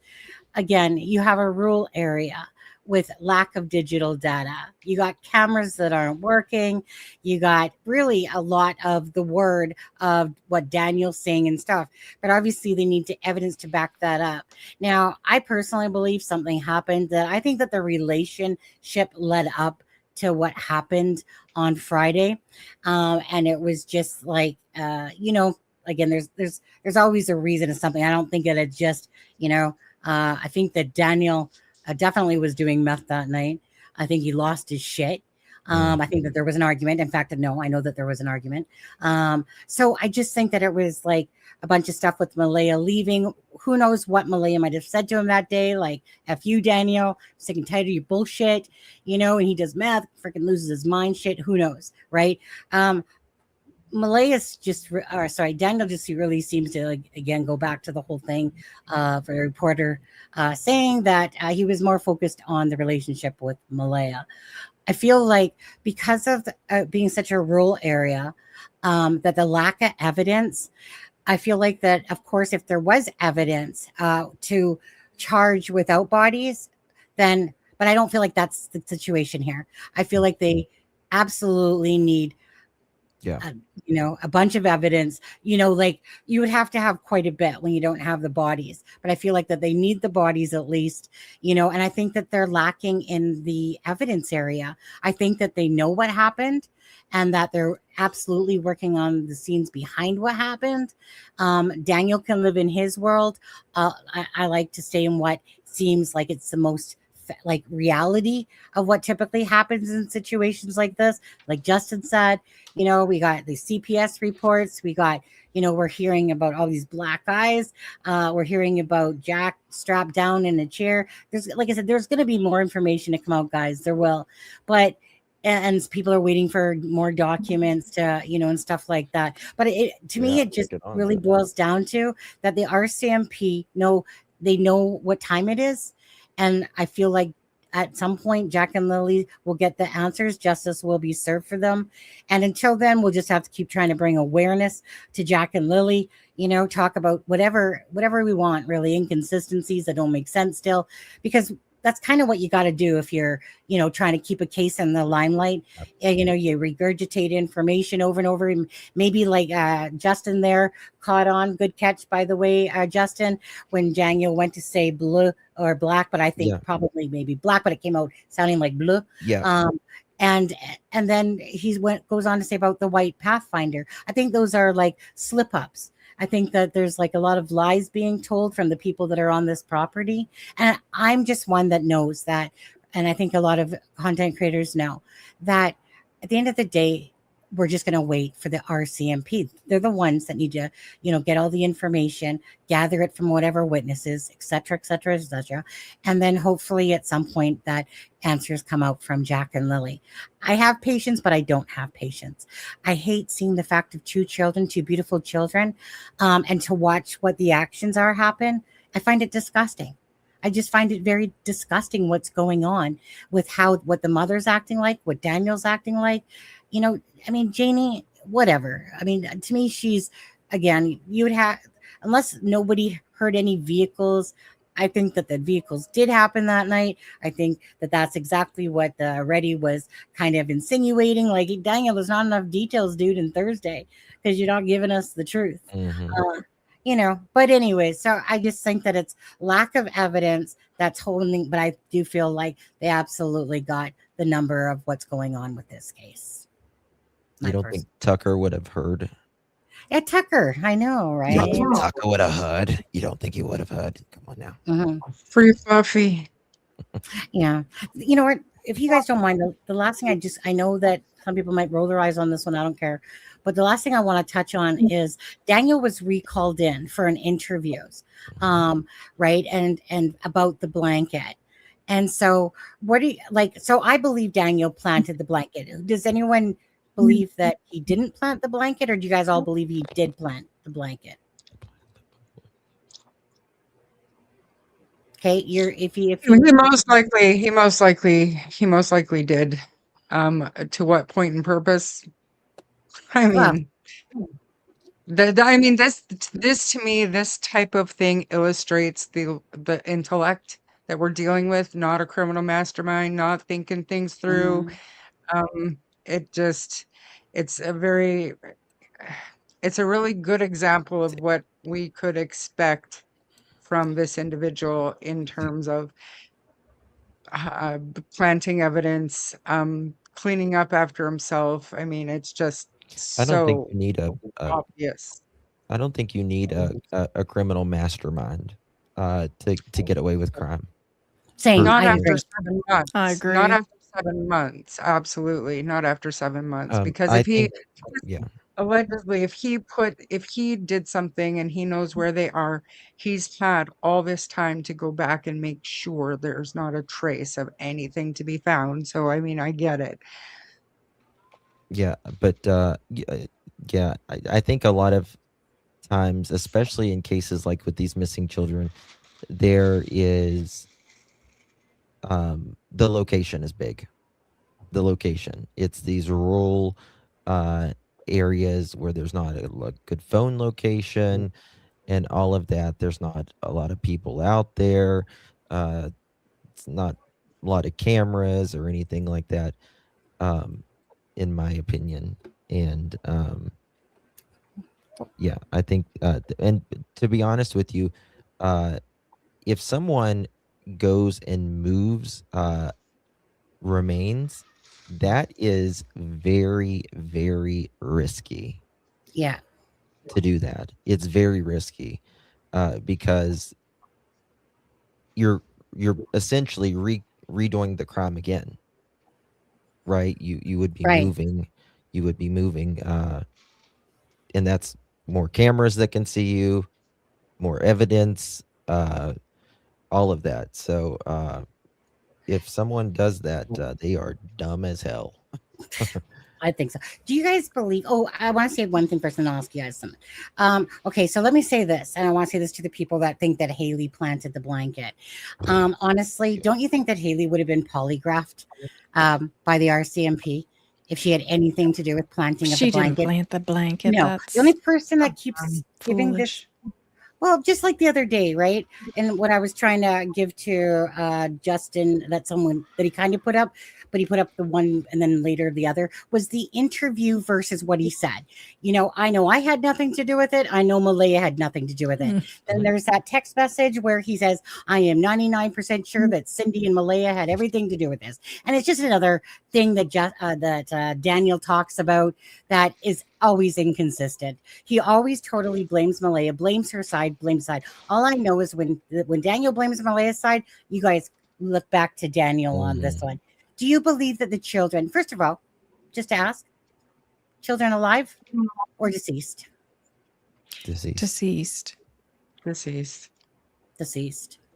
Okay. And most Yeah, people feel that deceased. way. Now, let's say, let's talk just quickly about Brad's trips, right? We're talking about Laird, we're talking about Matheson, we're talking about McLeod, and we're talking about, of course, Lansdowne Road there, and up where the blanket was. Since having, like you said, Daniel gives the exact same freaking thing as the other Justin.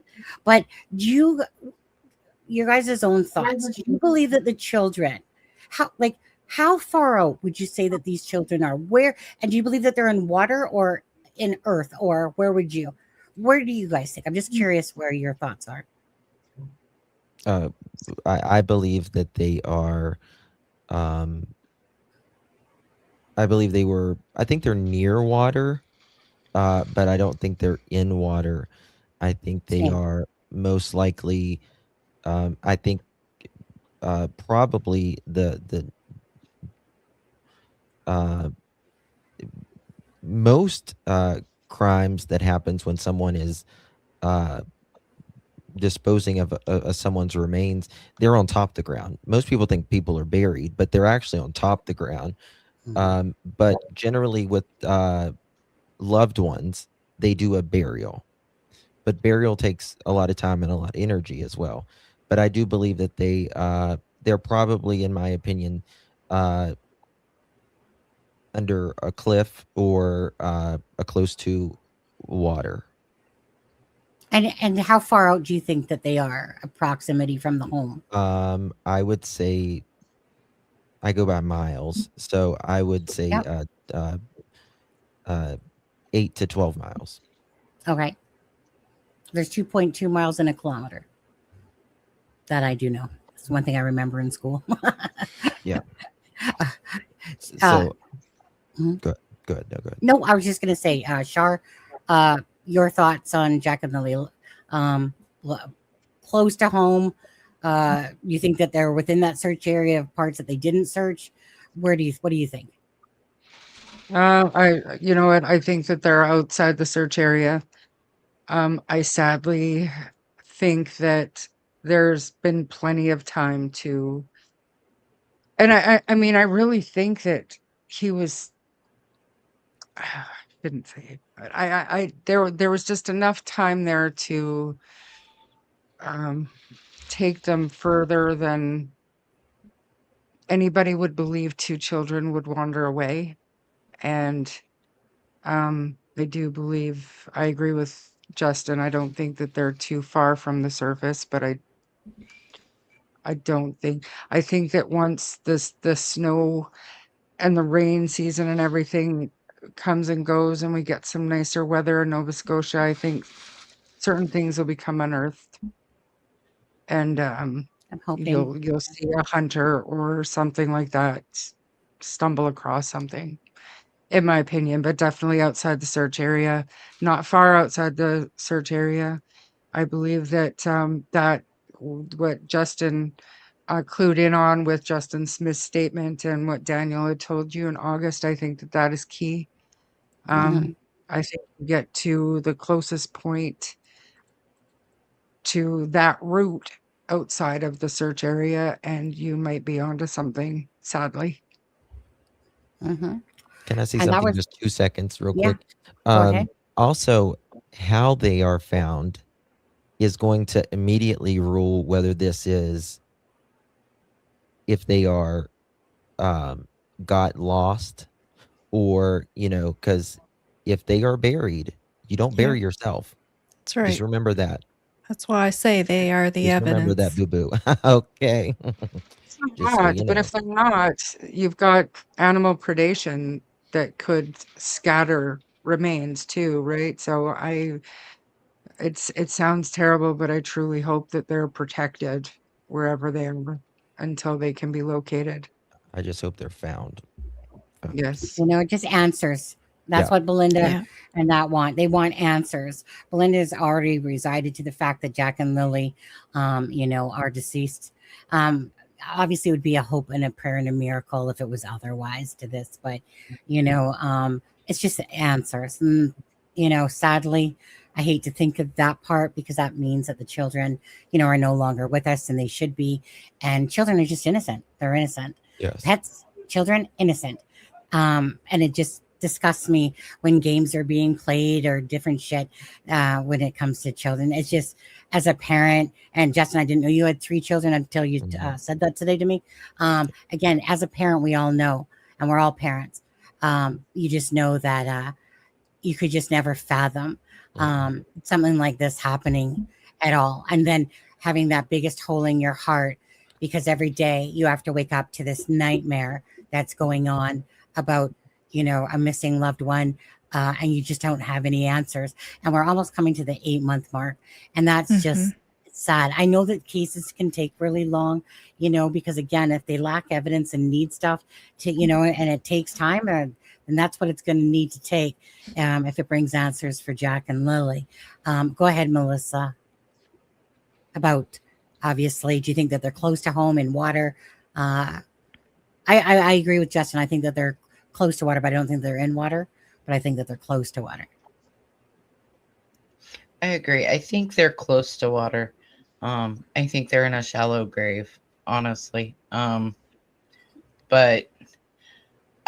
I'm somewhat close with Justin on his how far out. I have been in my head thinking 5 to 8 miles away from the home. Justin is saying 8 to 12, so we're pretty close there on that. But yeah, I think they're most likely, if not when I say shallow grave, I don't necessarily mean somebody dug and put them in. For me, that could also mean they're laid on the ground and covered up with sticks and brush and all of this other stuff. Like, I think they're covered. That's generally but how I don't think people they're are found. Is exactly the way she's saying. Is Yeah. that they cover them with because there's not a lot of time. Yeah. It's Nova. I, both possibilities. I've always thought of both. That they are outside the search area in a shallow grave, or water, and water because those woods were checked so thoroughly. And I just always think about the fact that the RCMP were down Chance Harbor, which is where the Middle River leads into the mouth of the ocean. And then with the search that Please Bring Me Home did, Nick had stated that our CMP, when he had asked any areas that you feel would be the best to search, and they said along the water. So they also, of course, must feel that those woods were checked so thoroughly that they are either outside those boundaries or water. So, and I also want to say, when you guys were talking about, mastermind to be to get away with a crime, people that tend to when people do get away with a crime, and many of them have been found out years later now due to DNA, most often it's accidental. It's not because they are a mastermind and sat down and planned this all out so perfectly that they got away with this crime because they're such a mastermind. Typically, it ends up being accidental. And you guys know that from listening to cases as well. And you hear the perpetrators telling, when they are finally caught years and years and years later, that it was accidental. It wasn't because they planned out this perfect crime. It's for me personally, I you cut me off. There was a case. I didn't mean to. We started at the same time. No, go ahead. Go ahead. There was a case years ago, and he was a serial killer, and I can't think for the life of me right now SK which and one. SK. Oh, sorry, yeah. he was an SK. But he actually had a victim in his trunk, and he was pulled over.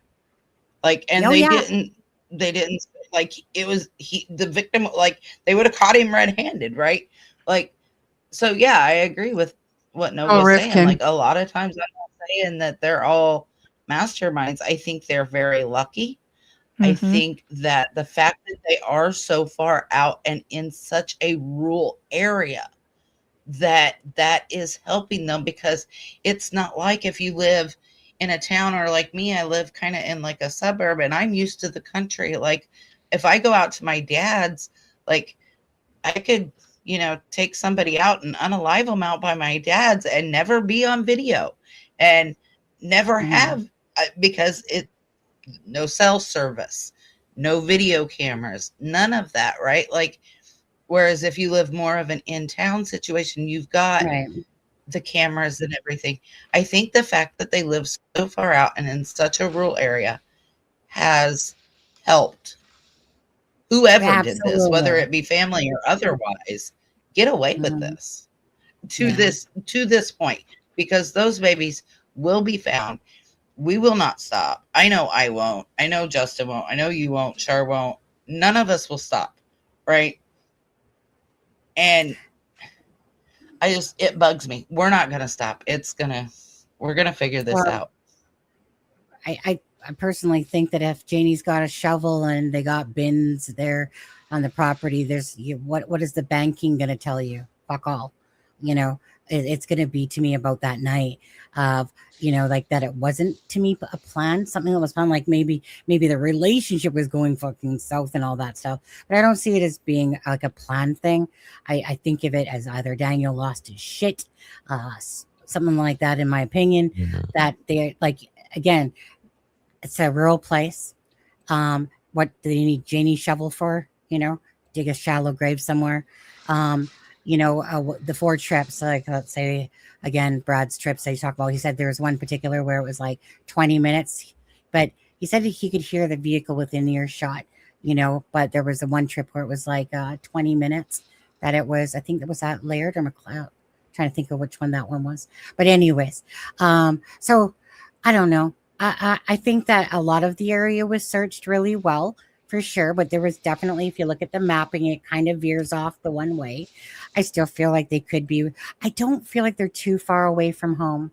And I'll say, I just don't. I feel like that they're maybe, I'll say, I don't know, 10, 15 miles. I really just feel like that whatever was done out of panic, and they didn't need. And I think that this is where the information fails for the RCMP, is because of all these added little layers of, not enough digital data stuff. There's not, banking's not going to, banking's going to tell them that they took out money, went over to Patty's, they used their bank card like a cash Yeah. cow, and stuff like. That's ridiculous. They were broke. And they were using Patty's card to begin with. I mean, come on. Yeah, But so I was going to say something. Patty's card of cacao money, 10 or 15 kilometers, anything coming back to you? Or did I need Celine Dion when it's all coming back to me now. Where is she? Yeah, I know, right? I don't know. But to me, it's just like that's what that case lacks. This case lacks is the evidence, the proof, and I think that they have some good, like some solid information, but not enough that it turns it into a case at this moment. I feel like it just lacks because of the situation of the rural area. And we know that Daniel said that the freaking phone was on the end table, and Janie, she's saying that she never pulled out her phone till the RCMP came, but she pulled it out before that. Right. So the RCMP comes at 10:27, but yet you see the call from Ron at like 10:19. And so I don't think that these people are bright bulbs. I don't think that they're the dumbest asses in the world for the most part. But I don't think it's really a matter of that. I think it's a matter of the situation of the area. And, then just, again, what are you going to do at nighttime? I'm going to text Malaya. Hey, Malaya, just so you know, I just took out the 2 kids. Hey, mom, just so you know. Right. I'm just like they're not. So there's not going to be this communication on the phones that's going to give anything. They've left their phones, they're smart enough to do that. I would hope so by now that people know, right? Now, I was told that Daniel had 2 burner phones by family, a member. Okay. Now, how that all works. And I know we all know that people use burner phones. We know that, apparently that, like drug dealer and stuff like that and doing drugs and you do that stuff. Bottom line is, even the inconsistency of he's in the culverts and he has his phone, but hold on. But then Haley had said she was confused why Daniel kept using her phone all the day of the search, that he wasn't using his own phone, just stuff like that. Right. And, but anyways, so it's just, to me, it's just the lack of evidence, but I feel like they absolutely no. But like, even if that phone was just so Malaya didn't know that he was purchasing rugs or something, in case she grabbed his phone or whatever, it just shows right there that he knows how to, she knew, think of using a burner phone to hide something, right, from somebody. So, yeah, I mean, he's not an idiot. I mean, he is, but yeah, right. It's like okay, he's not a complete idiot. Okay, almost. But you know what I mean. He's not going to pick. He I knows that he's not going to pick up his regular cell phone like Sonny said and start texting. Yeah. He obviously knows that if you want to hide something, you don't use your phone. Well, I mean, he's used to hiding, the fact of math, and that's what exactly. when you're dependent on rugs, you're not out here waving, saying, hey, I do rugs and I need some rugs. Do you have rugs for sale? You're used to going undercover. Anyways, but that thing I was going to say when we were talking about location was people generally hide whoever close enough, but far enough to make them comfortable. Right. Yeah. To get them out of their way. Right. But, they can have some, Daniel's a person that would definitely have picked a spot, had control, would like to have control about everything. To me, he's an absolute 100% narcissistic personality, 1,000 billion%. That man, he shines up a light up his own ass. We don't need to do that. He does it all good himself, And what was always striking with messages to Charmaine at the start, that people didn't believe us at first, that there was a conversation going on. But anyways, so the conversation, it was constantly how he was the greatest, Malaya was the shittiest. Yes. Right. I mean, he's done that the whole entire time. And just, it's so ridiculous when he says stuff like, I don't know, I know Malaya didn't have anything to do with it. Shut the fucking front door, dude. You are the biggest narcissistic liar there is. But the thing is that he doesn't have any awareness, perception of himself. Oh. We do. Again, we'd have to be total idiots to all think that this man, is telling the truth. So my thing is this: am I going to believe a hidden story where the person that's telling it is a liar that can't even tell the truth? Or am I going to listen to reason, facts, what makes sense versus someone's information that you're trying to listen to at first? And then you're like, dude, like, you change your stories, like probably not the same week you change your underwear. But, and the way he's so laid back in these conversations with DT, like, yeah, Daniel, it was just, everyone has two sets of keys, and I was beating the drones. They were just looking at me as I heard voices of, oh wait, did I hear Jack and Lilly over the helicopters? Did I almost die twice and impale myself with a stick as I'm searching for Jack? Oh, my cough! I was yelling their names so loud I just lost my voice. Everything has become about him. Everything. But it's the inconsistencies. If you're telling the truth, and Danielle, we all know you've said about a million times how you tell the truth. Obviously not. But anyway, but it's so transparent to me that when people are lying and it's about two missing children and you're trying to find answers, and the people that you're searching for answers from, well, one's hiding in Chldren, and cut me I'm off. going to interrupt for 1 second. Fine. Yeah, I am. Go look at our chat. What? Just tell me. Go look at our chat. Just tell me. Yeah, I can't. That's why. Wait. Never mind. Let's just do it later. Don't bother. Let's just continue on and we'll end it. Okay. Let's just move on, please. Let's not go there. Oh, okay. All right. Carry on, Sunny. No. No. I was like, wait, what? I thought you were talking about the chat in the chat room, not in our messenger chat. Super math. By the way, I want to appreciate Justin's junkyard Janie. Oh my god. Yeah. Right, and the math tells, this case is not funny. But no, I have to laugh. no. If I don't, I get very depressed. You have to. Right. Some people think it's very disrespectful. It's how I function. It's how I function. It's how I function. Topics. The only way I got through any of the Janie tapes was when Justin did them. I could, because I can't listen to those. They trigger me big time. I mean, severely. Like every time. Telling. Yeah, I just start bawling my head off. I can't do it. But the only time I was able to get through it was watching Justin do it. And because of the way that he did it. Yeah. Absolutely. You know what? I have no shame in how I deal with the case at all.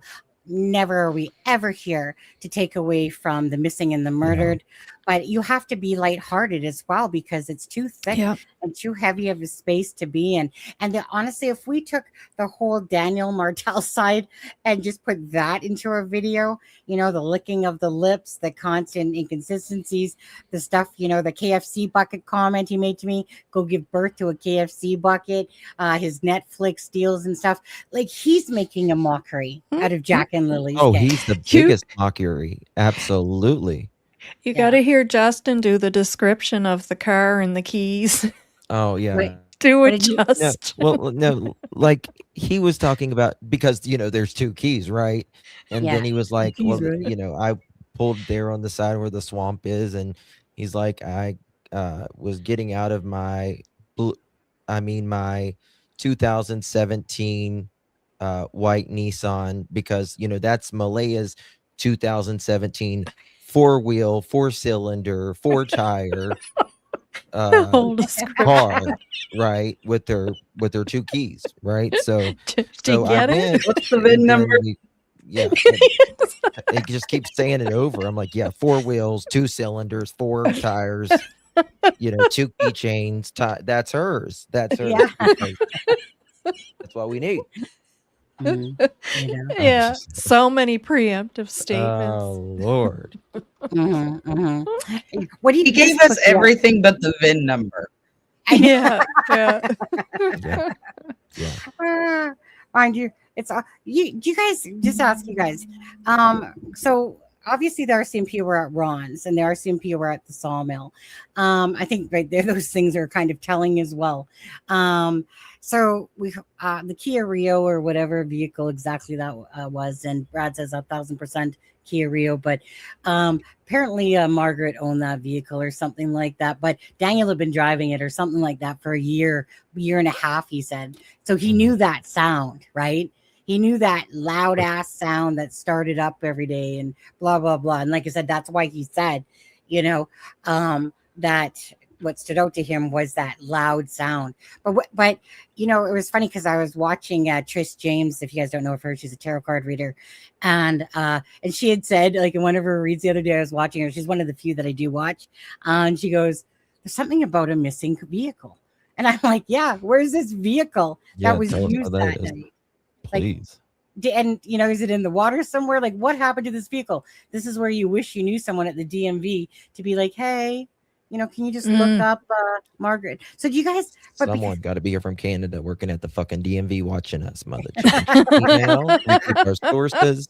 Swear to God, I will rot before I say somebody. But it's just the thing that confuses me there is about the vehicle at Earl Martell's place that apparently, but yet Daniel in that statement says that his car didn't move that night or the day after. And it's like, dude, I think Ninchi put that up. I think it was Ninchi. Ninchi, by the way, she does a great job. She was in here earlier. Was she? Okay, I think I saw her name. But Ninchi does a really great job of, really digging for the facts. And she just messages RCMP and be like, hey, these people are saying this, and blah, blah, blah, blah, blah. And then she'll get a response back saying that's completely false or whatever. I do like Nick Ninchi, obviously, to me, is some sort of, I'm just guessing because she said she wasn't going to say exactly what she does, but to me, she's some sort of like criminal profiler or some sort of profiler because she reminds me of Alexa in the fact of, body language and breaking things down. I think she does a really good job. Profiling. Yeah.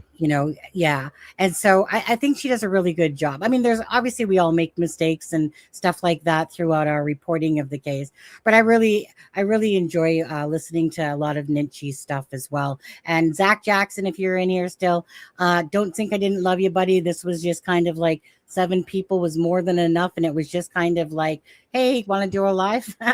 Want to do a power? So trust me, there's other creators. I know AB, I think, wanted to be on here.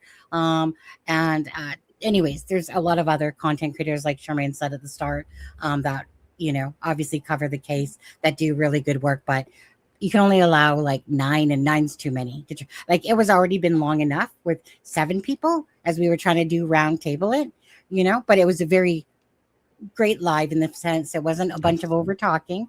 So before we get going, guys, thank you guys so much for all of this.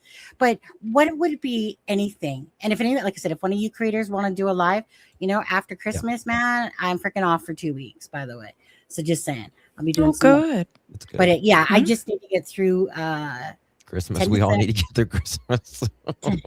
But I got 12 to 8 Monday, Tuesday, and then Christmas Eve is 9 to 5. My niece coming over. But anyways, I got 2 weeks off after that. So I've been very limited because I just finished doing 12 to 8. And plus I needed to take a break. There's other stuff going on in my life besides true crime stuff. So I've taken a little bit of a mental health break, to be honest, in part ways. Because it does, don't you? Like, for you, Justin, you cover this case, and Charmaine's been taking it on quite frequently too, and Nova. But like, how would you say, Justin, like your mental health? Like, what do you do to kind of balance? I know you joke around and did it, Mhm. but do you find like that some days it's just like hard to do We a all get lot? burnout. Every Burn creator out, gets burn out. burnout. You Yeah. do, and it's nothing. Okay. Everyone needs a break from everything. It just is what it is. For Mm, me, I have to go outside. That's for me. Like I have to get out in nature and just yeah. smell the fresh air. For me, and Clear the head. yeah, and sometimes I just have to do another case or whatever. I just can't go there that day or whatever. And some days Yeah. I just can't do it at all. You know. Mm, yeah. Uh, and is this like I was finding with this case myself, is that okay, at what point you're covering it, and then after a while I was just pretty much bashing Daniel every freaking chance I got because it was just pissing me off. I was tired of his bullshit. I felt like I was just raging about Daniel all the time, Mhm. and I was just like, so meaning then I was just like, That's yeah. therapeutic for me. I don't, I mean, don't get me wrong. Therapeutic for me. I love to do a Daniel or a Janie. I mean, it just warms But my heart. yeah, I was just finding that I was just kind of focusing a lot on just calling him out for his BS, but I was just over his bullshit and stuff like that. And so I was like, okay, Sonny, tone it back down a little bit again. Don't get me wrong. I ain't It's not because I want to pick on Daniel. Daniel just makes it too fucking easy to pick on Daniel. Janie does too, but He Daniel, he doesn't help himself. That's for he sure. doesn't help himself. He makes himself look like a complete fool, to be honest with you. And this is a case of two missing children. Charmaine, same thing to you. Mental health. You find that, Mental health. yeah, I you're usually perfect. I usually turn Justin on and laugh at Yeah. his chicken parties and his coverage or AB. I'm not the type to go on and make fun of anybody or and I have some of those same thoughts, but I'd rather watch other people do it because you all do it so well. It's I awesome. I used to be My just like you, grandbabies are Charmaine. my I life. would never in the beginning and stuff, but I'm 3 years into this, and I'm just like, ugh. Yeah, and I mean, I'm not new to true crime by any means, but new to no. my own channel. And even when I was on with Sunny, I still didn't. I still I don't know. It's just not who I am. But I would rather I appreciate it when you guys do it because it gives it a little bit of levity in it, and we need it. You And need it. I Yeah. I I don't physically lean on my Yeah. grandkids, but I watch videos and I just soak up their love and their energy. And Mhm. I hate the winter time, so this has been really hard, and you feel really Same. defeated some days. And some of Yeah. the things that I've been doing behind the scenes have been very hard on the soul. And I just, some days like the last week, I had to take a few days and just really kind of reevaluate where Yeah. I wanted to go with this. So yeah, Yeah. hard. Yep, yep, yep. Now, Melissa, I mean, obviously you haven't been doing anything on your channel. This is the first night in a long time, and stuff like that. But as well, right? You did a document and then you got burnout because it gets a lot. You were doing a lot in a short space of time. Because if anyone knows to go through what Melissa has gone through That's a is an lot. abs that's like torture on me. Yeah, Yeah. Torture. she worked her ass off. I was thanking her the other day on my live stream. I was like, "Girl, thank you. You worked your ass off on this." Yeah, I call it like Yeah, a holy grail. It But is. you know, absolutely. yeah. But Melissa, I did you mean, want to say? I did get burnout, and I still do, even though I'm not going live like you guys are daily or a couple times a week or anything like that. Like, I'm behind the scenes doing stuff. I do things with the document almost daily. Um, it really got to me the other day. I was at a breaking point, and it was a pretty big one. And I went to my brother's and I came back because that's generally my go-to for my mental health, besides watching Justin because he cracks me up. But I went to my brother's. I was still having a really tough time. Not only was this case hitting me, but it was the 4-year mark for Nick. Yeah. And I ended up unintentionally, mind you, reaching out to Belinda. And we cried together. And that moment of letting her know she wasn't alone, because she feels like she is sometimes. And so letting her know, hey, I'm here for you.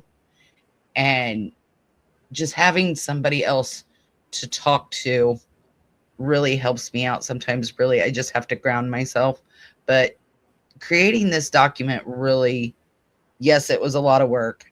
Yes, it was very mentally taxing. And I'm just trying to do it and take care of my own mental health, because I know what trauma I have from Nick. And, you know, it's a lot. And we all have to take a moment and stop and say, I need a break for a minute. And that's like when we laugh. We're not laughing at this case, but if we don't find something to laugh at, we're going to break. Mm-hmm. Absolutely.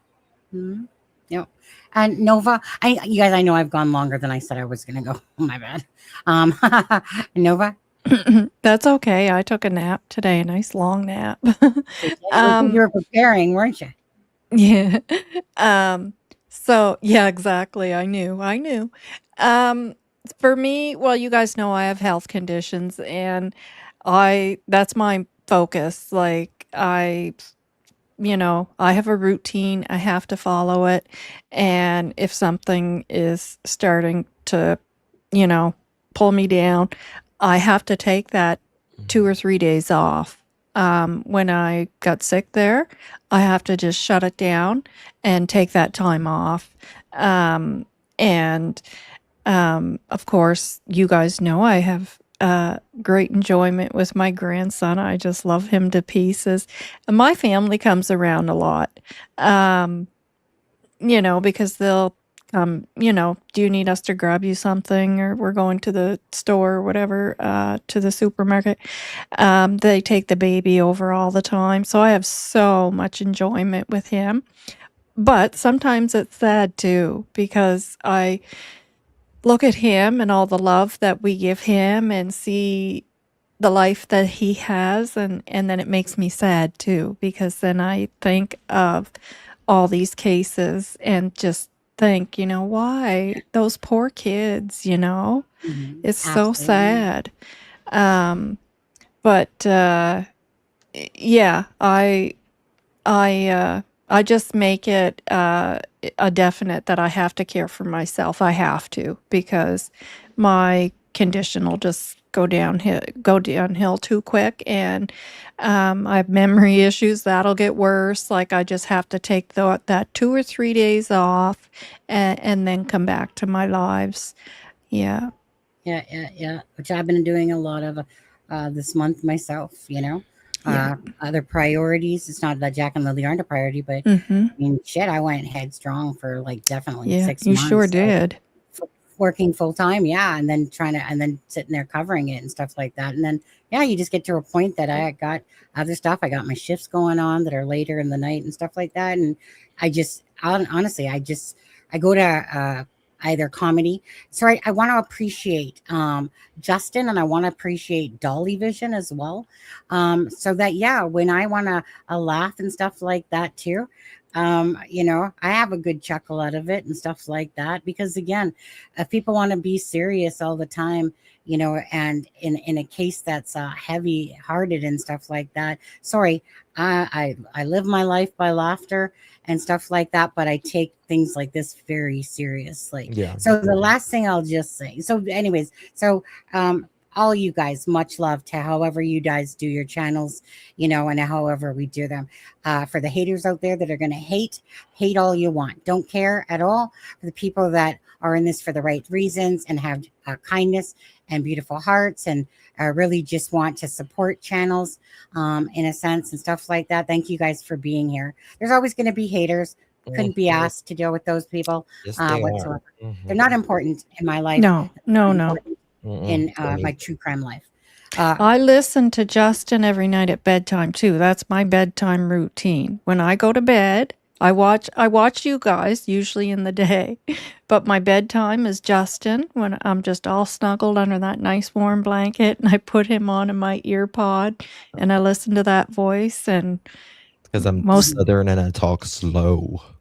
I talk slow too, so I appreciate it. It's great for my new brain. I've been known to hit that 1.5 speed or 2 speed, in a You sense, have- which actually comes off. I do like it for me normal. too. If I'm listening to me, I'm like, I got to do it 1 to 1.5 for me because Well- damn, you talk slow, Justin. Shan and I did a video together, and another channel replayed it. And when they were on her part, she was normal. And when they would do me, they'd put me on 2 tokens. I laughed. And it was when I was first sick and I had the infection and my face was swollen and sore. So I was talking slower than I usually do. Yeah.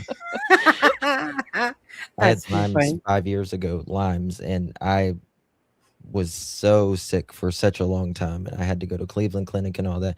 And I couldn't even speak some days hardly. Yeah. I couldn't find my next word. Yeah. Just brain fog and fever and everything. It was really bad for a long time on so many antibiotics. And I can't find my words still some days. Yeah, I'm the same way, Justin, because I had a vascular event, and I mean, I'm better now, but I'll get my words mixed up or I'll say something backwards. But whatever. It's my new brain. I call it my new brain. Right. I was going to say, someone had only mentioned to me that Justin, in passing, I remember months ago that Justin had some sort of illness at some point or whatever on there. And honestly, I mean, I wish my brain would slow down, because I'm just got stuff in here and I want to get it out before I forget, because I know I'll forget as I've gotten older. Before it used to be like a memory cell and stuff like that. But anyways, you guys, it's been a great live. Charmaine, we'll start with Charmaine. Charmaine, any last words about anything? No, just keep the conversation going and try to, respect other people's opinions and their theories and be kind to each other. And there's no reason for the infighting and the drama, because if you're involved in it and you're guilty of it, you're taking away from Jack and Lilly and what they deserve. They deserve so much more in life. And if their family's not going to speak up for them, we will, but do it respectfully and keep your eye on the prize, and it's finding those 2 little babies. That's all I want to say. Is not cut the crap, as Ron Mexico told Thurwood a couple of weeks ago. I love that. Cut the crap. Cut the crap. Yeah. Justin. Thank you, Sunny, Shar, American Justice, Nova, Daff. Am I missing anyone else? Shanann, thank you. Shenanigans, thank you so much. Thank you to everyone who watched this. It's incredible how I really believe the people that watch us are truly the best of humanity, because they care for others who many people just are forgotten about and just tossed to the side. And I appreciate each and every one of you. We're not going to give up on Jack and Lilly. Belinda, something Seth said with Sebastian Rogers, and he said, I have Sebastian's army. And I was like, I can't get rid of, I can't, stop the Sebastian case now. I heard that. And one thing that Belinda said is, I'm afraid people are going to forget Jack and Lilly. And when I heard that, I thought, I've been on it since day one. I will see it through, Mr. Sisters. So we're going to see it through. And whether that is, you know, tomorrow or tonight, there's a rest till whenever, and they're found, we're going to see it through. It's been 4.5 years on Summer Wells, and whatever. So thank Yeah. you all. God And bless almost you. 2 years for Sebastian, and coming up to 8 months for Jack and Lilly. Go ahead, Melissa. Final words. So I just want to thank everybody who was up on panel tonight. I think we did good. The sad part about tonight is we weren't even able to touch all of the subjects because there is so much out there to discuss, and we barely scratched the surface, but we did it in a way that was respectful. I want to thank all the chats because I've tried to keep an eye on them best I can, and for the most part, from what I could see anyway, our chats were all respectful. They weren't drama. They were very kind and all of that. I know earlier a bunch of people were saying they were sorry about my son because they didn't know. Thank you. I couldn't reply to everybody, but just thank you.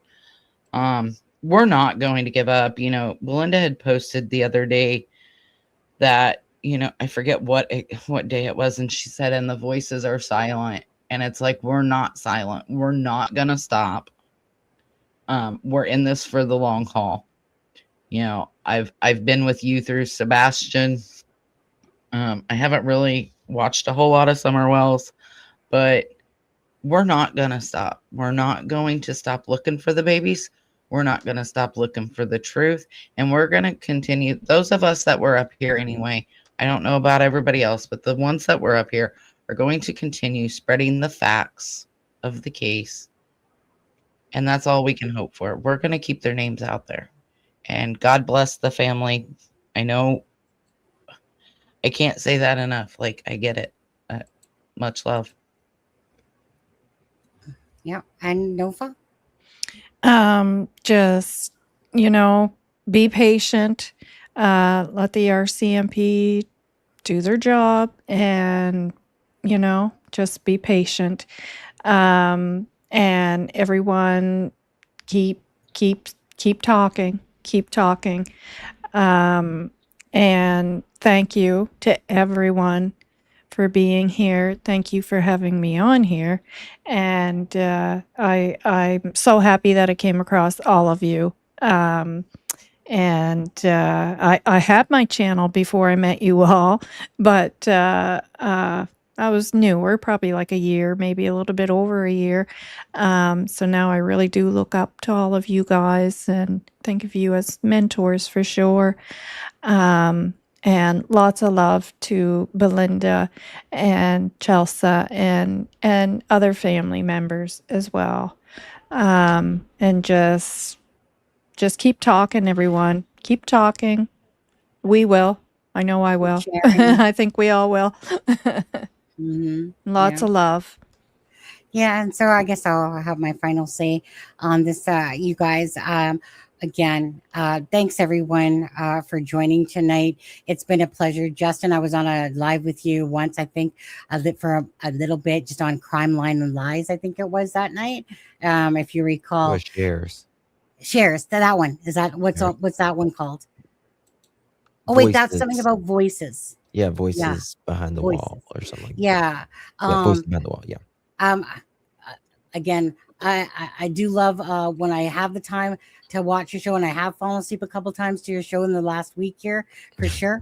I've woken up to listening to Ninchi as well in the morning, and just different ones or whatever. The Ninchi in the morning. You know, yeah, like just what I can anyway. But anyway, so honestly, Justin, I'm so glad that I was able to us to all have a live together.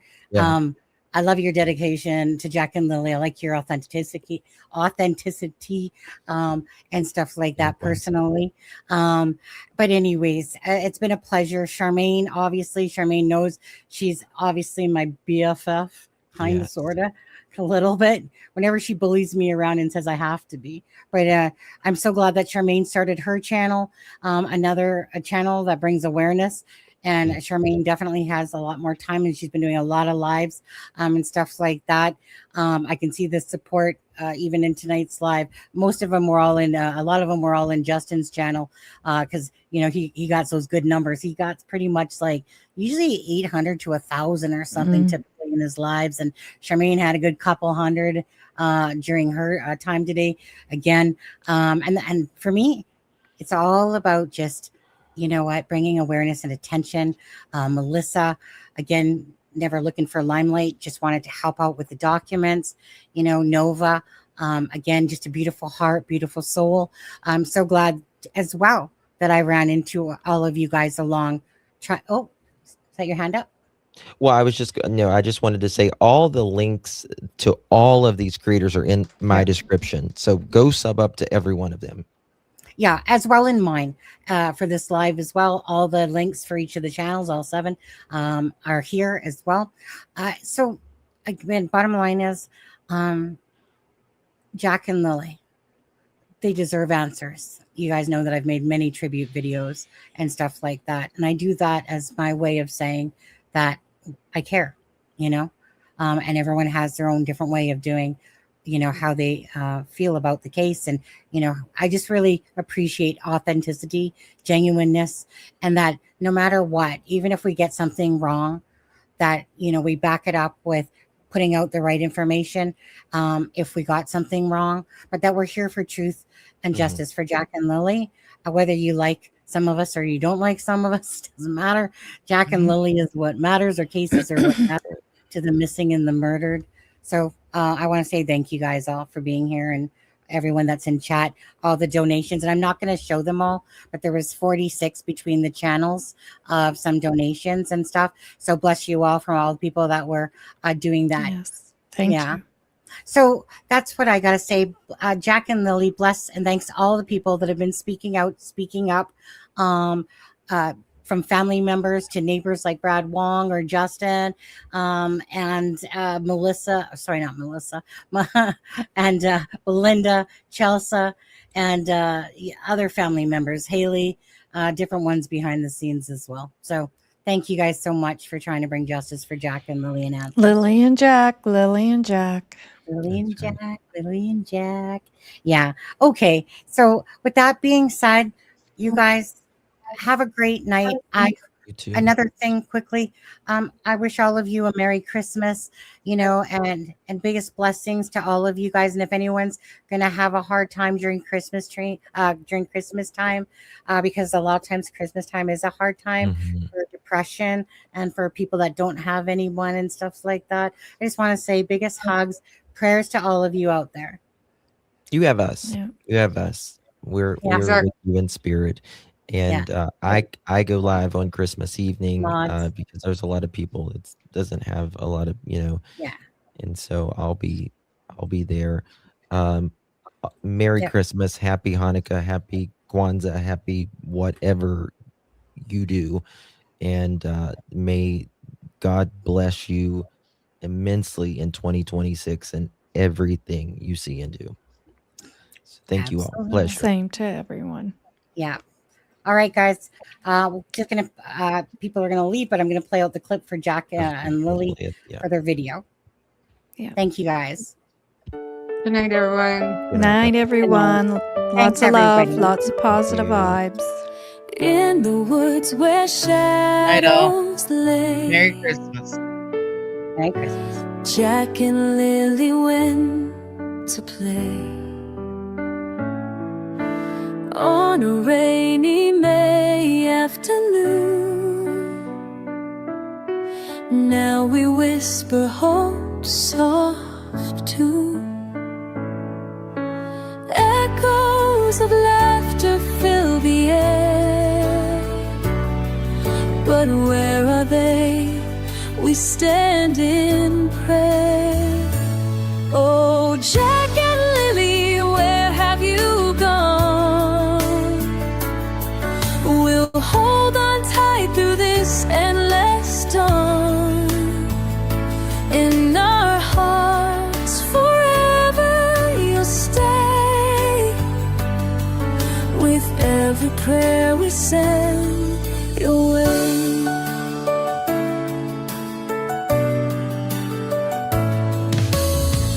Hundreds gathered, hearts so strong, searching deep where they belong. Through the trees and storms they roam,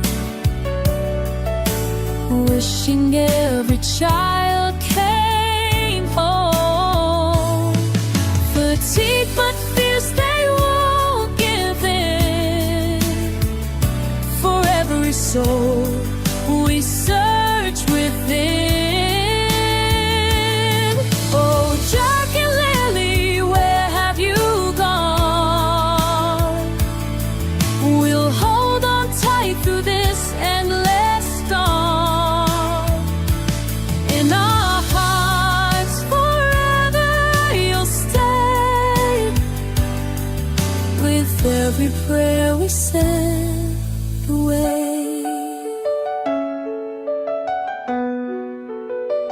We'll keep the hope alive today.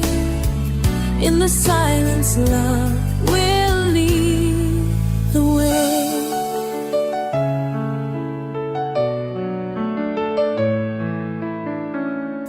Please help bring us home.